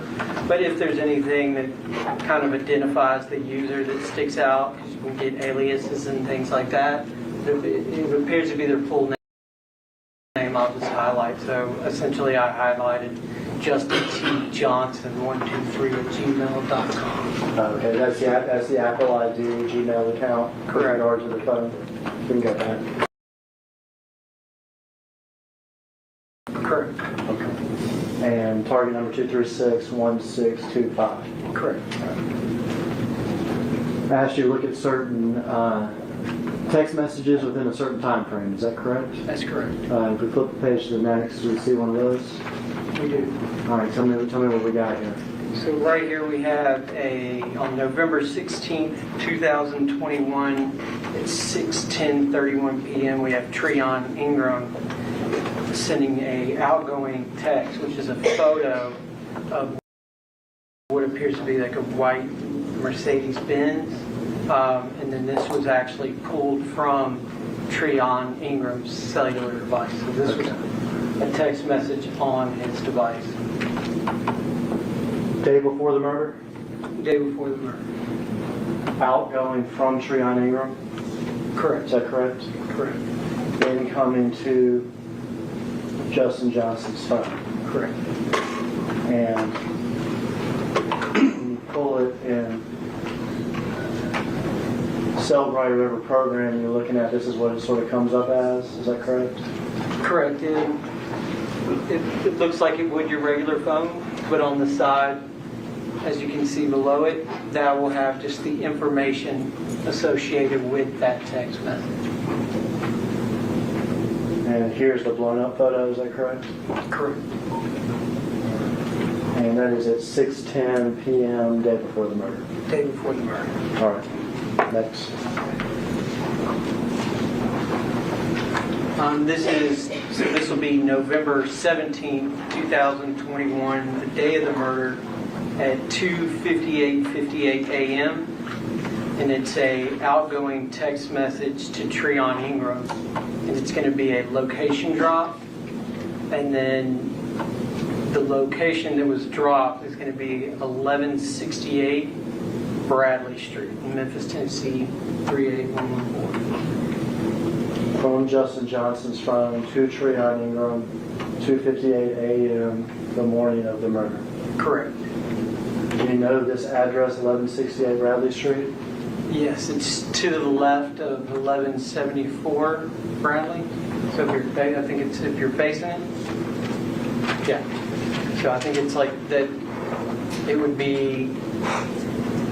If you're facing 1174, it's going to be right there to the left. And what's the significance of Bradley Street and or those addresses? So 1174 is at the actual driveway, but of where the white Mercedes-Benz was found. But I think it's kind of that driveway sits in between both houses. Understood. And you say drop the location. That is Johnson sending a location to Treon Ingram at 2:58, and it's at Bradley location. Yeah, so the location drop, it's actually, when you look at it from the map, it's kind of, it looks like he just dropped his location. Okay, like this is where I am. or Yeah, something. yeah. Okay, great. Next slide. Now this is not pulled from the phone, is that correct? That's correct. Just to put the slide we just saw in context. Correct. 3:16 a.m. For the record, this is a video that has already been played at trial as part of Exhibit 5. Where is this at? This is going to be the Valero gas station at 853 South Highland. And what is the significance of the two cars highlighted? There's going to be the white Mercedes-Benz and the Q40, or I think it was an Infiniti. And essentially, I was using it to match up for the location drop. So we're trying to figure out with call detail, with this, I think the call logs you were able to track to see where they went after that. Bradley location drop, and Correct. some 18-20 minutes later, we have the white Mercedes and the Infiniti at the Valero gas station. That's correct. And the individual who enters the store here, who is that? That's Treon Ingram. We can proceed to the next slide. And then this is going to be a zoomed in of the surveillance video. We were just trying to see if we could get a better view of where we were told they met, just near some air pumps or something on the back end, and that was at 3:22:19 a.m. And that was about as good as we could get it as far as zooming into the photo. And is this the individual who gets in the Mercedes and drives away? That's correct. They kind of do like a switch, like one gets out, the other gets in. It was just very hard to tell distinctively who that individual was. Absolutely. Would you agree with me? It's impossible to tell from even the zoom in who that individual is just from the picture? No, maybe that they have gray pants on. That's about it. Next slide. 10:51 a.m. Tell me what we're looking at. That's correct. 10:51 to 10:55. And this is going to be on November 17th at 10:51 a.m. And this is a still shot photo of Justin Johnson wearing a blue hoodie, gray sweatpants, and black shoes with white stripes and the Bass Pro Shop hat. And it looks like it's going to be his daughter just standing. You can barely see her to the left. And Were you aware through the investigation that he was living there across town? Correct, yes. the second photo, of course, is the white Mercedes-Benz. And that is leaving the garage at 10:55, so about, well, pretty much 10:56, 56 seconds, so 10:56 a.m., is that correct? Correct.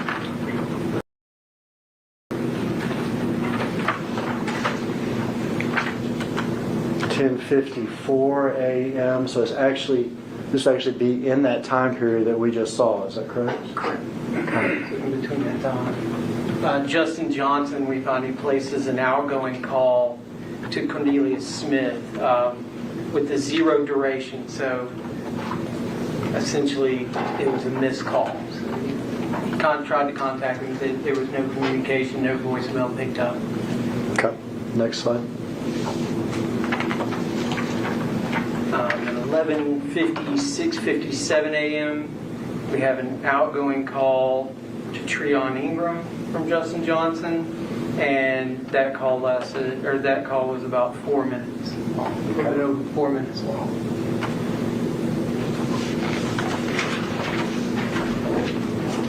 And then we have it on November 17th at 12:04:32 p.m. we have an outgoing call from Justin Johnson to Cornelius Smith, and that duration is about 17 seconds. And we are within 20 minutes, 21 minutes of the homicide, is that correct? That's correct. And that call you said has duration? That's 17 seconds. And 12:23, is that correct? Correct. So on November 17, 2021 at 12:23:06 p.m., Justin Johnson receives an incoming call from his mother, and that duration is 0, and that time frame was significant for me and the investigators because that was at the same time frame that the homicide was being committed. And no duration, so I think I just said before, nobody picks up, no voicemail, just no connection. And they actually had an abnormal completion code, which indicates, like, if you look at the service codes, that it had some kind of network interruption. That can mean nothing significant, but essentially he never picked up or the call might have not gone through.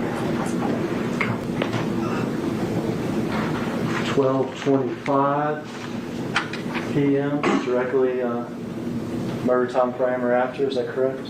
Correct. 12:25:40, Justin Johnson places an outgoing call to Anthony Mims, and it's got a 2-second duration, which appears probably to go unanswered. So it was right after the homicide. Correct. Who's Anthony Mims? It's Big Jook, one of the, he's like the number 2 on CMG record label. And how's Big Jook identified in Justin Johnson's phone? Under Jook. As Jook. Yes. Okay, so here is 12:26:50 p.m.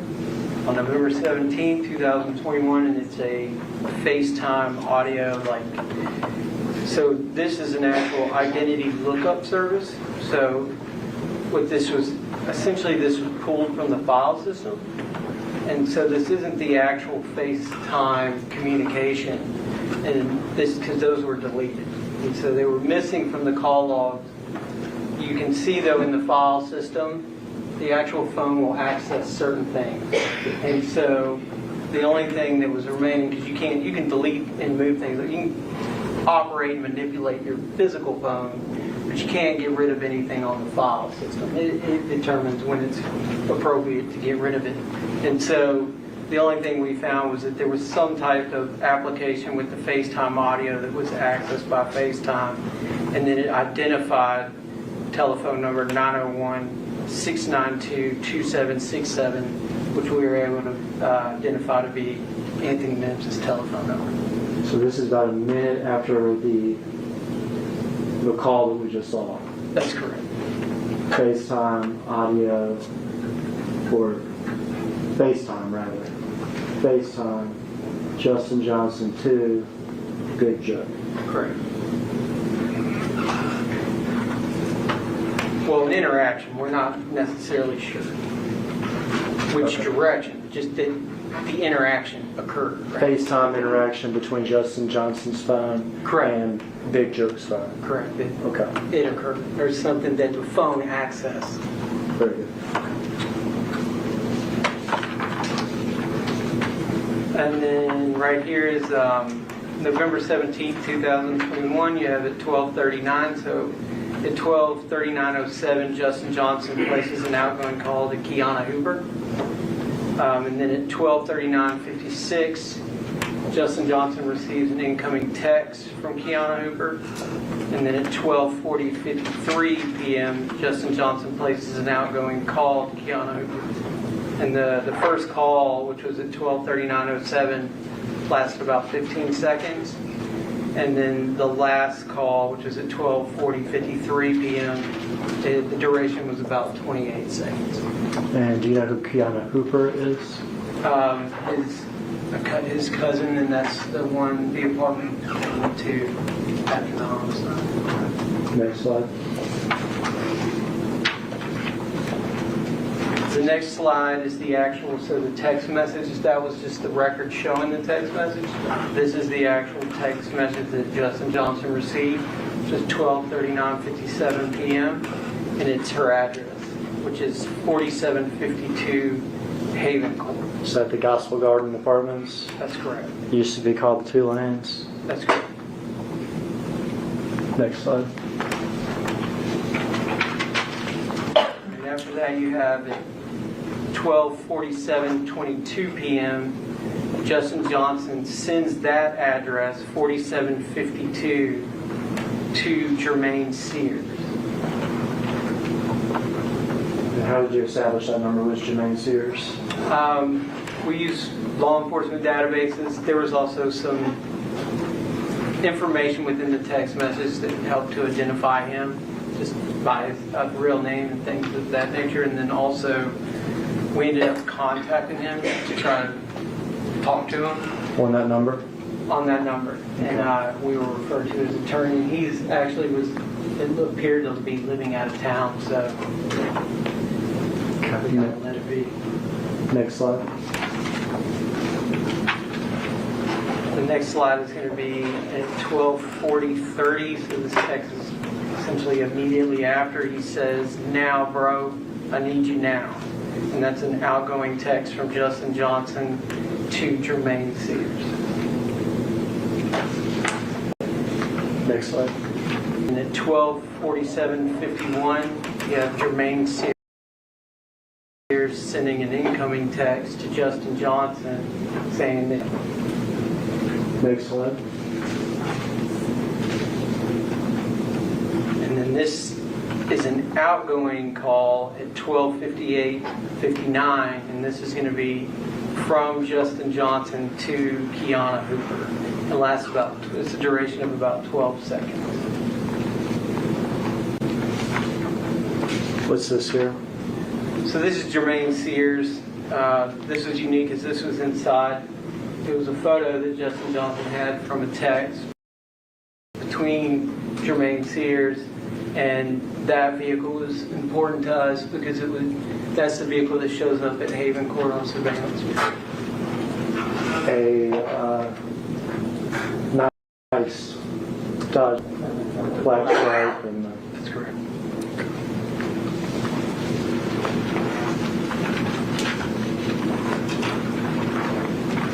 All right. So still November 17, 2021. You have at 1:26:29, you have Cornelius Smith places an outgoing call to his girlfriend Angela Arnold. Let me back you up there. Whose phone was Cornelius using? So he is utilizing Justin Johnson's phone. So would it be more understand that you're privy to information, obviously that came in the investigation? Correct.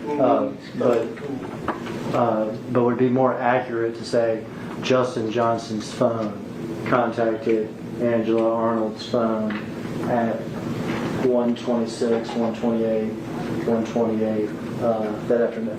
Yes, it would.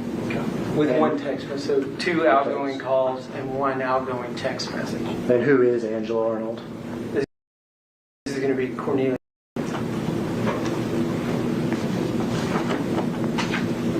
And then we have that outgoing text, which is, this came from Angela Arnold's actual physical phone. So the 12850, that text, it's the Haven Court address. Is this again, to be hyper technical and accurate here, Justin Johnson's phone, text Angela Arnold, 4752 Haven Court? That's correct. So it's an incoming text message from 901-236-1625. Next slide is just, it shows you have a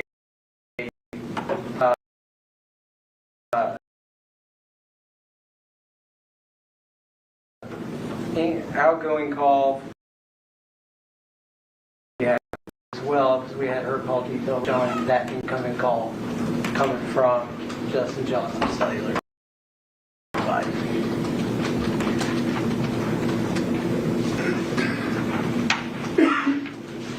And then at 2:07:15 p.m.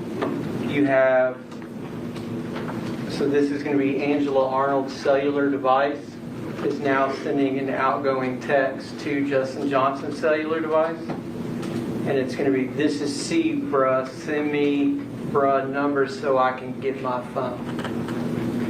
And who is C? C is going to be Cornelius. They call him Little C. And this was, I don't even know that we need to review these last two slides, but you also printed out the cellular device information for Treon Ingram's phone and for Angela Arnold's phone. Is that correct? Yes, that's correct. On those reports. Now, you mentioned something about Justin Johnson's messages, call logs. Did you say they've been deleted? That's correct. So they were not there, but clearly when you look at call detail records, you can't delete those. And so we were able to see that he was utilizing his phone, he was communicating with people. I think as you saw, his mother calling and things like that. And those communications were not in the actual phone, the physical phone. These are just sort of a mix of questions here that need your answer to. I think I've moved on from the phones. With regard to Mr. Johnson, a couple questions. Did you know he was a rapper? Yes. Did you review rap videos that he made? I did. Did you find some of those videos on his phone? I did. Did you observe in those rap videos that he has tattoos on his hands? I did. Have you yourself observed that he has tattoos on his hands? Yeah. Did you observe in those rap videos that he's left-handed or right-handed? He's right-handed. Did you...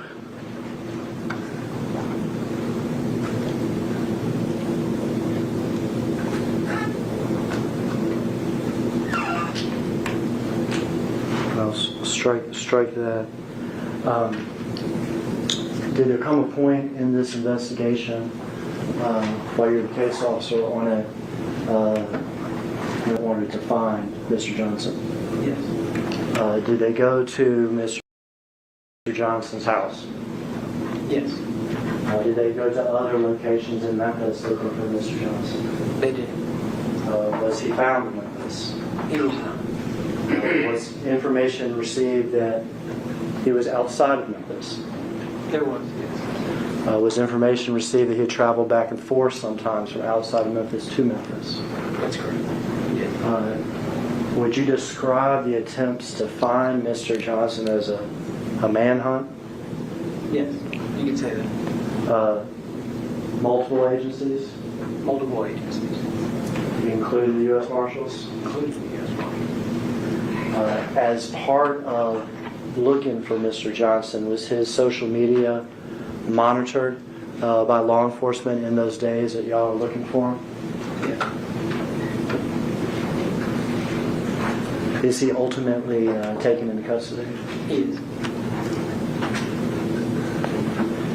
And do you remember what state he was taken into I custody? think it was Indianapolis. Indianapolis. Yeah.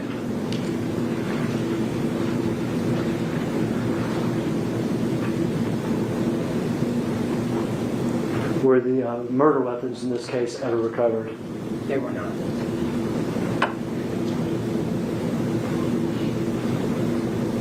You're familiar that the car on Bradley was recovered, is that correct? That's correct. That's the address you mentioned before with the location drop from Mr. Johnson. Yeah, 1168 is next to 1174. It was kind of found in between there, back of 1174. Earlier in this trial, there was a case officer on this case before you. Is that correct? That's correct. Terrence Dabney, who retired? Yes. Earlier in this trial, Mr. Dabney was asked about testing that was done on the car on Bradley. That's correct. Was there information that the car had been cleaned and wiped down? Yes. Nevertheless, was crime scene performed on the car? It was. Would it be fair to say that there were fingerprints found in the car? There were. Cornelia Smith, Kirsten Gardner, Triana Ingram. Is that correct? Yes. Was there information or evidence that the perpetrators of the Dolph murder were wearing gloves? Other than surveillance, yes. They all surveillance video, right? Thought you meant DNA testing or something on the car. Prints found on the car, even though it had been cleaned. Correct. We know the people that got in the car at the time of the homicide are getting out of the car and in the car wearing gloves. Correct. Other testing that was done on the car, was there like chapstick found in the car? Yes. Testing on chapstick was performed, is that correct? That's correct. And some of these results, would they have come in after Mr. Dabney retired? Yes, that's completely possible. Yeah, I'm pretty sure. Okay. Were you aware that on the chapstick that was found in the car, Triana Ingram's DNA is found on the chapstick? Yes, it is. Were you aware that during the investigation they tried to search the Mercedes to find what may or may not be blood? That's correct. Yes. Were you aware that they took samples of that stuff? Yes. Were you aware they also took what could be called touch DNA samples? Yes. And when you're aware that that stuff was sent to TBI? Yes, it was. With inconclusive results, either DNA obtained but not enough to make any sort of comparison, or just simply inconclusive results. Yeah, that's correct.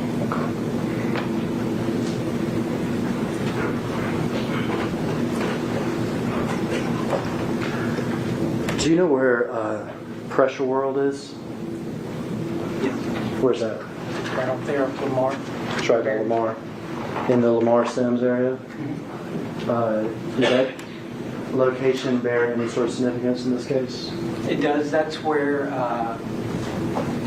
it was supposedly Cornelius Smith met with Hernandez Govan to get his actual phone that he left in the car after the homicide. Apparently, And that, as you said, that's in the area of Lamar and Sims. Is that correct? Correct.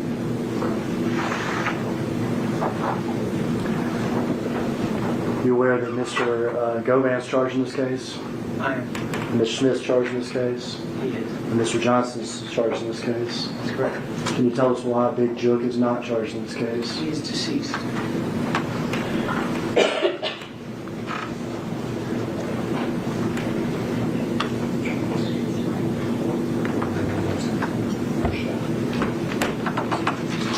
That's all my questions, Judge.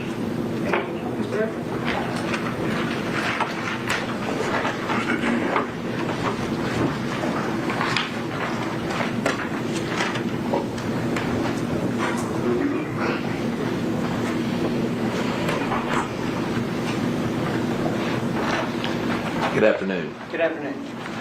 So, Detective Browning, my name's Luke Evans. I think we've spoken before. We have. right, so I've got a few more questions for you today. Just to follow up on some of the things you've testified to. So if I understand it, you took over for Sergeant Dabney as the lead case agent or lead detective on this case.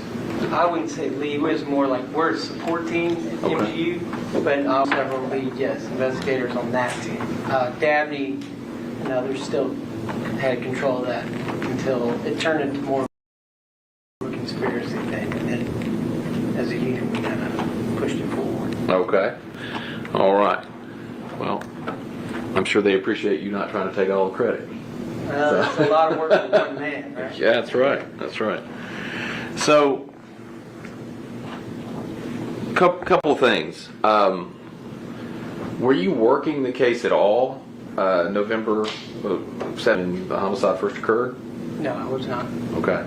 How far down the road is it when you get involved? Sometime around in the beginning of December, somewhere in mid-December. 21? Yeah. Okay, so early on. Oh yeah, early on. It was this. Wasn't in November. I think it was in training when it happened, and then when we came back, some of my team was already. They were on the scene and were assisting as it started to grow. You need assets and manpower and things of that nature. That's when we started getting more involved. Okay. So, a couple of things about the phone and the exhibit that was put in, where you did a PowerPoint essentially, going through some of those phone records. And you talked about this some with Mr. Hagerman when there was calls that said Cornelius Smith calls Angela Arnold, and it was from Mr. Johnson's phone, right? Correct. So, and he made a point to say, like, look, just to be very accurate, Right. all you can really say is Justin Johnson's phone contacted that person. Correct. There's several other places in your report where you reference that Justin Johnson called individuals, right? But you can't necessarily place those calls, correct? No, just that it's cellular device. Place those calls unless you take maybe the one on the elevator. Clearly, he was on the phone. That one. For instance, you made a reference to a call to Big Joke or Anthony Mims in a FaceTime attempt. Interaction, I think is what you called it. Correct. You can't say who initiated that call or that FaceTime interaction, correct? Only that it was something that occurred on that phone. Yeah, I was basing it off testimony that was given to me by other cooperating defendants and witnesses and things of that nature. Okay. But based on the phone records, not getting into what other people the on record this point. itself, just an interaction between his device and Anthony Mims' device. Because you would agree with me, when you start relying on other cooperating defendants, you're relying on them to be truthful, right? About their interactions. Always. Right? And they're not always truthful about their interactions. Okay? That's correct. That's why we like the phone. Right? And so, and in this case, there's multiple instances where somebody's claiming to be using someone else's phone, right? Like, oh, okay. yeah, like the reason you say Cornelius Smith called Angela Arnold, right? Correct. Yeah. Right? He didn't have his phone. Mr. Jamarcus Johnson having Mr. Johnson's phone for a period of time, according to his testimony, and utilizing that phone, right? And Mr. Johnson wasn't the one, according to Mr. Jamarcus. I think he stated more when we interviewed him that he was utilizing it on the behalf of just like for Justin doing three-way calls. So I don't know if that counts. But he's got the phone, right? Not Mr. Johnson. At that point, he's got the phone, right? Not Mr. Johnson personally. So there's other people taking other people's phones for whatever reason, at least on one occasion, not even being in the same location as that person, right? Yeah. Okay. But when you're purely looking at call data, all you can say is this phone did this action. Correct. Right. This phone made that contact at this phone, yes. And talking about, and I'm not asking you what someone said, but we talked about cooperating defendants in this case, one of which you met with was Hernandez Govan. Correct. On at least 2 occasions, correct? Correct. And he came in and gave you information about this case? That's correct. And he also did that, he had an attorney present, right? Yes. And he did that pursuant to an agreement, right, where he had protections, something called a proffer agreement, where he got to come in and say what he wanted to say without his words being used against him. Isn't that correct? Correct. He had a problem. Right. And you understand that to mean that some people call that kind of a queen for a day agreement. He's allowed to come in. Tell the truth. Hopefully, right? Well, that's on him, because then he loses the proper agreement. Right. Right, and that's the risk, right? People come in and lie. Well, that's his risk then. Right. But under a proper agreement, and what he's telling law enforcement in that meeting, those words, they can't come in and use those words against him, right? Correct. Yes. It's a form of something called use immunity, right? But they can't use those words. Gentlemen, may they approach?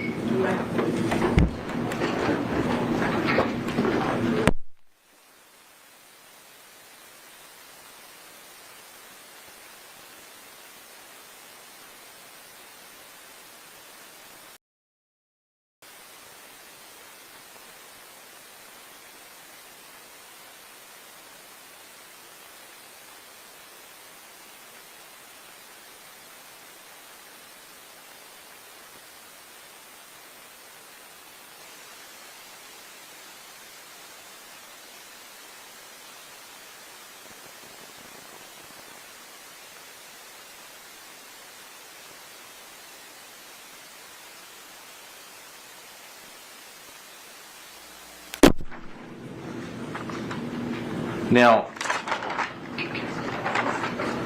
kind of moving forward from some of the phone information,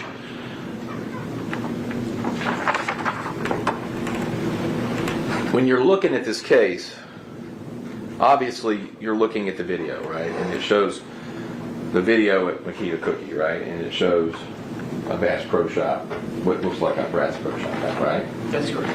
And you see a similar hat at Concourse, Crosstown video, correct? Yeah, identical hat. I would say. Well, you say identical, but let me ask you, did you recover the hat? No. All right. Very popular hat. Yes, it's distinctive. Distinctive, no doubt, right? I mean, that's Pro Shop. But a very popular hat. I mean, almost a stone's throw from here is one of the biggest Bass Pro Shop in the world. It's a lot more popular now. Well, That was not a common thing at that time, I don't think, to see rappers wearing the Bass Pro Shop that I saw. And that's what I do. For a living, we deal with all types of situations where you're keeping up with the videos and what these guys are doing. so you're aware that a rapper named Travis Scott has his own, signature Bass Pro Shop hat, right? No, I did not. Okay. So, and people like Gwen Stefani have gone on Instagram and posted themselves in a Bass Pro Shop hat, No, I didn't know that. right? And so, kind of a trend, a popular trend, right? Those people are posting it. I mean, Gwen Stefani doesn't live in Memphis that I know of. Yeah, I mean, if you say it is, Right. I just have not seen it when it came. That just wasn't a common hat that I observed in our investigations and just things, Right. Like, And even Gwen Stefani, so, you know what I mean? well, some people like the voice these days, right? I'm not hating on it. And so, during your investigation, you interviewed at least one individual from the Makita Cookie that identified a person and said he always wears a Bass Pro Shop hat. I didn't interview. I don't know what interview you were talking about. Well, do you remember would you have reviewed the other interviews in this case? Were you? Yeah, there was a lot of interviews, but I don't remember somebody being identified. I could be wrong, but I just don't recall that ever happening. So I'm going to pass you something to refresh your recollection. Okay. And and there's a highlighted portion there in the middle. What looks like an interview that was done by Detective, I think, or then Sergeant Dabney.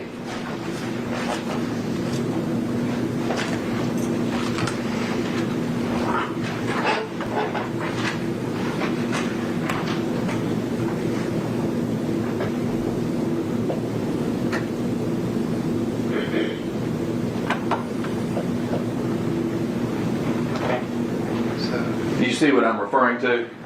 Yeah. Okay. So there was at least one person interviewed, and I'm not going to state this fellow's name because I don't know. Burglarizing Walmarts with a Bass Pro hat? Something, yeah. Okay. Well, I mean, but there's a guy out there. I didn't even see a reference to a murder or anything about that, but. Well, I mean, some guy running around in a Bass Pro Shop hat, right?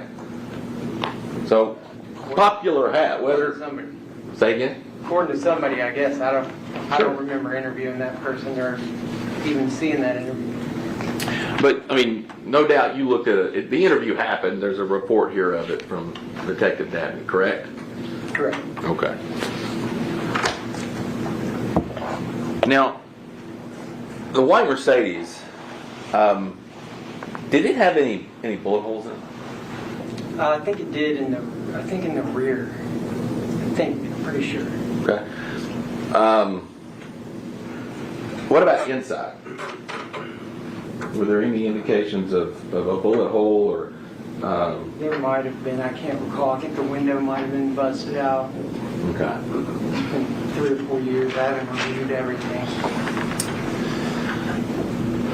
Now, I'll ask you this question about cameras.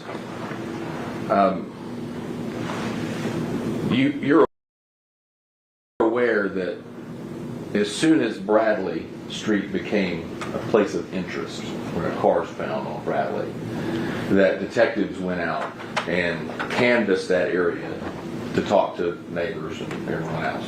Correct. To see if they had any information.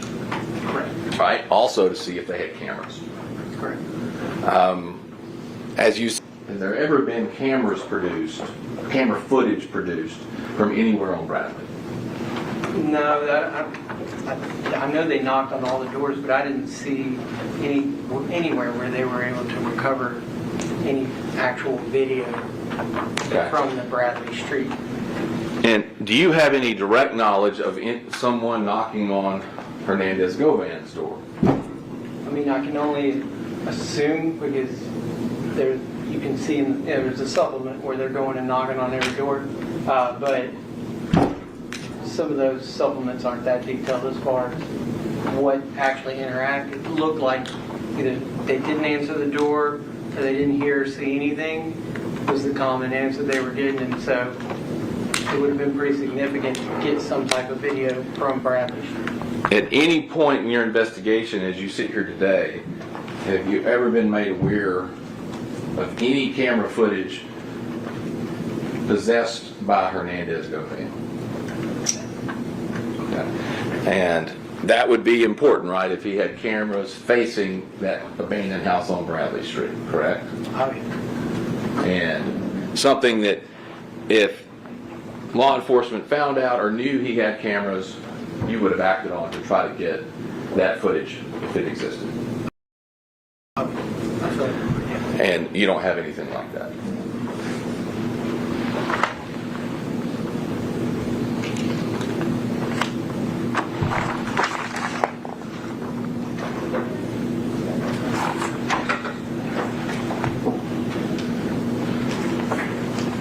One moment, Judge.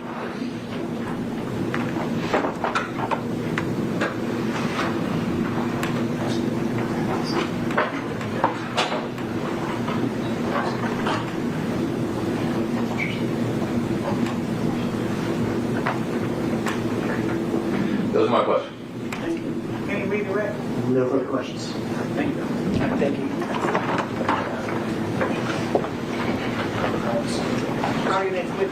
Your Honor, and ladies and gentlemen of the jury, we will rest our case in chief. All right.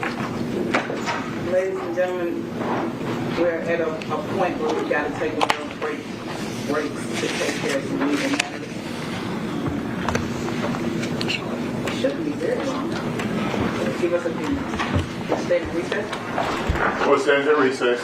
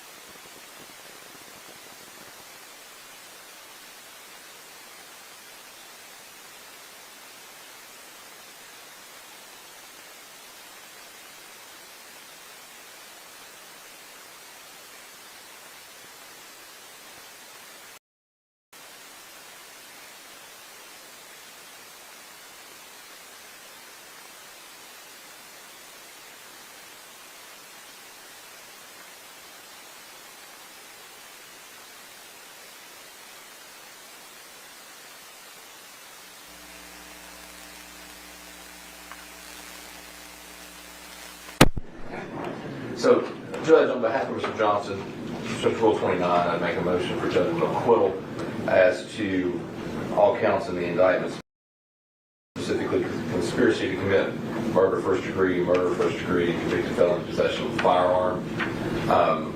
As to the elements of each, I would submit that the state has failed to put on sufficient evidence to allow any rational trier of fact to find him guilty beyond a reasonable.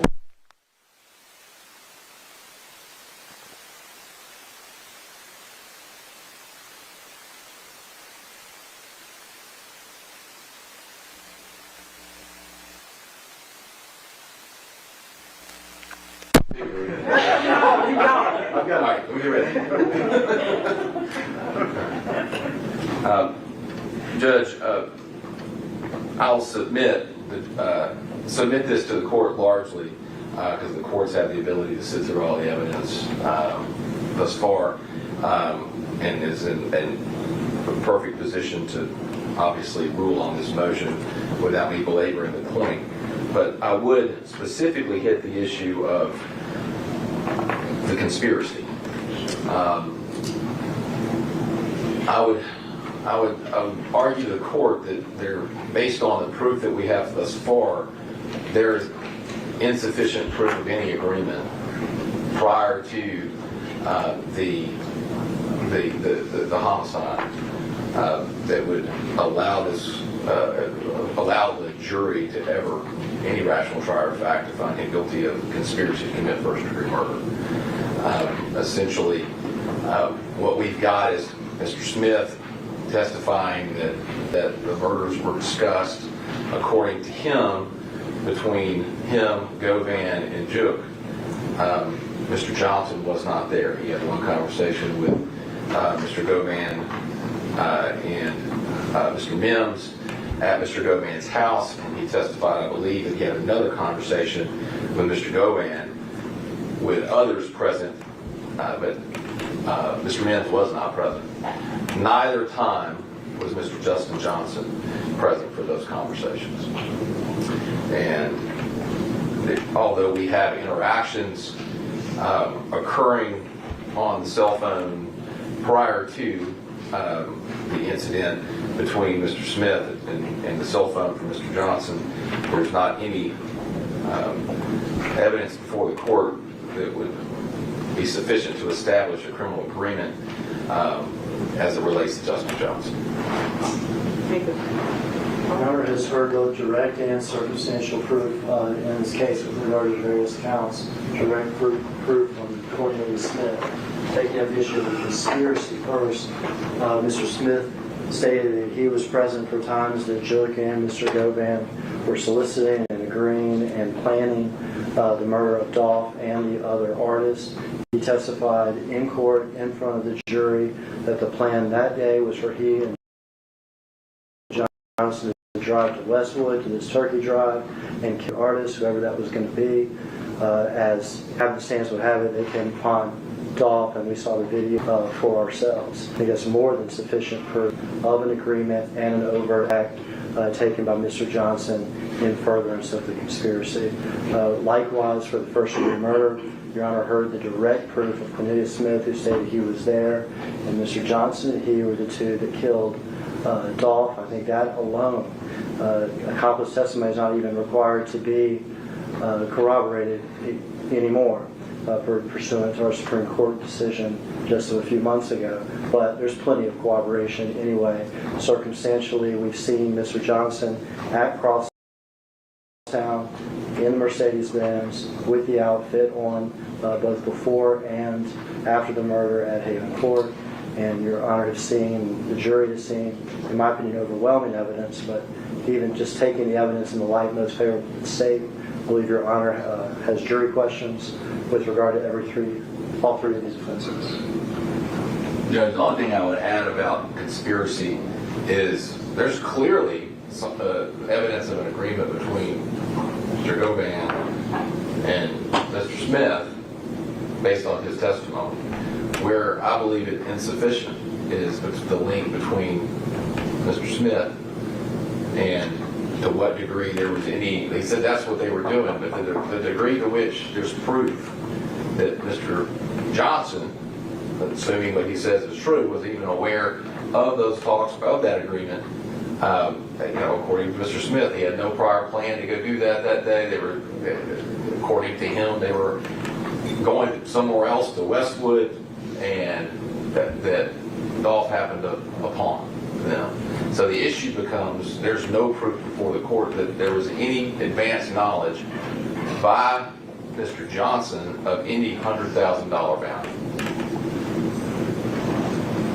In the light most favorable to the state, the court has sat for the last couple of days watching the proof as everyone has. And I have seen both direct and circumstantial evidence. The court believes as to all three counts. As to the conspiracy, where the defense says there's insufficient proof of any agreement prior to the murder, the court court heard and everybody else heard Mr. Smith speak about the meeting that he was present for at Govan's house between he and Govan and Jook, where they spoke about the murder of Dolph. There was, Mr. Johnson was not present for that. Mr. Smith said that. But there was also Mr. Smith's testimony where he spoke about them being present, them being Mr. Smith and Mr. Johnson being together the day, November 17th, the day of this homicide, where their goal for the day was just to go out and find somebody of the PRG group, the group that Young Dolph's recording label. And their goal was to strike out to find someone. They happened on Dolph, and we saw the video once they pulled up. I believe the state's made a prima facie case between those arguments and the testimony of Mr. Smith and the videos that we saw Mr. Johnson's actions there. I believe the state has made a prima facie case, and now these are questions for the jury to reconcile. Thank you. I'm going to overrule your motion for judgment of guilt. All right. So the next question is for you and your client. Do you have any proof? So, Judge, I'd like to have an opportunity to meet with my client briefly, and then I'll come back up. That's fine. Let's stand in a brief recess. Court stands in recess.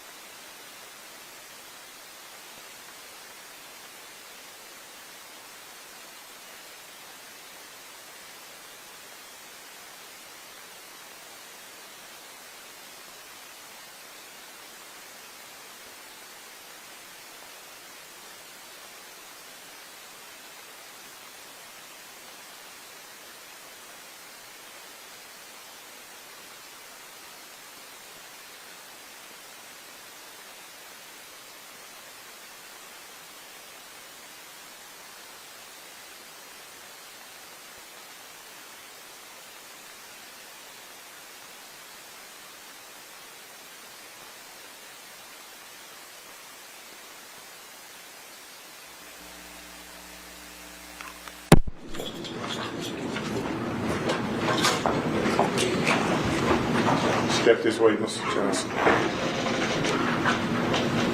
Just gonna right here, face your honor, raise your right hand. Do you swear or affirm to tell the truth? No. Yes.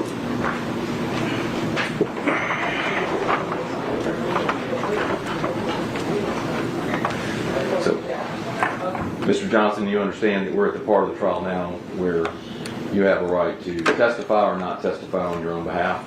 Yes, sir. And you and I have discussed this at length, have we not? Yes, sir. And you understand that you have the right to testify on your own behalf? All right. Yes, sir. And no one can take that? You also have a right to not testify, and if you don't want to testify, the judge is going to instruct the jury they can't hold that against you. You understand that? Yes, sir. Have you thought about it extensively? Yes, sir. And we've had several discussions, have we not? Yes, sir. And after considering all of that, what do you wish to do? Not testify. All right, thank you. Mr. Johnson, how old are you? 26 years old. How long has Mr. Evans been your attorney? About 2 years. About 2 years. And he's gone over with you all those things he just talked about. Yes, ma'am. About you testifying, Yes, ma'am. the pros, and the bad, and the cons, the good and the bad. Y'all talked about all of those things. Yes, ma'am. And you understand those things. What's your highest educational level you go? My school. You graduated from high Yes, school? ma'am. Do you have any questions for him? For your attorney? About this process? About you testifying? You may step down. Any other proof? No, Your Honor. All right.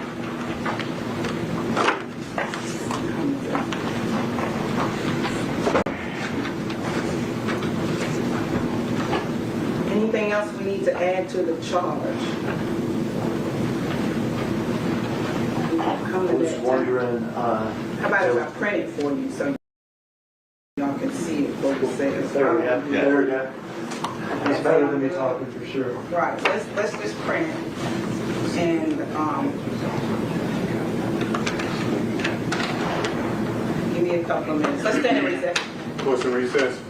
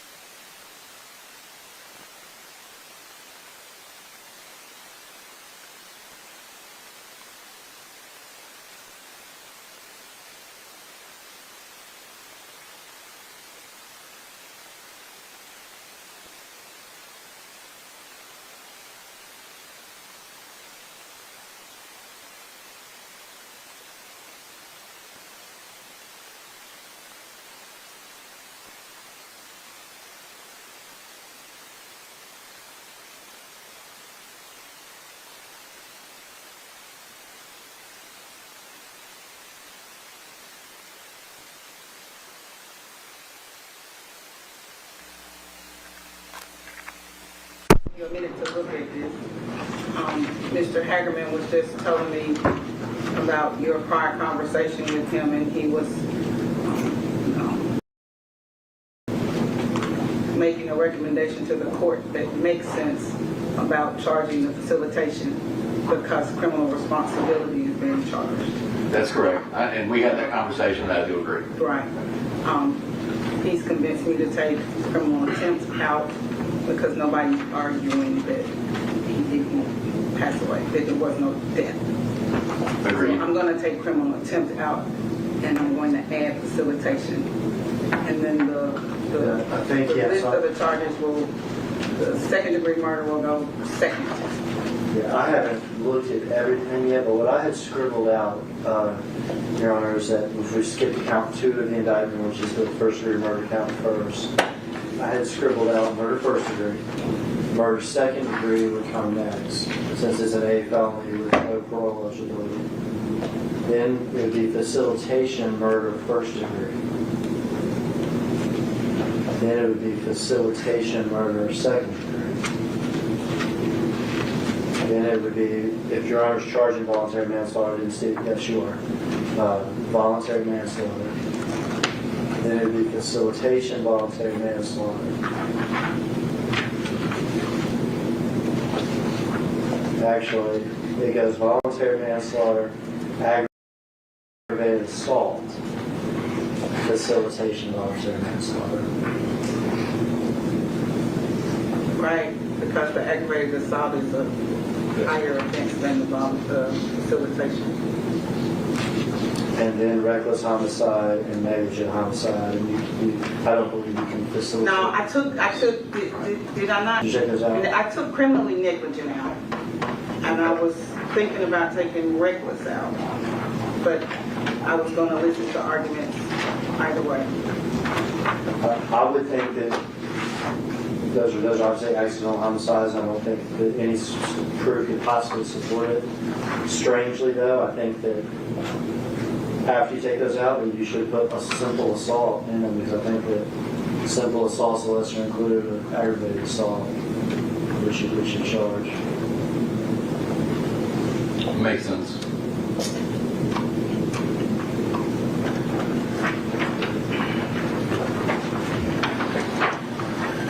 Murder first, murder second, facilitation murder first, facilitation of murder second, raw man, aggravated assault, facilitation to raw man, facilitation to ag assault.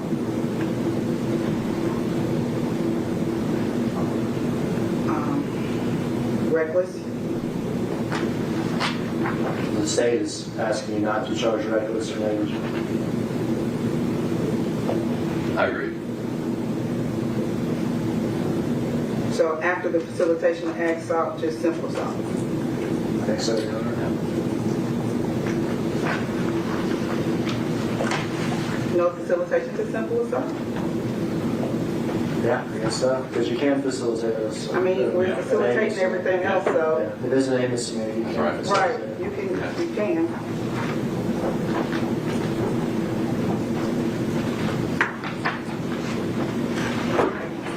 Y'all look at the rest of that.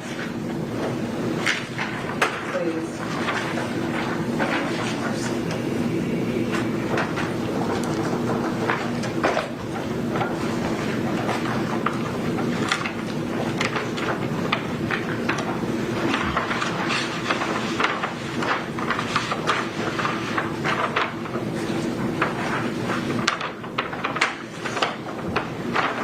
So I don't understand.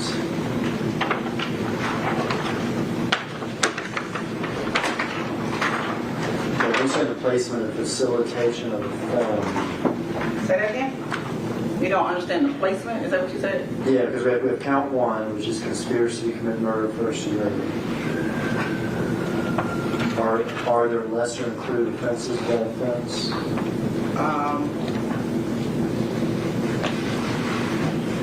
Facilitation to the conspiracy.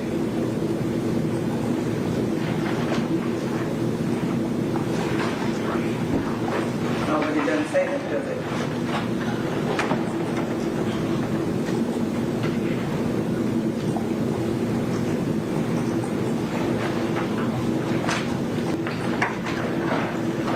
maybe have it labeled wrong. Let me see.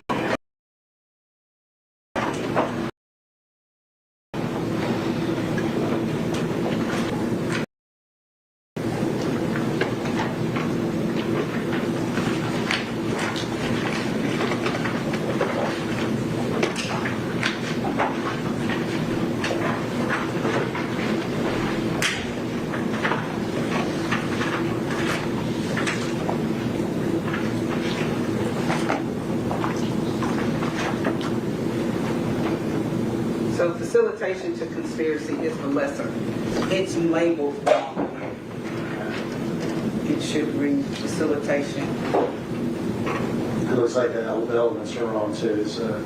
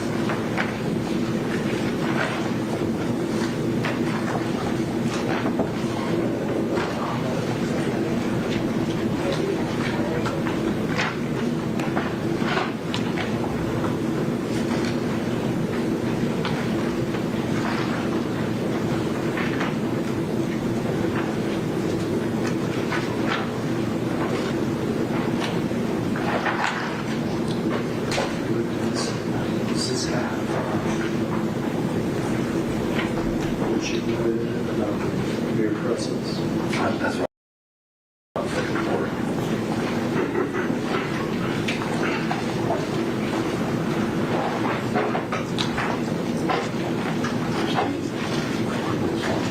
All day school responsibility.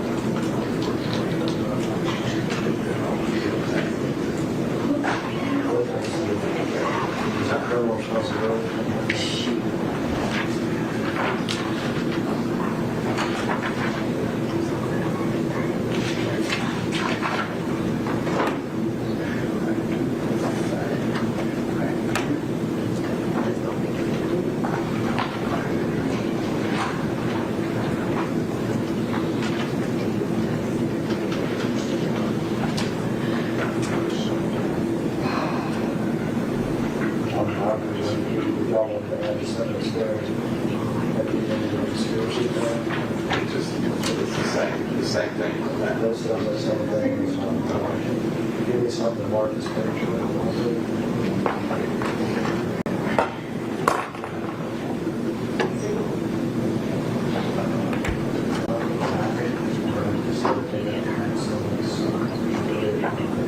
Also, the conspiracy.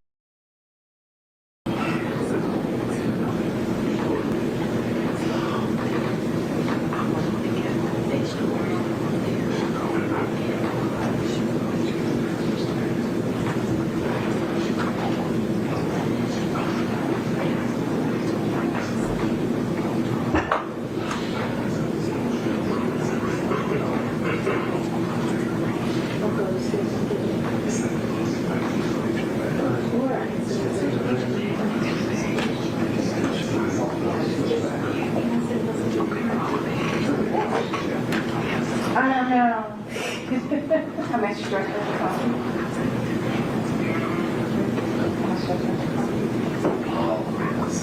We'll put it on all tab. Okay, No,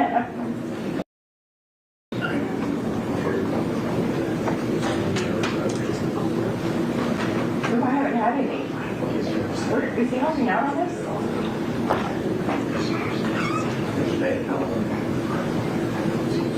think he's helping out.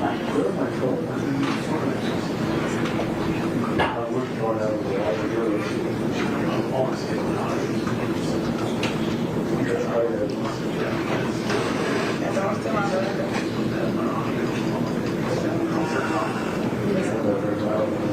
What's in recess?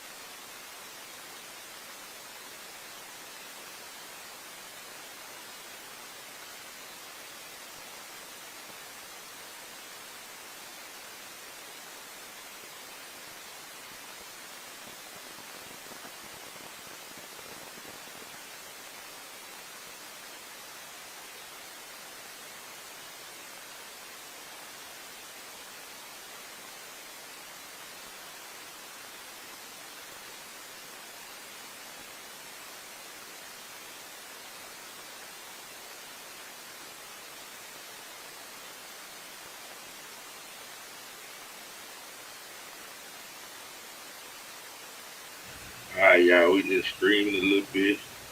You know what I mean? We following this young Dolph, your guy at the situation. I ain't gonna say your guy, but you know, CMG, that name coming up a lot, so we just following it out, just trying to see how it's gonna go, man. Right now, it ain't looking too good.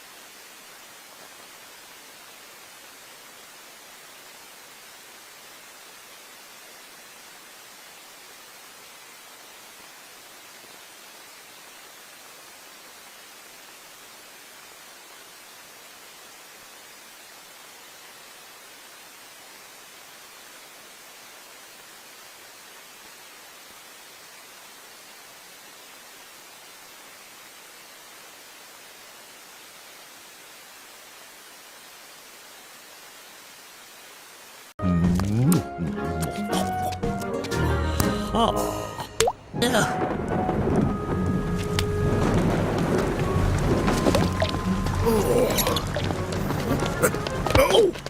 sorry.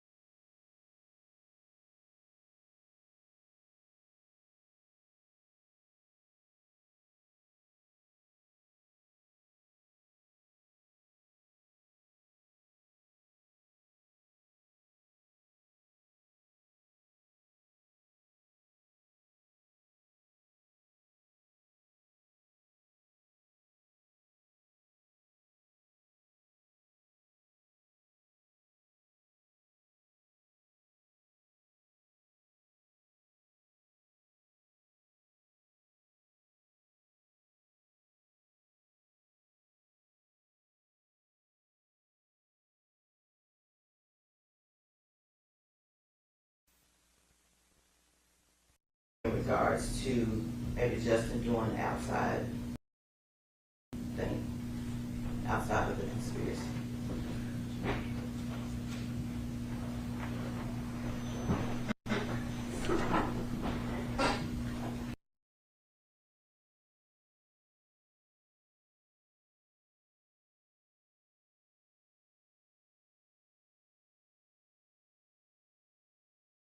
And you said specifically on July 27th, Yes, Your Honor. as we were going through text messages on yesterday?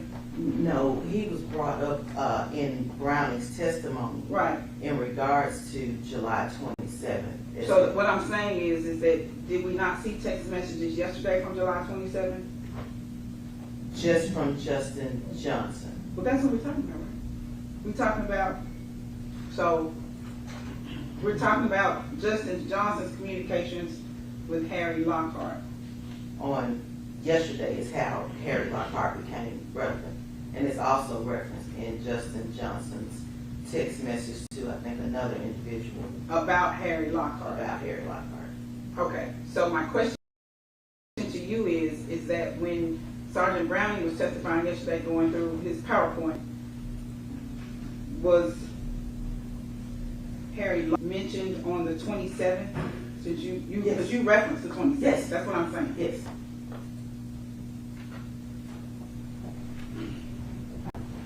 And you think it's relevant now, because I'm sure that's what your argument is going to be. I didn't necessarily get that from you. Is that your argument that it's not relevant? Yes, Your Honor, just like yesterday, it's just a passing reference in the text. There's no communication that we introduced to him, and you suppressed that yesterday because that's the whole point. I got that, and I agree with what I just read, that it is just passing here. Ms. Taylor just brought up another argument, but that it was brought up in Sergeant Browning's testimony yesterday that there were conversations on text message from Justin Johnson to Harry Lockhart that she says is relevant because Harry Lockhart's name came up yesterday. Right, it was on direct. They brought it up. It just happens to be a passing thing on cross that we're giving a text message. You can white it out for all I care. I didn't need his name in there. I'm just giving you the text message because Justin Johnson was talking to somebody else and he says, oh, Ham's there too. That's essentially all that is to it. It wasn't relevant and direct when they talked about it yesterday. We didn't bring it up. We didn't emphasize it. We didn't do anything. I don't even know what Ham has to do with the price of tea in China. But it's now in the text messages that you've entered. His name, As they say that you've highlighted some text messages, okay? Right. That says that you're making the argument that Justin Johnson was having individual conversations outside of Govan, Mr. Govan, about other issues, about I'm not, whatever they were talking about. I'm not highlighting it. No, On direct, you're highlighting. well, it's in there, but Yeah. on direct, they brought it up, that Justin And Johnson. I understand, but you've now highlighted it, and so, Ms. Taylor, what's your response that it's not relevant here, that it can be whited out as far as he's concerned? Well, now they want it whited out. They didn't do that yesterday, and they could have done that then. But also, Your Honor, I would further state that there are communications between Mr. Govan and Mr. Lockhart during the time of this conspiracy, which I think is relevant. And if they're going to bring it up that Justin, may have been doing some outside things, it's important for the jury to also know that Mr. Lockhart had communications with Mr. Govan. Judge, they brought up the communication between Justin Johnson and him. They brought it up in their text message. It was already there. So when our messages, that guy's name is referenced. We didn't bring any other specific text messages between him and Justin Johnson. They brought it up. It wasn't relevant to them yesterday when they went through a very lengthy direct examination. It's one of their slides out there that says Justin Johnson talked to him. They brought it up. I didn't even ask the name Ham. I just read the text message like you instructed me to do and admitted this stuff. It has nothing to do with anything as far as that goes. They brought it up. And I'm just responding to that. It wasn't relevant in direct examination, but now it's relevant. What's your response? I reiterated that, the call records aren't coming in through another witness. These are self-authenticating documents that I feel are relevant to this trial, specifically to Mr. Goldwyn. If their argument is going to be, which they asserted several times yesterday, that Justin Johnson was going outside this and he was talking about Ham and referencing Ham and sending information about Juke to Ham, it's also relevant that Ham, or Mr. Lockhart, has communications with Govan. It's not outside of the scope of this, of the 2025 IRS tax forgiveness now has open enrollment. It's easy to qualify. Get up to 99% of tax debt forgiven. It's time for a fresh start.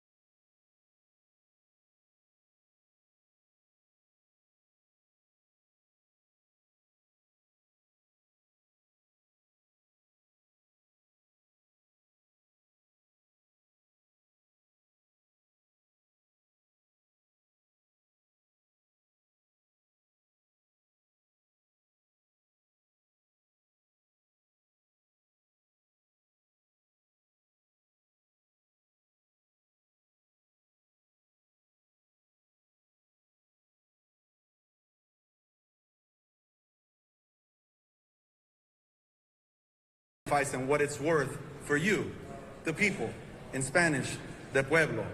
We all sacrificed so much in leaving our families and going across the country to start this march. And as we said before, that was a small price to pay for America and for American democracy.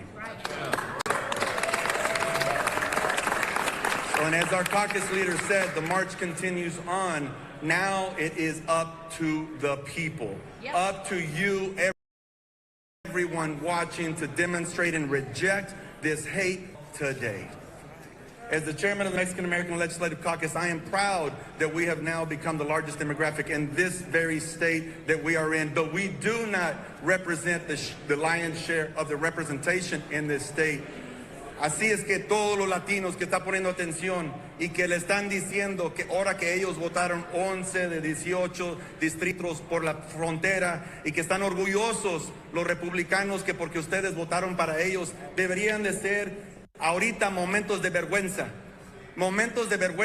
que ellos están burlando de nosotros, que nos lavaron el coco y que nos dijeron que el precio del huevo va a bajar, que la gasolina va a bajar. Y ahorita las tiendas están vacías, los trabajos están sin los trabajadores, las casas no se completan, todos los precios están subiendo y no nos vamos a dejar de nuevo. In English, we know that right now we were sold a bill of goods. Eggs have not gone down. Gas has not gone down. The job sites are empty. We keep reading about our border communities. Their stores are empty. We will not allow ourselves to be fooled again. We're not going to allow them to continue to perpetuate a false narrative.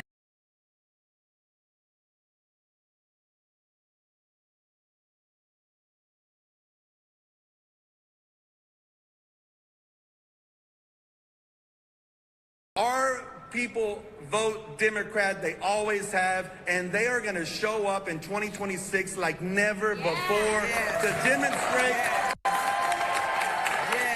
that while they might have changed these maps in our congressional districts, while this is the state that is already the most gerrymandered of so many, 62-88, we are watching as our own families are being deported.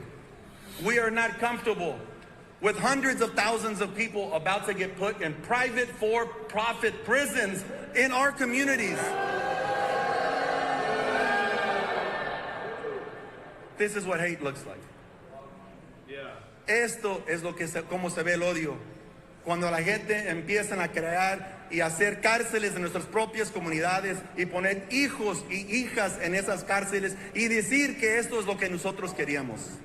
No es cierto.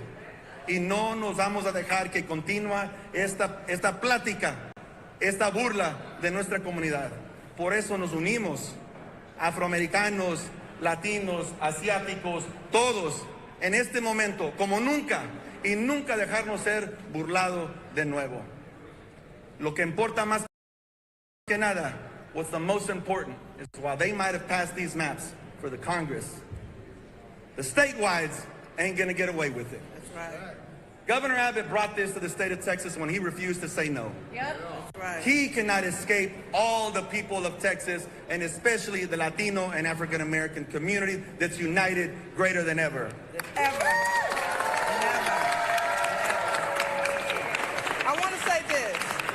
Our sister Nicole Collier stood on principle, and we as a people must stand on principle. She stayed there because she was determined not to be undermined or treated less than. I want to be done our part of the race. We brought it to America.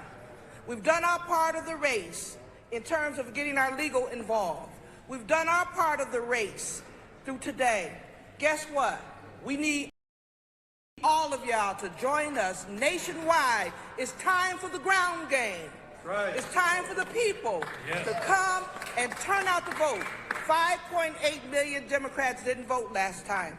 Guess what? We need to grab them and get them involved. It ain't about what district reps can do. We now need power to the people. Power to the people. All right, let's take a quick commercial break. Let's step out of this there. Texas State Democrats finding the microphones there, speaking out after these congressional maps there in the House chamber passing on the final reading there. So obviously they're in opposition over it, so much so that they fled the state for about 15 days in order not to reach quorum, but they ultimately came back earlier this week, and now we'll see whether or not this will ultimately go on to the Senate. If it passes in the Senate, then it will go to Governor Greg Abbott's desk for his signature. But remember, a key part of the story now is how California is responding. Governor Gavin Newsom saying just moments ago, it's on, Texas. We'll see you in 2 minutes.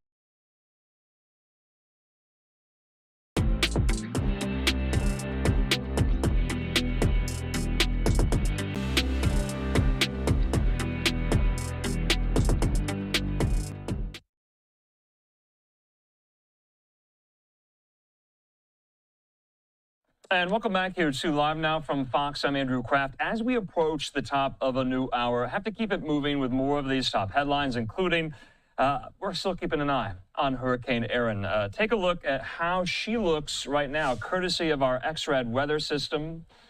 Still quite a ways offshore. Remember, we're not anticipating her making landfall at all in this weather event. You see the trajectory as in the next couple of days, she'll make her way out further eastward into the Atlantic there. But from what I understand now, she remains at a Category 2 level strength.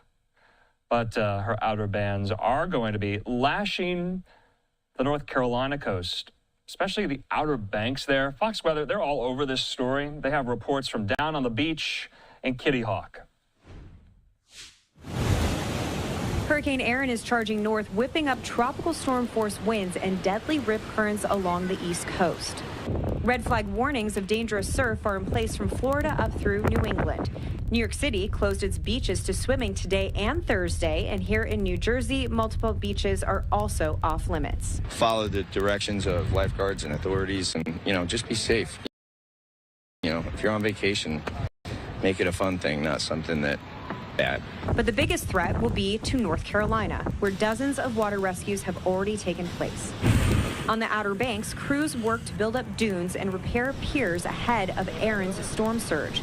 Forecasters say waves as high as 20 feet could wash out parts of the main highway. One of the things we try to do is take a couple of deck boards up. The theory is that the waves come in and hit the piling and they'll go up, and that gives them a place to go. Evacuations have been ordered for parts of the region, and North Carolina Governor Josh Stein declared a state of emergency, freeing up resources for response and recovery efforts. Due to the proximity of the storm and how close it's going to be to shore here, I feel pretty confident that we're going to be all right as far as time goes. Aaron Center is expected to remain far offshore, but dangerous waves are expected up and down the East Coast through Friday. In Point Pleasant Beach, New Jersey, Britta Merwin, Fox Weather.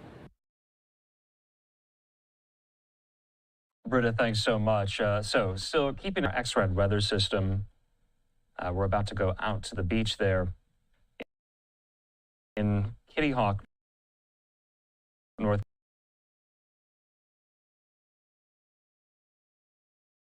Carolina. Very, very rainy.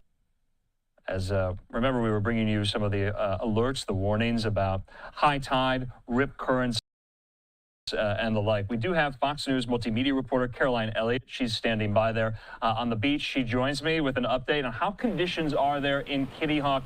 Caroline, good to see you. What are you seeing? Who are you speaking with?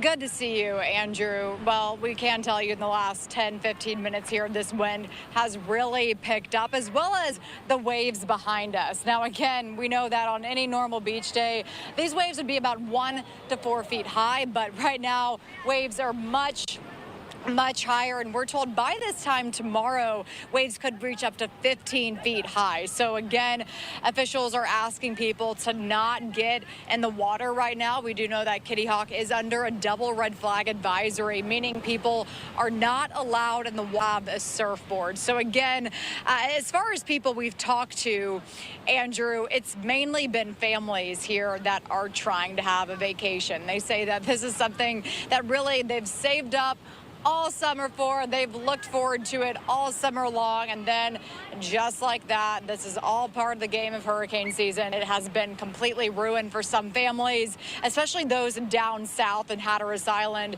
that had to evacuate. We know that right now we're just about an hour north of Hatteras Island here in Kitty Hawk. This is not an area where those evacuations were mandatory, but still these conditions have been pretty tough. A lot of those people that were originally going to vacation in Hatteras Island, now they're trying to salvage that vacation here in Kitty Hawk, but these conditions have not made it easy, more specifically that wind. Today, it was pretty tough to watch these families out here. I mean, some of them had their umbrellas flying, towels flying. I mean, really just trying to have a decent time with their family, but it's been tough in these conditions. Andrew.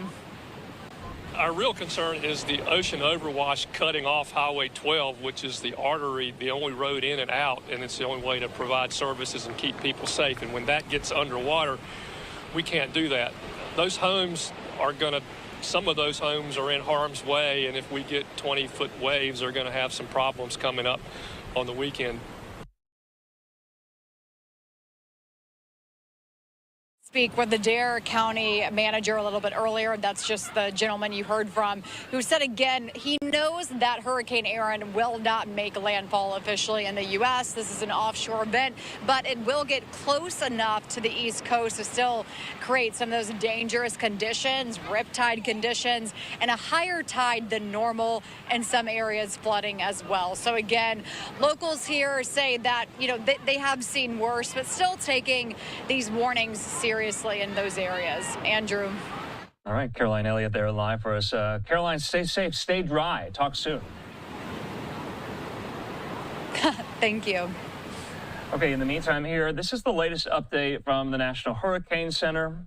This is from about 5 minutes ago, an advisory on Aaron. They say outer bands of large Hurricane Aaron brushing the North Carolina Outer Banks, saying beachgoers are cautioned against swimming at most U.S. East Coast beaches due to life-threatening surf and rip current system. We're going to hear now from the North Carolina governor, joined by his emergency management officials. This is the Democrat Josh Stein with a message to North Carolinians in the middle of this storm.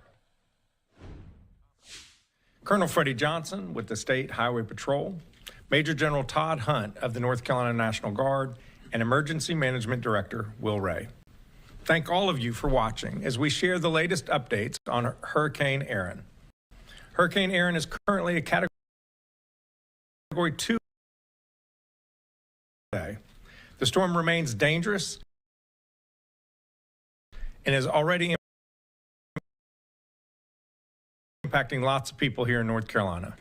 Folks on the flooding from massive waves, tropical storm force winds, and tidal and storm surge for much of the state shoreline, especially the Outer Banks from this evening through Thursday.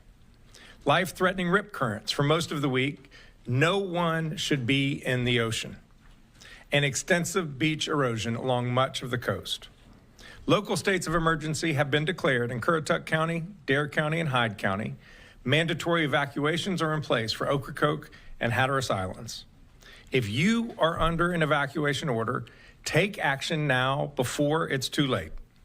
You can find shelter at the state-operated disaster shelter located at 113 Wilcox Street in Warrenton, North Carolina. Pets are allowed at the shelter. I want to thank Warren County Emergency Management for hosting the shelter guests and the General Assembly for helping to fund it. Yesterday, I declared a state of emergency across North Carolina to facilitate our emergency response and to keep you safe. This statewide state of emergency enables us to send critical resources from across the state and around the country to respond.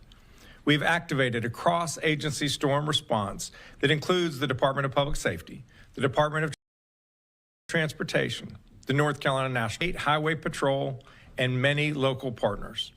Our state emergency response team stands ready to quickly and decisively respond to any needs along the coast. We have already pre-positioned 3 swiftwater rescue teams and 200 National Guard troops to various locations on the coast, along with boats, high-clearance vehicles, and aircraft. We have on standby some Chinooks from Georgia ready to transport food and water if it becomes necessary. Momentarily, you will hear from Director Ray about the hurricane and our emergency response operations. Right now, I want to emphasize the importance of taking this storm seriously because it's a serious storm and conditions can deteriorate quickly. Please take these steps to ensure your safety. First, stay informed. Follow reputable sources of information like the National Weather Service and local media so you know the latest about the storm risks. I strongly encourage you to register online right now for emergency text and phone alerts from your county emergency management agency. Second, get your disaster kit ready. Think about what you would need after a major storm. Things like enough food, water, and supplies for 3 to 5 days for each person and pet in your household, a flashlight and fresh batteries, a battery-operated radio. Next, have a plan.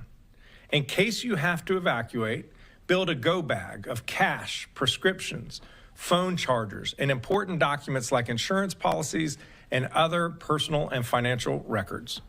Take photos of whatever you own that is valuable in case it gets destroyed. Know your evacuation plan and how to connect with your family after the storm. Write down their phone numbers on a piece of paper if you have not memorized them. Visit knowyourzone.nc.gov for more information. And finally, do not drive through flood waters. Too many people have died driving into flooded roadways. Don't do it. You do not know how deep the water is or how fast it is running. So please, don't drown, turn around. We do not want you to become a casualty of Hurricane Aaron.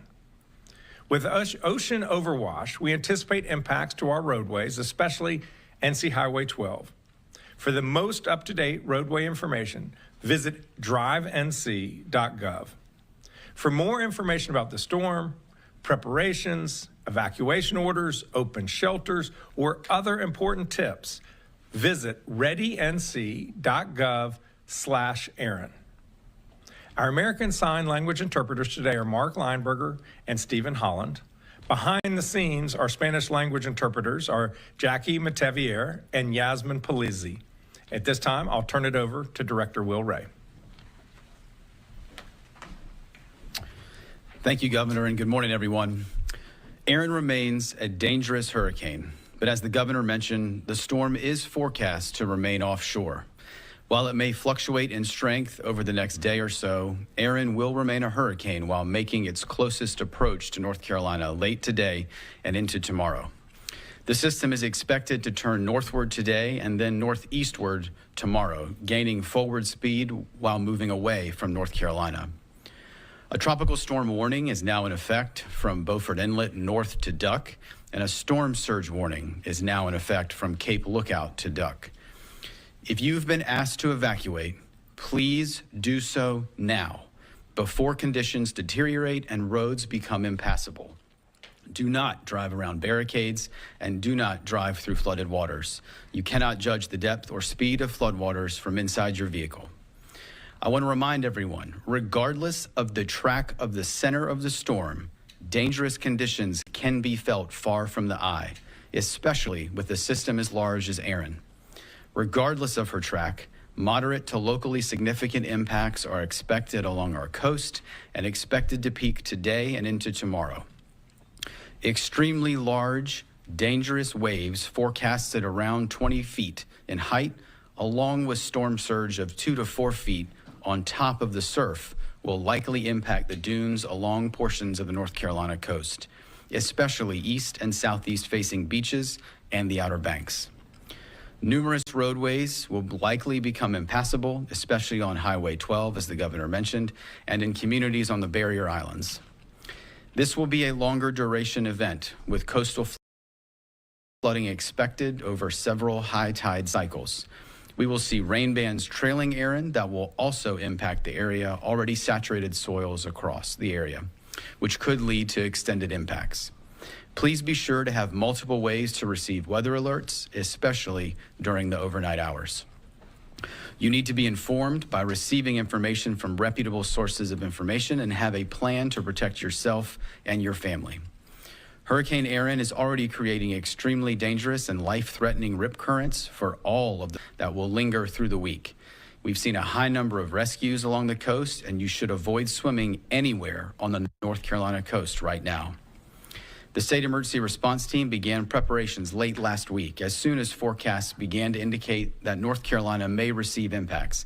And today, the State Emergency Operations Center is activated, as is our Regional Coordination Center East in Kinston, to facilitate the movement of resources and commodities into impacted communities and to support local response.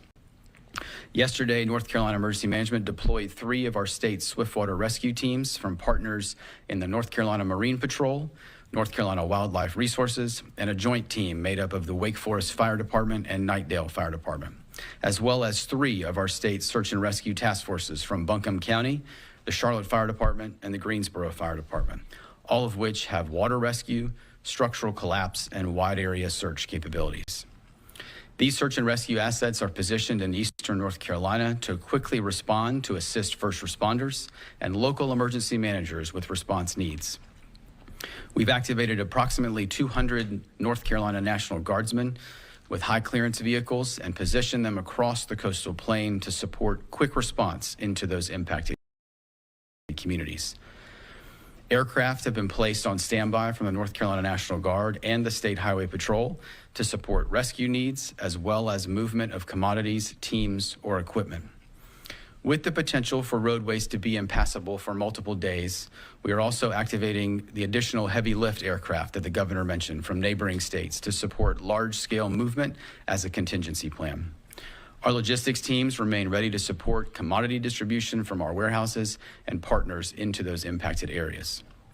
Additional local emergency managers and public safety personnel have deployed from non-impacted portions of our state to serve on incident management teams, which will assist those impacted communities. The North Carolina Department of Transportation has equipment and personnel staged and ready to clear roadways along the coast as conditions improve later this week, and the North Carolina Highway Patrol is working to ensure safe and that road closures are put into place when necessary. There have been evacuation orders for visitors and residents in portions of Dare and Hyde counties, particularly Hatteras and Ocracoke, and those orders do remain in place. Anyone in those areas should heed these evacuation orders for your own safety and as well as other direction from public safety officials. For anyone evacuating that needs somewhere to stay, a state-operated shelter is open and is safely located in Warrenton. As the governor mentioned, pets are welcome at this shelter, and you can find information by visiting readync.gov/Aaron. Finally, I want to mention that while Aaron and its impacts to our coast and those communities, North Carolina emergency management personnel and our local emergency management partners remain also focused on facilitating recovery efforts across Western North Carolina. The Joint Recovery Office remains open in Asheville without interruption, as are the multi-agency recovery centers, which have served over 6,800 Helene survivors to date.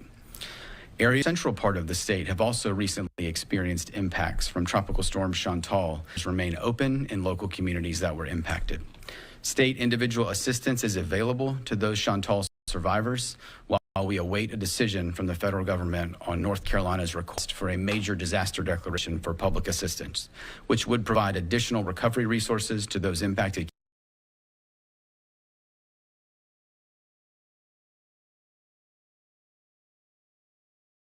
communities and our state.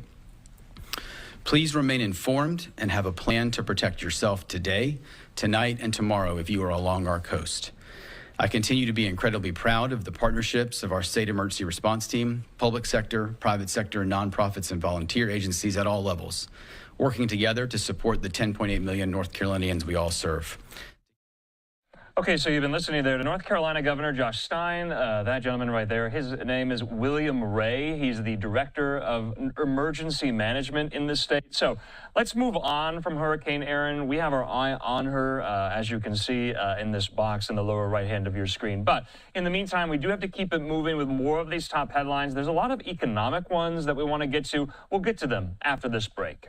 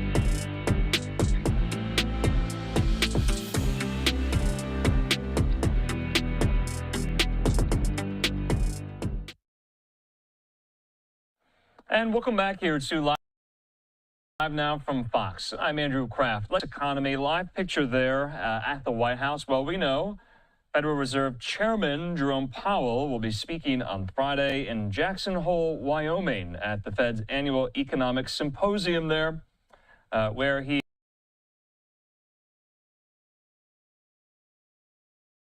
is generally expected that he could significantly to reduce rates this year, though without committing to a reduction meet again next month, September. But another kind of wrinkle in the entire Fed story here has to do with another member of the Federal Reserve's Board of Governors here. So this is how this all started today. So Pulte, his name, Bill Pulte. He is the chairman of the Federal Housing Finance Agency. So he's a Trump administration official. He is accusing a member of the Fed board, her name, Lisa Cook, of mortgage fraud. So this is just representing another effort by the Trump administration to gain control over the Fed because Trump is now calling for Cook's resignation on Truth Social. So the president now weighing in on this, Trump urging Fed Governor Lisa Cook to resign after an administration official, Bill Pulte, accused Cook of committing mortgage fraud. He says Cook must resign now. And he posted the Bloomberg report that highlighted some of these allegations against Lisa Cook here. Now, Cook is responding. We have a full statement in from Lisa Cook. She says this. This is from the Wall Street Journal, posting the statement. Cook saying, quote, I learned from the media that FHFA Director William Pulte posted on social media that he was making a criminal referral based on a mortgage application from 4 years ago, before I joined the Federal Reserve. I have no intention of being bullied to step down from my position because of some questions raised in a tweet. I do intend to take any questions about my financial history seriously as a member of the Federal Reserve, and so I am gathering the accurate information to answer any legitimate questions and provide the facts here. So that's coming in from Lisa Cook. So I know this was a very large setup. I want to bring into the conversation our friend there at the American Institute of Economic Research, Peter Earle. He joins me. Boil this story down to more pressure by more people within the Trump administration, the president himself, on another member of the Fed board. Yeah, and of course, this is going to be another test similar to the ones we've seen lobbed at Powell about the very difficult standard to remove a member of the FOMC, which is for cause. Typically that requires proving misconduct, incapacity, neglect of duty. And, the accusation against is that she listed 2 different residences as her primary home to secure favorable mortgage terms. Of course, this is just an allegation. We don't know if it's true or not, but this is the allegation. But again, it's a very difficult legal standard to prove. And that's what would be necessary for removal. And I think we're far away from that happening right now. So, Peter, what is the FHFA, this agency? What does it do? Yeah, the Federal Housing Finance Agency is essentially a board that oversees mortgages and the basis upon which they're given, and it looks for patterns in mortgages, that sort of thing. Okay. They have a lot to do with housing, with the administration of housing policy in the U.S. Okay, but can that agency make a criminal referral? I mean, that part of the story is what struck me. Can Bill Pulte, the commissioner of the agency, do that? And the criminal referral too, the DOJ, presumably? I guess that's a little bit beyond my my sphere of knowledge, but but I assume that they do have the power to do that. I mean, generally speaking, they have certain referral powers. I would guess that would be one of them. Okay, but Peter, what's the subtext here? Why doesn't Trump want Lisa Cook on the FOMC? We know he doesn't want Powell as chair of the board over his, agreements. Is it the same thing with Cook, do you think, going on here? Pronged campaign targeting the Fed Reserve leadership and policy. He's recently renewed his assault on Powell, saying that the rates are too high, they're hurting the housing industry. He wants deeper cuts. He's threatened legal action over the renovation costs at the Fed's headquarters. No sooner did Governor Kugler resign than Trump leapt at the opportunity to nominate Stephen Barron, who's currently the chair of the Council of Economic Advisors. So he's looking to do all he can to sort of stack the board with people who will be have an affinity for his rate cut aspirations. All right, so I guess we should talk about what we're expecting Powell to say in Jackson Hole on Friday, or not we can divine anything from it to see whether or not he and the other governors will decide to ultimately cut interest rates in September or keep them steady. They've kept them steady, 4 times in a row now. So everyone is waiting to see what will happen in September. I mean, is Is Powell, does he usually give away the game in these some pokes and hole, or no? Is he going to keep his cards close to his chest? Well, Fed governors have learned this art of using words and terms that are a little bit difficult to decipher while still trying to get a message across. What I think is interesting is, we had two bits of Fed news coming this week. We had today we had the minutes of the July meeting come out, and on Friday, of course, we had the Jackson Hole comments by Powell. And what was I think what will add a little urgency to the Trump administration's efforts against maybe to get more people that they want on the board is that the minutes today showed that a lot more concerned about prices rising in employment. Now, they didn't yet see the tremendous non-farm payroll revisions that we saw last month, but one wonders if they had, would they have said anything different? Because if they are concerned, which they seem to be, that's not an environment in which they're going to be lowering rates. At the very least, if they saw prices rising because they thought because of monetary policy and not tariffs, they might actually raise them. So not great news until or unless Powell says something, maybe in his Jackson Hole remarks about the employment side of the Fed's mandate. But if it's just about prices, I don't see them lowering. Yeah, according to those very minutes from last month's meeting, Fed officials, quote, observed that evidence so far suggested foreign exporters were paying at most a modest part of the increased tariffs, implying that domestic businesses and consumers were predominantly bearing the tariff cost. Theorize what Powell might do come the September meeting. If he does cut rates, will the president's critics say, will Powell's critics say he bowed to Trump's pressure?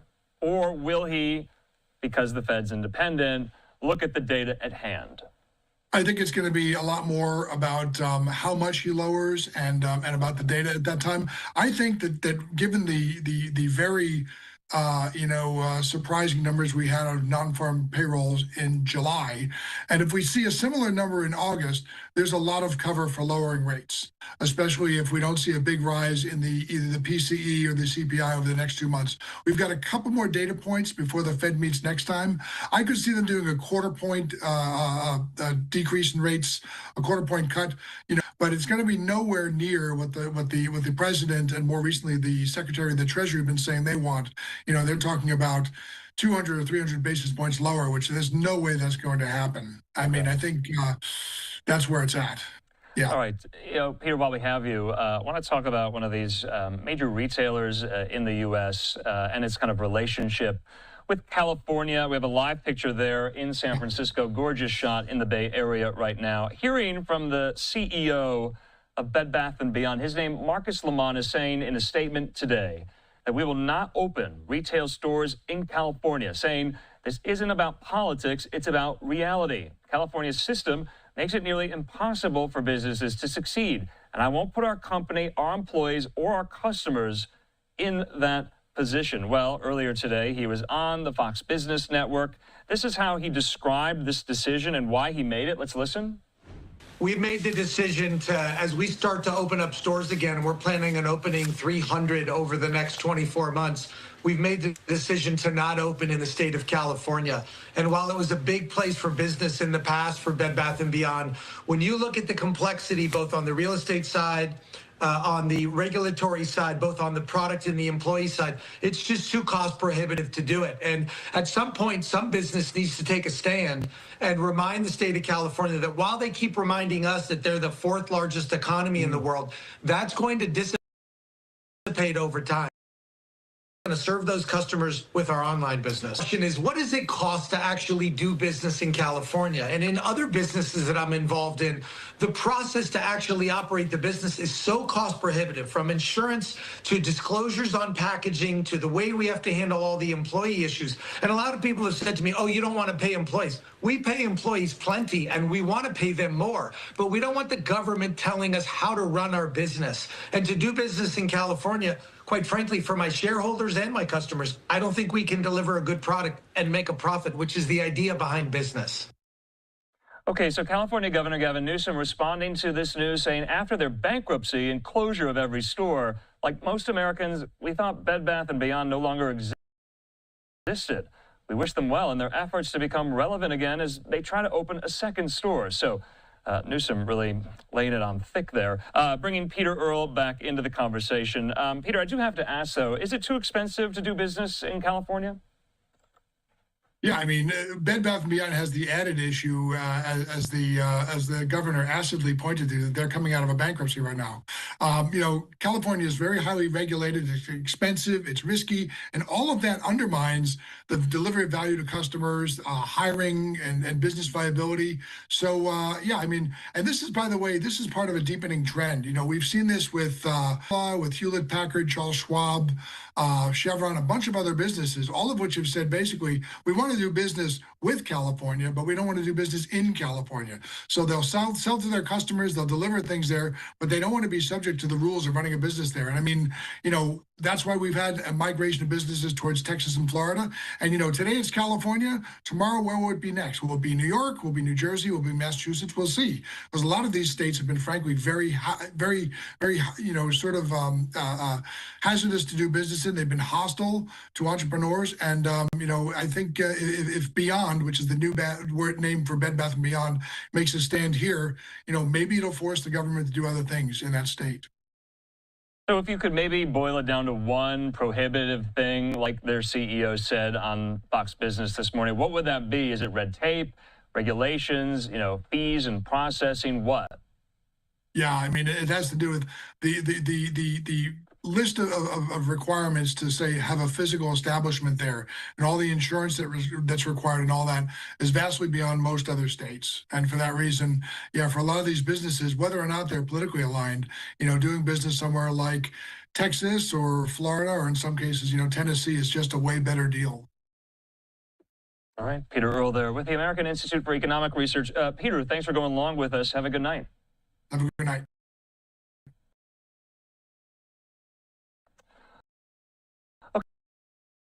Okay, in the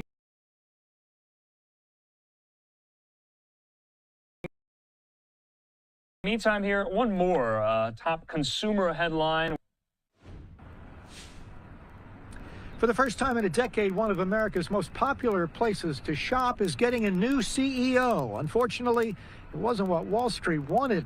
The new man, not so new, is Michael Fidelki, 49 years old and the consummate Target insider. He is currently the COO, formerly CFO at Target. He's been here 20 years.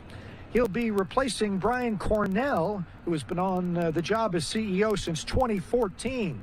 Cornell built Target into a $100 billion a year behemoth and got high marks until he ran into some problems with Target's Pride merchandise line, which turned some customers off, particularly the items for children.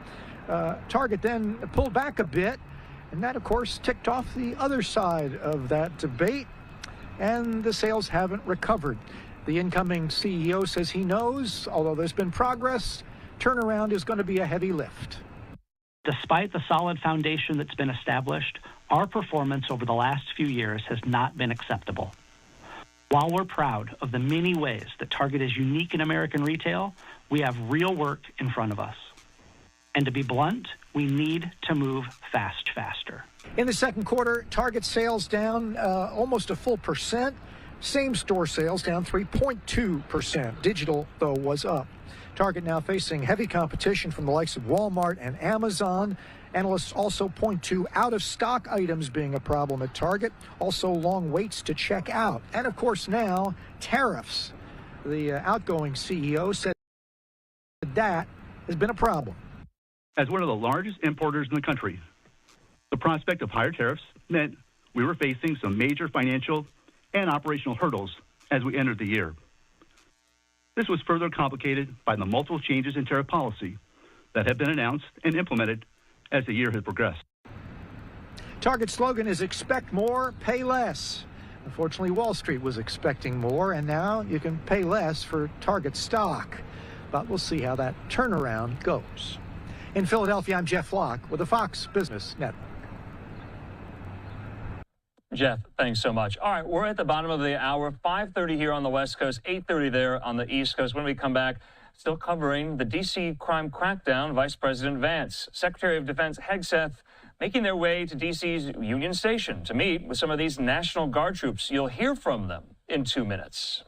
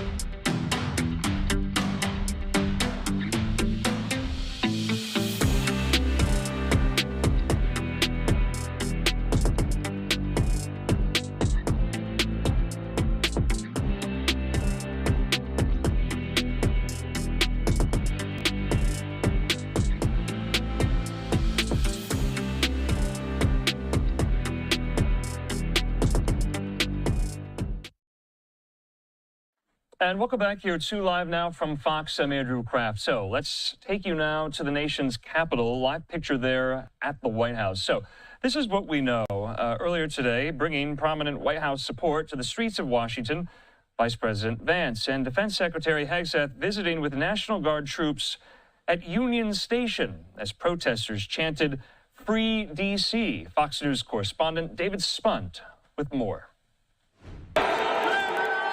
The Vice President and Defense Secretary unfazed during their visit to D.C.'s Union Station, both calling out crime not only in the nation's capital but across the country. I'm highly skeptical that a majority of D.C. residents don't want their city to have better public safety and more reasonable safety standards within Washington, D.C. I don't know what poll you're talking about. Maybe the same polls that said Kamala Harris will win the popular vote by 10 points. On the streets of D.C., administrative efforts to combat crime are working. All these demonstrators that you've seen out here in recent days, all of these elderly white hippies, they're not part of the city and never have been. Attorney General Pam Bondi touting more than 550 arrests since the joint operation began almost 2 weeks ago.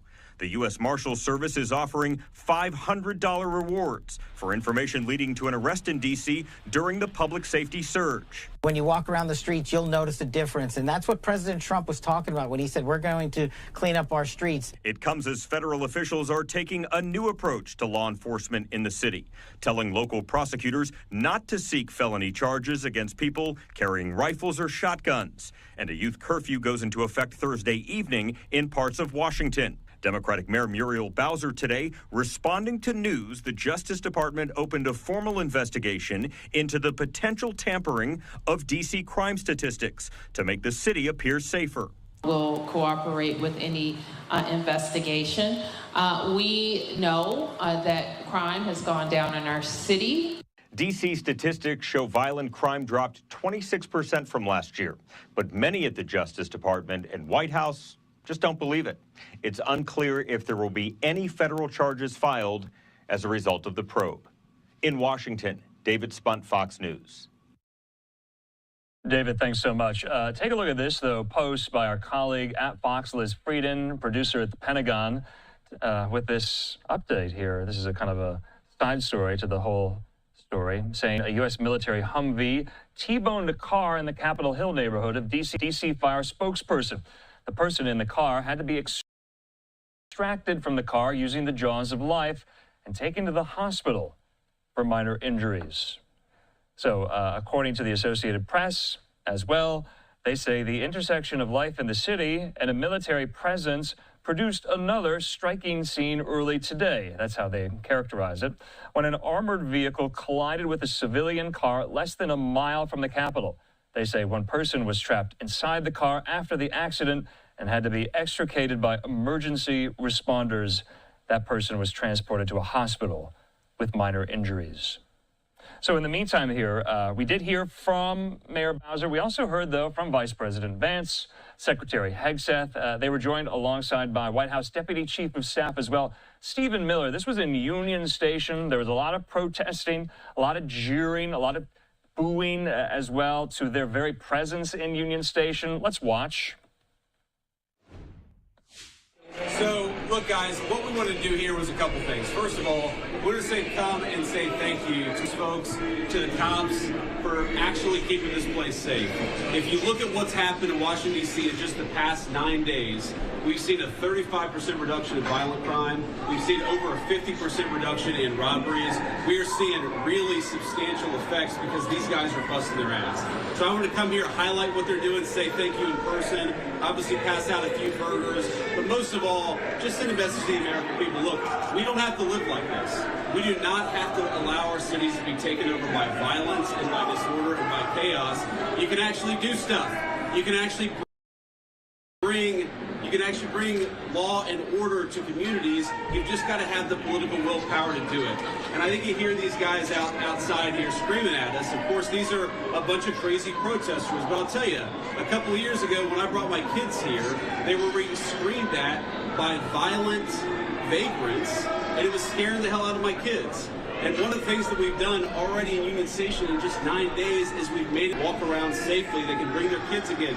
They can see this beautiful monument, the architecture. They can have a meal with their friends and their loved ones because, again, we brought some law and order back to Washington, D.C. So I want to thank Pete Hegseth and Stephen Miller. I want to thank all the people, the guardsmen here and the police officers who worked very hard. And I know that we've traded now some violent, crazy people who are screaming at kids with a few crazy liberals who are screaming at the vice president, but I think that's a very worthwhile trade to make because we want our people to be able to enjoy our beautiful cities. And the last thing I'll say is to the American people, D.C. is already safer than it was 9 days ago, but we're going to make it safer still to come. This is your city. You should feel free to come and visit here, have a meal, see all these incredible monuments, and actually enjoy yourself. And that's what we're trying to make happen. And I think that if we set a standard in Washington, D.C., that political willpower can bring some common sense law and order back to these communities, then maybe some other communities and other cities will follow suit. So it's kind of crazy. You hear these guys outside. They appear to hate the idea that Americans can enjoy their communities. They do the fact that D.C. a week ago had a higher murder rate than Trinidad and Tobago, which the United States State Department has said you shouldn't visit because it's unsafe. We ought to be able to enjoy great American cities. That's what we're trying to do with the Trump administration.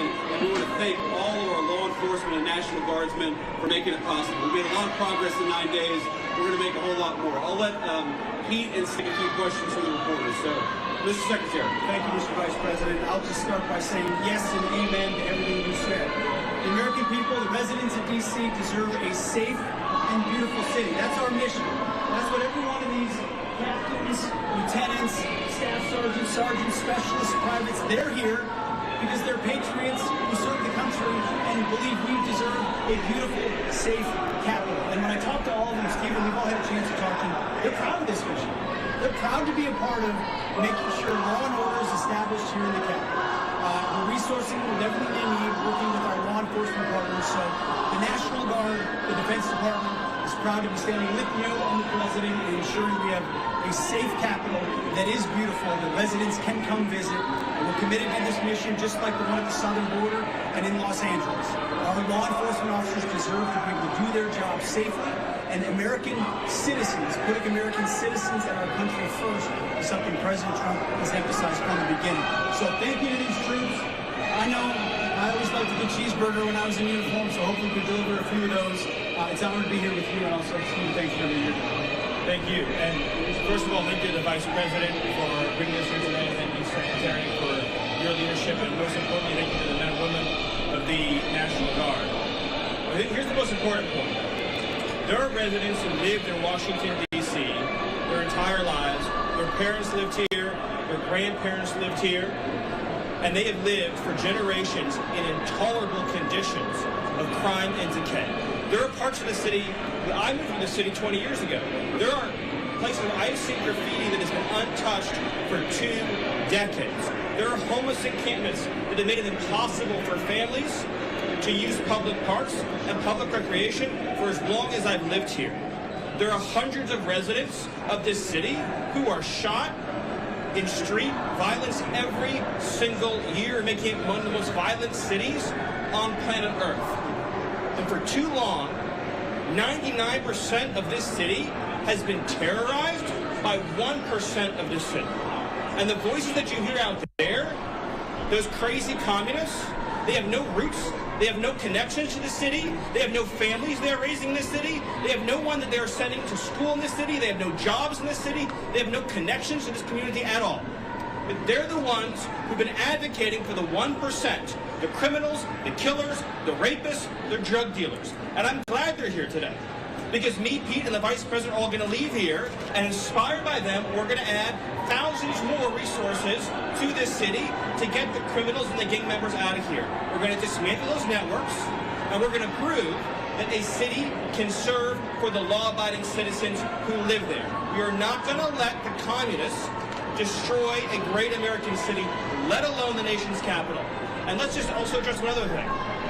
All these demonstrators that you've seen out here in recent days, all of these elderly white hippies, they're not part of the city and never have been. And by the way, most of the citizens who live in Washington, D.C. are black. This is not a city that has had any safety for its black citizens for generations. And President Trump is the one who is fixing that with the support of the Metropolitan Police Department, the support of the National Guard, and our federal law enforcement officers. So we're going to ignore these stupid white hippies that all need to go home and take a nap because they're all over 90 years old, and we're going to get back to the business of protecting the American people and the citizens of Washington, D.C. Thank you, Stephen. A few questions. Mr. Vice President, why are troops stationed here at Union Station on the National Mall instead of areas in D.C. where crime is statistically highest? Well, if you've ever been to Union Station in the last few years with your family, you know that crime is actually extremely high right here in Union Station. You have vagrants, you have drug addicts, you have the chronically homeless, you have who harass, who threaten violence, who attack families, and they've done it for far too long. This should be a monument to American greatness. This should be a place where you can come and share a meal or go shopping with your family. It should not be a place where parents of small children are afraid to bring them because, to Stephen's point, we have empowered criminals over the people who actually need public safety in the city. So I think Union Station is a great example of what's possible when you actually have the political willpower to bring law and order and common decency back to the public spaces of the United States of America. In places like Union Station, without violent criminals making it impossible. We have changed so much in 9 days, and I thought it important to highlight how great of a space this could be, how easy it could be to actually enjoy something like Union Station if you just had politicians who stopped prioritizing violent criminals over the public citizens who deserve public safety in their own communities. And to add to that real quick, we talked to a first responder before we came up here, said this is their #1 call location is Union Station for first responders. So it's not as if this is insignificant. In many ways, this is part of the epicenter. And we go to that and return it to the safe location that it should be. It also frees up resources around the city. And you've seen a majority of the arrests happening in a lot of those places that need help. That's right. Were crime Will you extend past 30 days? Were crime... Will you extend past 30 days, and do you think you have congressional, will Congress go along with it? Well, look, we'll ultimately let the President of the United States determine where we are after 30 days of this emergency order. I think that we're going to make a lot of 20 days. I think that we're 9 days into this thing. But if the President of the United States thinks that he has to extend this order to ensure that people have access to public safety, then that's exactly what he'll do. If he thinks he doesn't have to do that, obviously he'll make that determination. But what we're going to do is try to empower these guys to do as good of a job as possible to bring public safety and order back to Washington, D.C. This is the national, cultural, and political capital of the world's greatest nation. And you talk to people, black, brown, white, so many of them are afraid to bring their kids into its public spaces. It's a shame. It's a blight. It actually should make every American ashamed that the world's leading superpower, our national capital, was unsafe for families to walk around at night. That is a disgrace. We don't think that it's acceptable, and thank God we have the presidential leadership to change it, and that's exactly what we're trying to do. Were crime statistics manipulated by the D.C. police? Well, I think that crime statistics all over our country were massively underreported because a lot of people would pick up the phone, they'd call somebody, they'd try to get help, and nobody would show up. If you look at wait times, at 911 response times all across our country, but certainly in Washington, D.C., there wasn't because of the D.C. police, that was because there was too much crime and too few law enforcement agents on the street to bring order and decency to this city.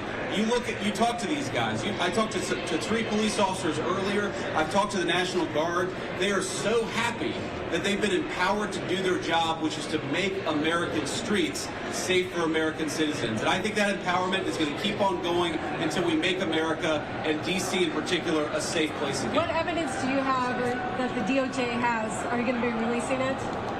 I'm sorry? Are you going to be releasing evidence of this? Of what? That D.C. has a terrible crime problem? You just got to look around. Obviously, D.C. has a terrible crime problem. The Department of Justice statistics back it up. The FBI statistics back. Just talk to a resident of this city, this American city. Don't they deserve? I mean, we talk about human rights. We hear these people outside screaming, "Free D.C." Let's free D.C. from lawlessness. Let's free Washington, D.C. from one of the highest murder rates in the entire world. Let's free Washington, D.C. so that young families can walk around and feel safe and secure.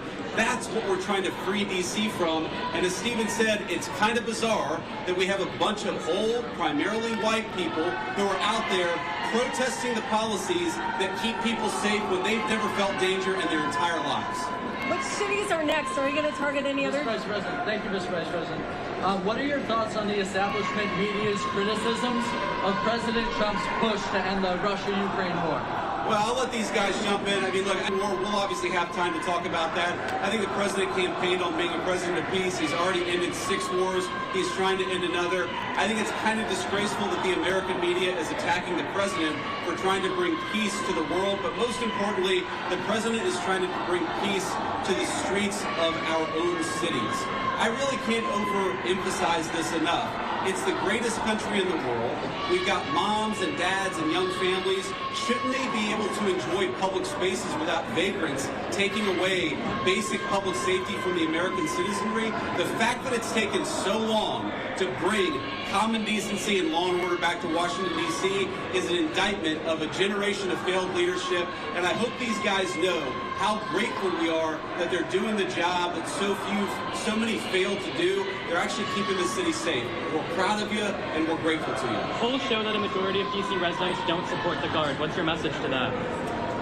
I'm sorry? Polls show that a majority of D.C. residents don't support the Guard here. So what's your message to the majority of D.C. residents? I'm highly skeptical that a majority of D.C. residents don't want their city to have better public safety and more reasonable safety standards within Washington, D.C. I don't know what poll you're talking about. Maybe the same polls that said Kamala Harris would win the popular vote by 10 points.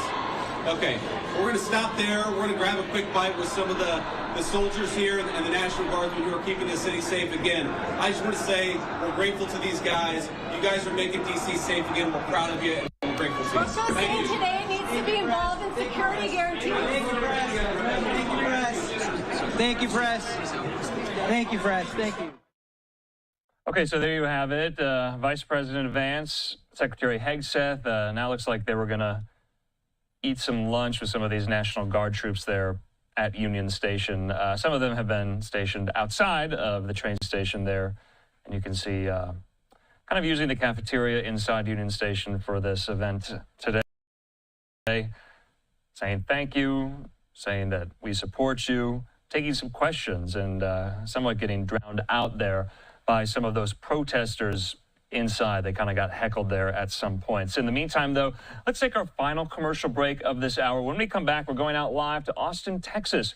An update on the kind of marathon-long series of votes today in the Texas State House, paving the way for those new congressional maps for the state. We'll have all of that and more in 2 minutes.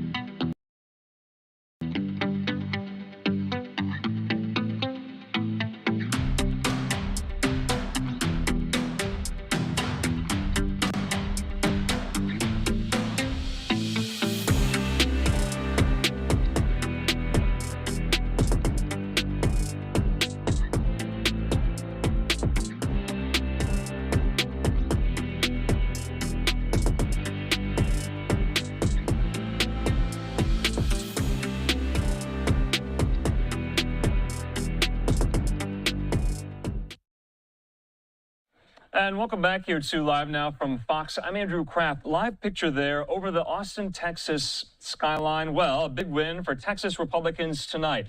The State House passing a plan. The map could give the GOP 5 more seats in Congress next year. Democrats call it a power grab, promising to take the fight beyond the Capitol. Well, someone who's been covering it all day, all the ins and outs. That's, of course, Fox News multimedia reporter Sarah Allegre joining me live inside the Texas State Capitol there in Austin. Sarah, this was a whirlwind of a day here. Walk us back. How did we get here today? Well, Andrew, we've all been following this story for the past several weeks, and today finally reaching that turning point. I mean, this has been going on for hours today, at least the debate, the contentious debate and back and forth that we've seen over this vote of that congressional map that could essentially shift the power in Washington as we head into the years to come, especially with the 2026 midterm elections essentially nearing the corner here. Now, Democrats, they worked hard all day to delay this vote for as long as they could. There were 12 amendments to try and change this redistricting bill. But overall, Republicans got the vote today. They say this map doesn't violate any kind of federal law. Democrats argue on the other side that this violates the Constitution. We're following the Voting Rights Act. We will follow the Voting Rights Act. I told you that the council that we relied on followed it, and I asked them to, necessary. It is a clear violation of the Voting Rights Act and the Constitution. This body has no business passing this bill. We need to kill it. And outside the chambers, advocates packed the Capitol today protesting a map they say silences minority voters. Now inside, Rep. Nicole Collier, she camped out, refusing to sign an agreement letting troopers escort Democrats. She calls it a rights violation and is suing the state. Collier spoke after the House vote, her first day outside chambers since Monday. What happened today? Today was hard. It was hard. It was hard to sit through the hypocrisy. Yeah, that's right. The lies. Yeah. The way that they try to silence our voices. It's hard. Yeah, now the League of United Latin American Citizens, they're asking a federal court to step in. They want a hearing next month to block the new map, calling it egregiously unconstitutional. Texas Republicans argue the issue is bigger than one state. They've gerrymandered most of these Democrats. Have no Republican representation. Illinois, what, 3 Republicans out of 17 when the state voted 44% for Donald Trump or 45% for Donald Trump. And I think we have 9 states that have gerrymandered so much they literally eliminated all Republicans. And meanwhile, California Democrats are looking to move forward with its own vote to pass a congressional map that can counter and offset any kind of GOP gains made here. Now, in the meantime, here at the state capitol, now that this vote has moved its way through the House floor, the Texas Senate one last time before making its way to Governor Greg Abbott's desk. And he says that this bill essentially could become law by the end of the week. Andrew? You know, following this for so long, it's interesting the role that some of these national Democrats have played in this. Who have been them? I mean, part of this debate, we're going to show a post by former President Barack Obama, but this has been a nationwide Democratic effort, has it not, Sarah? Absolutely, yes. As you said, we heard from Barack Obama, one of the top leaders of the Democratic Party. He called in with the Texas House Democrats during their standoff in Illinois. Representative Nicole Collier, she also got a phone call from Kamala Harris, who was running against President Trump last year, of course. But of course, as you mentioned, this has really spanned across state lines. Governor Gavin Newsom playing a big role at the current moment, working with Texas Democrats. I mean, that was part of their kind of negotiation when they were looking at coming back. They said one of 2 things. They want the first special legislative session to end, and they also want the state of California to step in. They're kind of passing the baton to that state to offset any kind of gains made in the state of Texas. So it's interesting to see how much this story here that was once centric to Texas really passed across state lines. And if you're looking at the arguments from both sides, each each political party saying this impacts all constituents, it impacts all Americans. And so I think a lot of politicians stepping in because, yeah, it's impacting the state of Texas, but it goes beyond that because it could add those 5 congressional seats to the Republican Party as we venture into 2026. Yeah, I mean, 2026. I mean, it's going to be here before we know it. We're going to be talking about the midterms. I mean, we're talking about the midterms now. Sarah Allegre, thanks so much. Talk soon. Great reporting. Thank you. All right, in the meantime here, we did, like I said, former President Barack Obama weighing in, saying over the long term, we shouldn't have political gerrymandering in America. Just a fair fight between Republicans and Democrats based on who's got better ideas.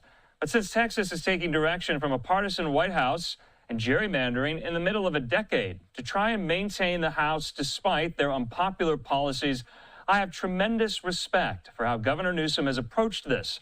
He's put forward a smart, measured approach in California designed to address a very particular problem at a very particular moment in time. So, a glowing endorsement by Obama to Newsom there on his efforts. So in the meantime, we do want to let you listen in to some of these key Texas state Democrats led by one of the main ones, the Texas State Representative Gene Wu. Let's listen. Employees threatened with violence, threatened with expulsion, threatened with racist and bigoted hate. And you've watched us take all of this, do all of this for the people. Yeah. For all Texans, Pueblo. for all Americans, we are standing up and fighting against those who seek to take the American dream from us. And you have watched Republicans go to every length possible, use every trick in the book, throw everything in the kitchen sink in order to do what they are told. What they are told by Donald Trump, what they are told by the Washington insiders, and what they're told from the billionaire bosses. We fight the people, fight for the people. They fight for themselves. This fight is far from over.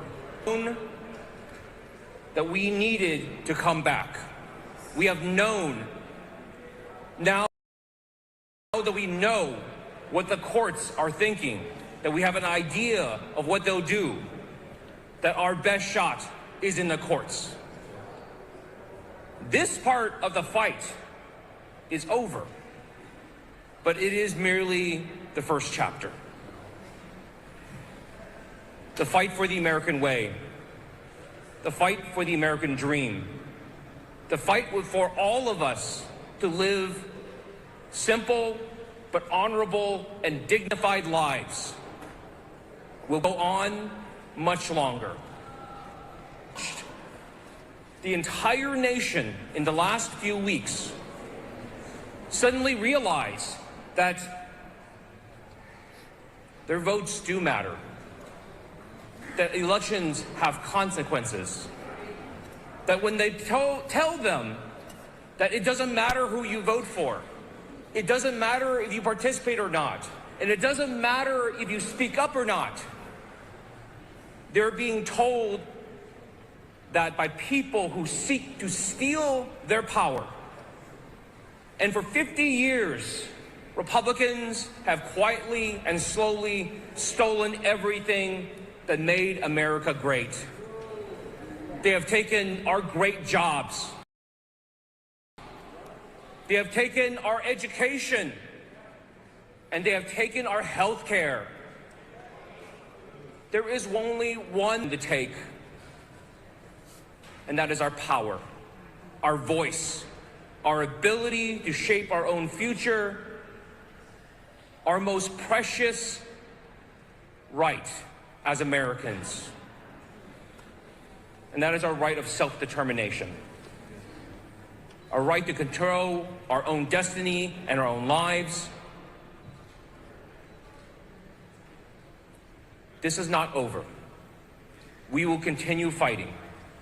But what needs to happen is we need every American, every Texan to start paying attention and start learning about how we got here and what we can do.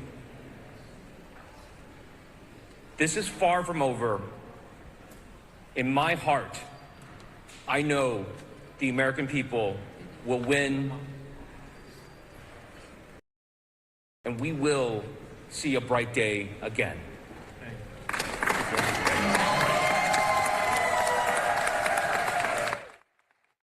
All right, so let's step away from this. We've been covering the redistricting debate there, centered in Texas, but also California as well. We've been covering it very comprehensively from all angles, though it does look like this map is going to become law in the state of Texas very soon, possibly by the end of the week. Now, what to watch for is whether or not some of these groups will sue to stop the implementation of that very map before the midterm elections next year. So, like I said, I'm Andrew Kraft. We're in a new hour. We're going to take our first commercial break very soon. When we come back, though, we'll be diving into some of these tech headlines. Remember, we brought you the news yesterday. Per the White House, they're on TikTok now. We'll be talking about that. Also, an interesting social media strategy by Governor Gavin Newsom's press office, mimicking President Trump's style, shall we say. All of that and more in 2 minutes.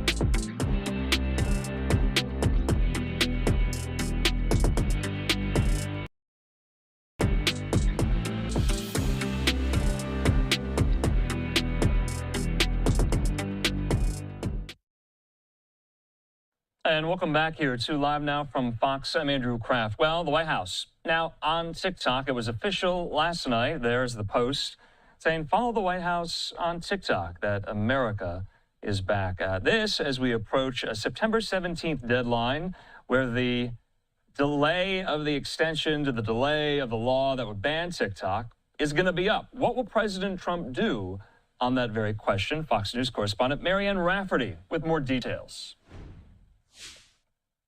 The clock may be running out for TikTok's fate in the United States after former President Joe Biden signed a law requiring the app's Chinese-owned parent company to sell its stake or be banned. TikTok eventually wound up going dark for less than 24 hours.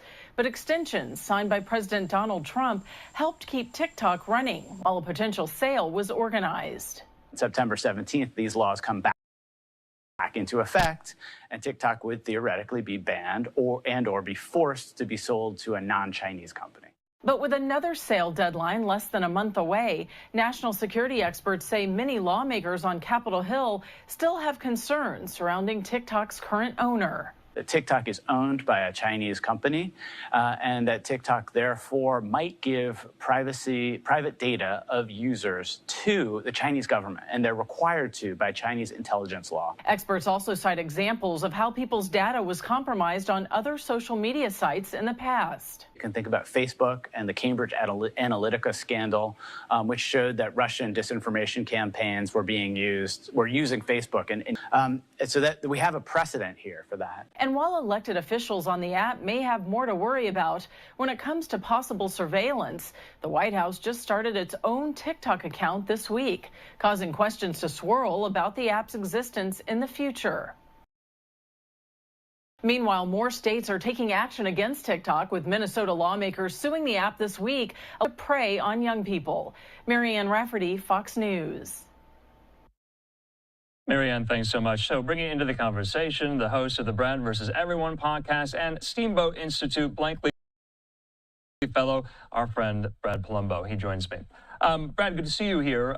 So the White House, it's on TikTok. This was inevitable, right? I mean, Trump throughout the campaign had said that the younger generation on TikTok, he attributed his victory partly to that support from the very popular social media app. And I will have to say, though, because maybe this is getting lost in the conversation about this story, the Biden and then Harris campaigns, well, they were also on TikTok during the campaign while this law was passed, signed into law by Biden, upheld by the Supreme Court unanimously here. So it doesn't look like anyone is giving up their TikTok account anytime soon, even with this deadline approaching. No, but they're very concerned about the national security of it all, even though they continue to post and have accounts, of course. Now, there's a couple dimensions to this story, and you touched on them already, of course, but one of them is just from a community. This is obviously a smart move from the White House. As much as it may, inspire a little bit of despair in the hearts of journalists like you or I, young Americans, particularly Gen Z and Gen Alpha, get their news from TikTok. It's their number one source of news, and people don't know this, but it's actually also their number one search engine. When young people want to know how to do something or they want to look up information, they no longer go to Google as the number one option to search. They actually search it into TikTok and then go based off the answers there. So from a communications perspective, it makes total sense that the White House would do this. But obviously there's these other layers of the national security concerns and this looming law they've just extended, even though they really don't have the authority to do that.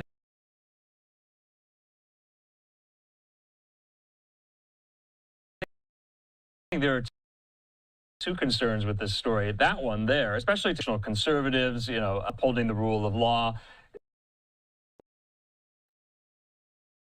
of a law. I mean, the law has been adjudicated. It was up at the Supreme Court. They ruled unanimously on it, like I said here. So it'll be interesting to see what comes September 17th, whether or not there'll be yet another 90-day extension. But to the point about data security and whether or not if you get a TikTok account, the Chinese can look at everything, are you alluding to the fact, do you think that's somewhat of a moral panic about some of the app's critics, or is that real?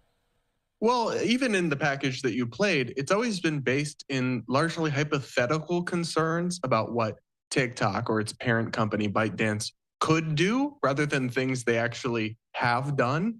And frankly, you, most of your data is already for sale from other social media companies bundling it up, and it's constantly being leaked. I was against the TikTok ban at the time, in part because I thought that taking away something so many thousands of businesses and millions of Americans relied on based on purely hypothetical concerns was indefensible, but also because there were less extreme measures to be taken. So, for example, I think it makes total sense to ban TikTok on federal devices, right? So federal employees on their cell phones, their work phones should not have TikTok because of these concerns. Maybe they shouldn't even be allowed to have it on their personal phones. But if I, as an American citizen, am informed about the potential data concerns, which also exist on Facebook and all sorts of other places, and I'm okay with it, I really think that should be up to me. But now I find myself in a weird position where I was against the ban, but now I really think it should be enforced because, as you said, it was passed by Congress. Like, very rarely do we get this schoolhouse rock, how a bill becomes law. Does that actually happen anymore? But it actually did. They drew up a bill, they debated it in Congress, they passed it, the president signed it. It was challenged and went all the way to the Supreme Court, which upheld it unanimously. And then the law did contain a precedent to do one extension, but Trump has just done multiple with no basis in the law and just declined to enforce the law. I actually think it's an affront to our constitutional order. And even though nobody's talking about it, it's the most king-like or authoritarian action he's actually taken. Well, yeah, I mean, I can't think of any similar type of move or maneuver by a president in recent memory than, just to your point, kind of the flouting of the law itself. I mean, the essential kind of conundrum in all of this is the law says, and maybe this is why it keeps getting extended, because the Trump administration has not found an American buyer. If they did, they could save TikTok, but if they don't, they're going to have to cancel it or shut it down, whatever you want to call it. The essential conundrum, TikTok's parent company said they'll never sell to an American.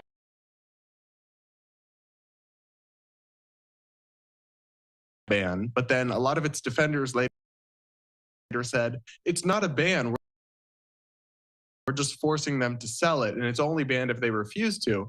But of course, selling it was never really possible. What it could not do is sell TikTok's algorithmic technology, as that is restricted under Chinese export control laws. So, and without its algorithm, which is kind of like a technological wonder in and of itself, it's by far the best algorithm of any social media app. Without that,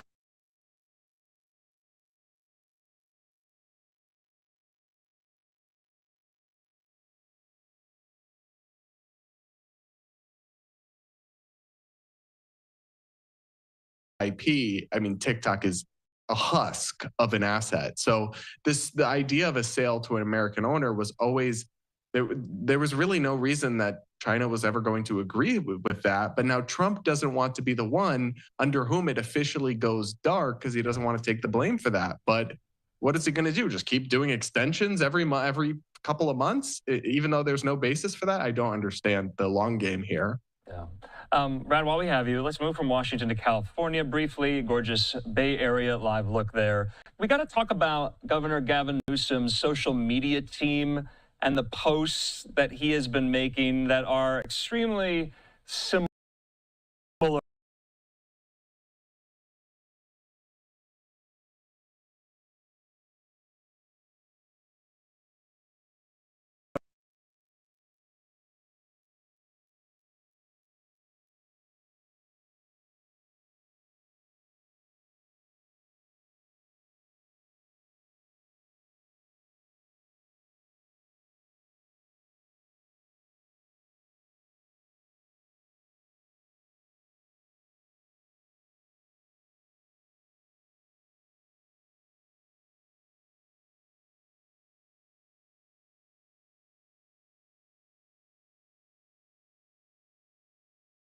Trump's style, rhetoric, and manner, all caps.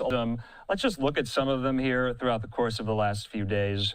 A lot of kind of AI images generated, like this one there, poking fun at, conservative type figures like Tucker Carlson, Hulk Hogan, Kid Rock.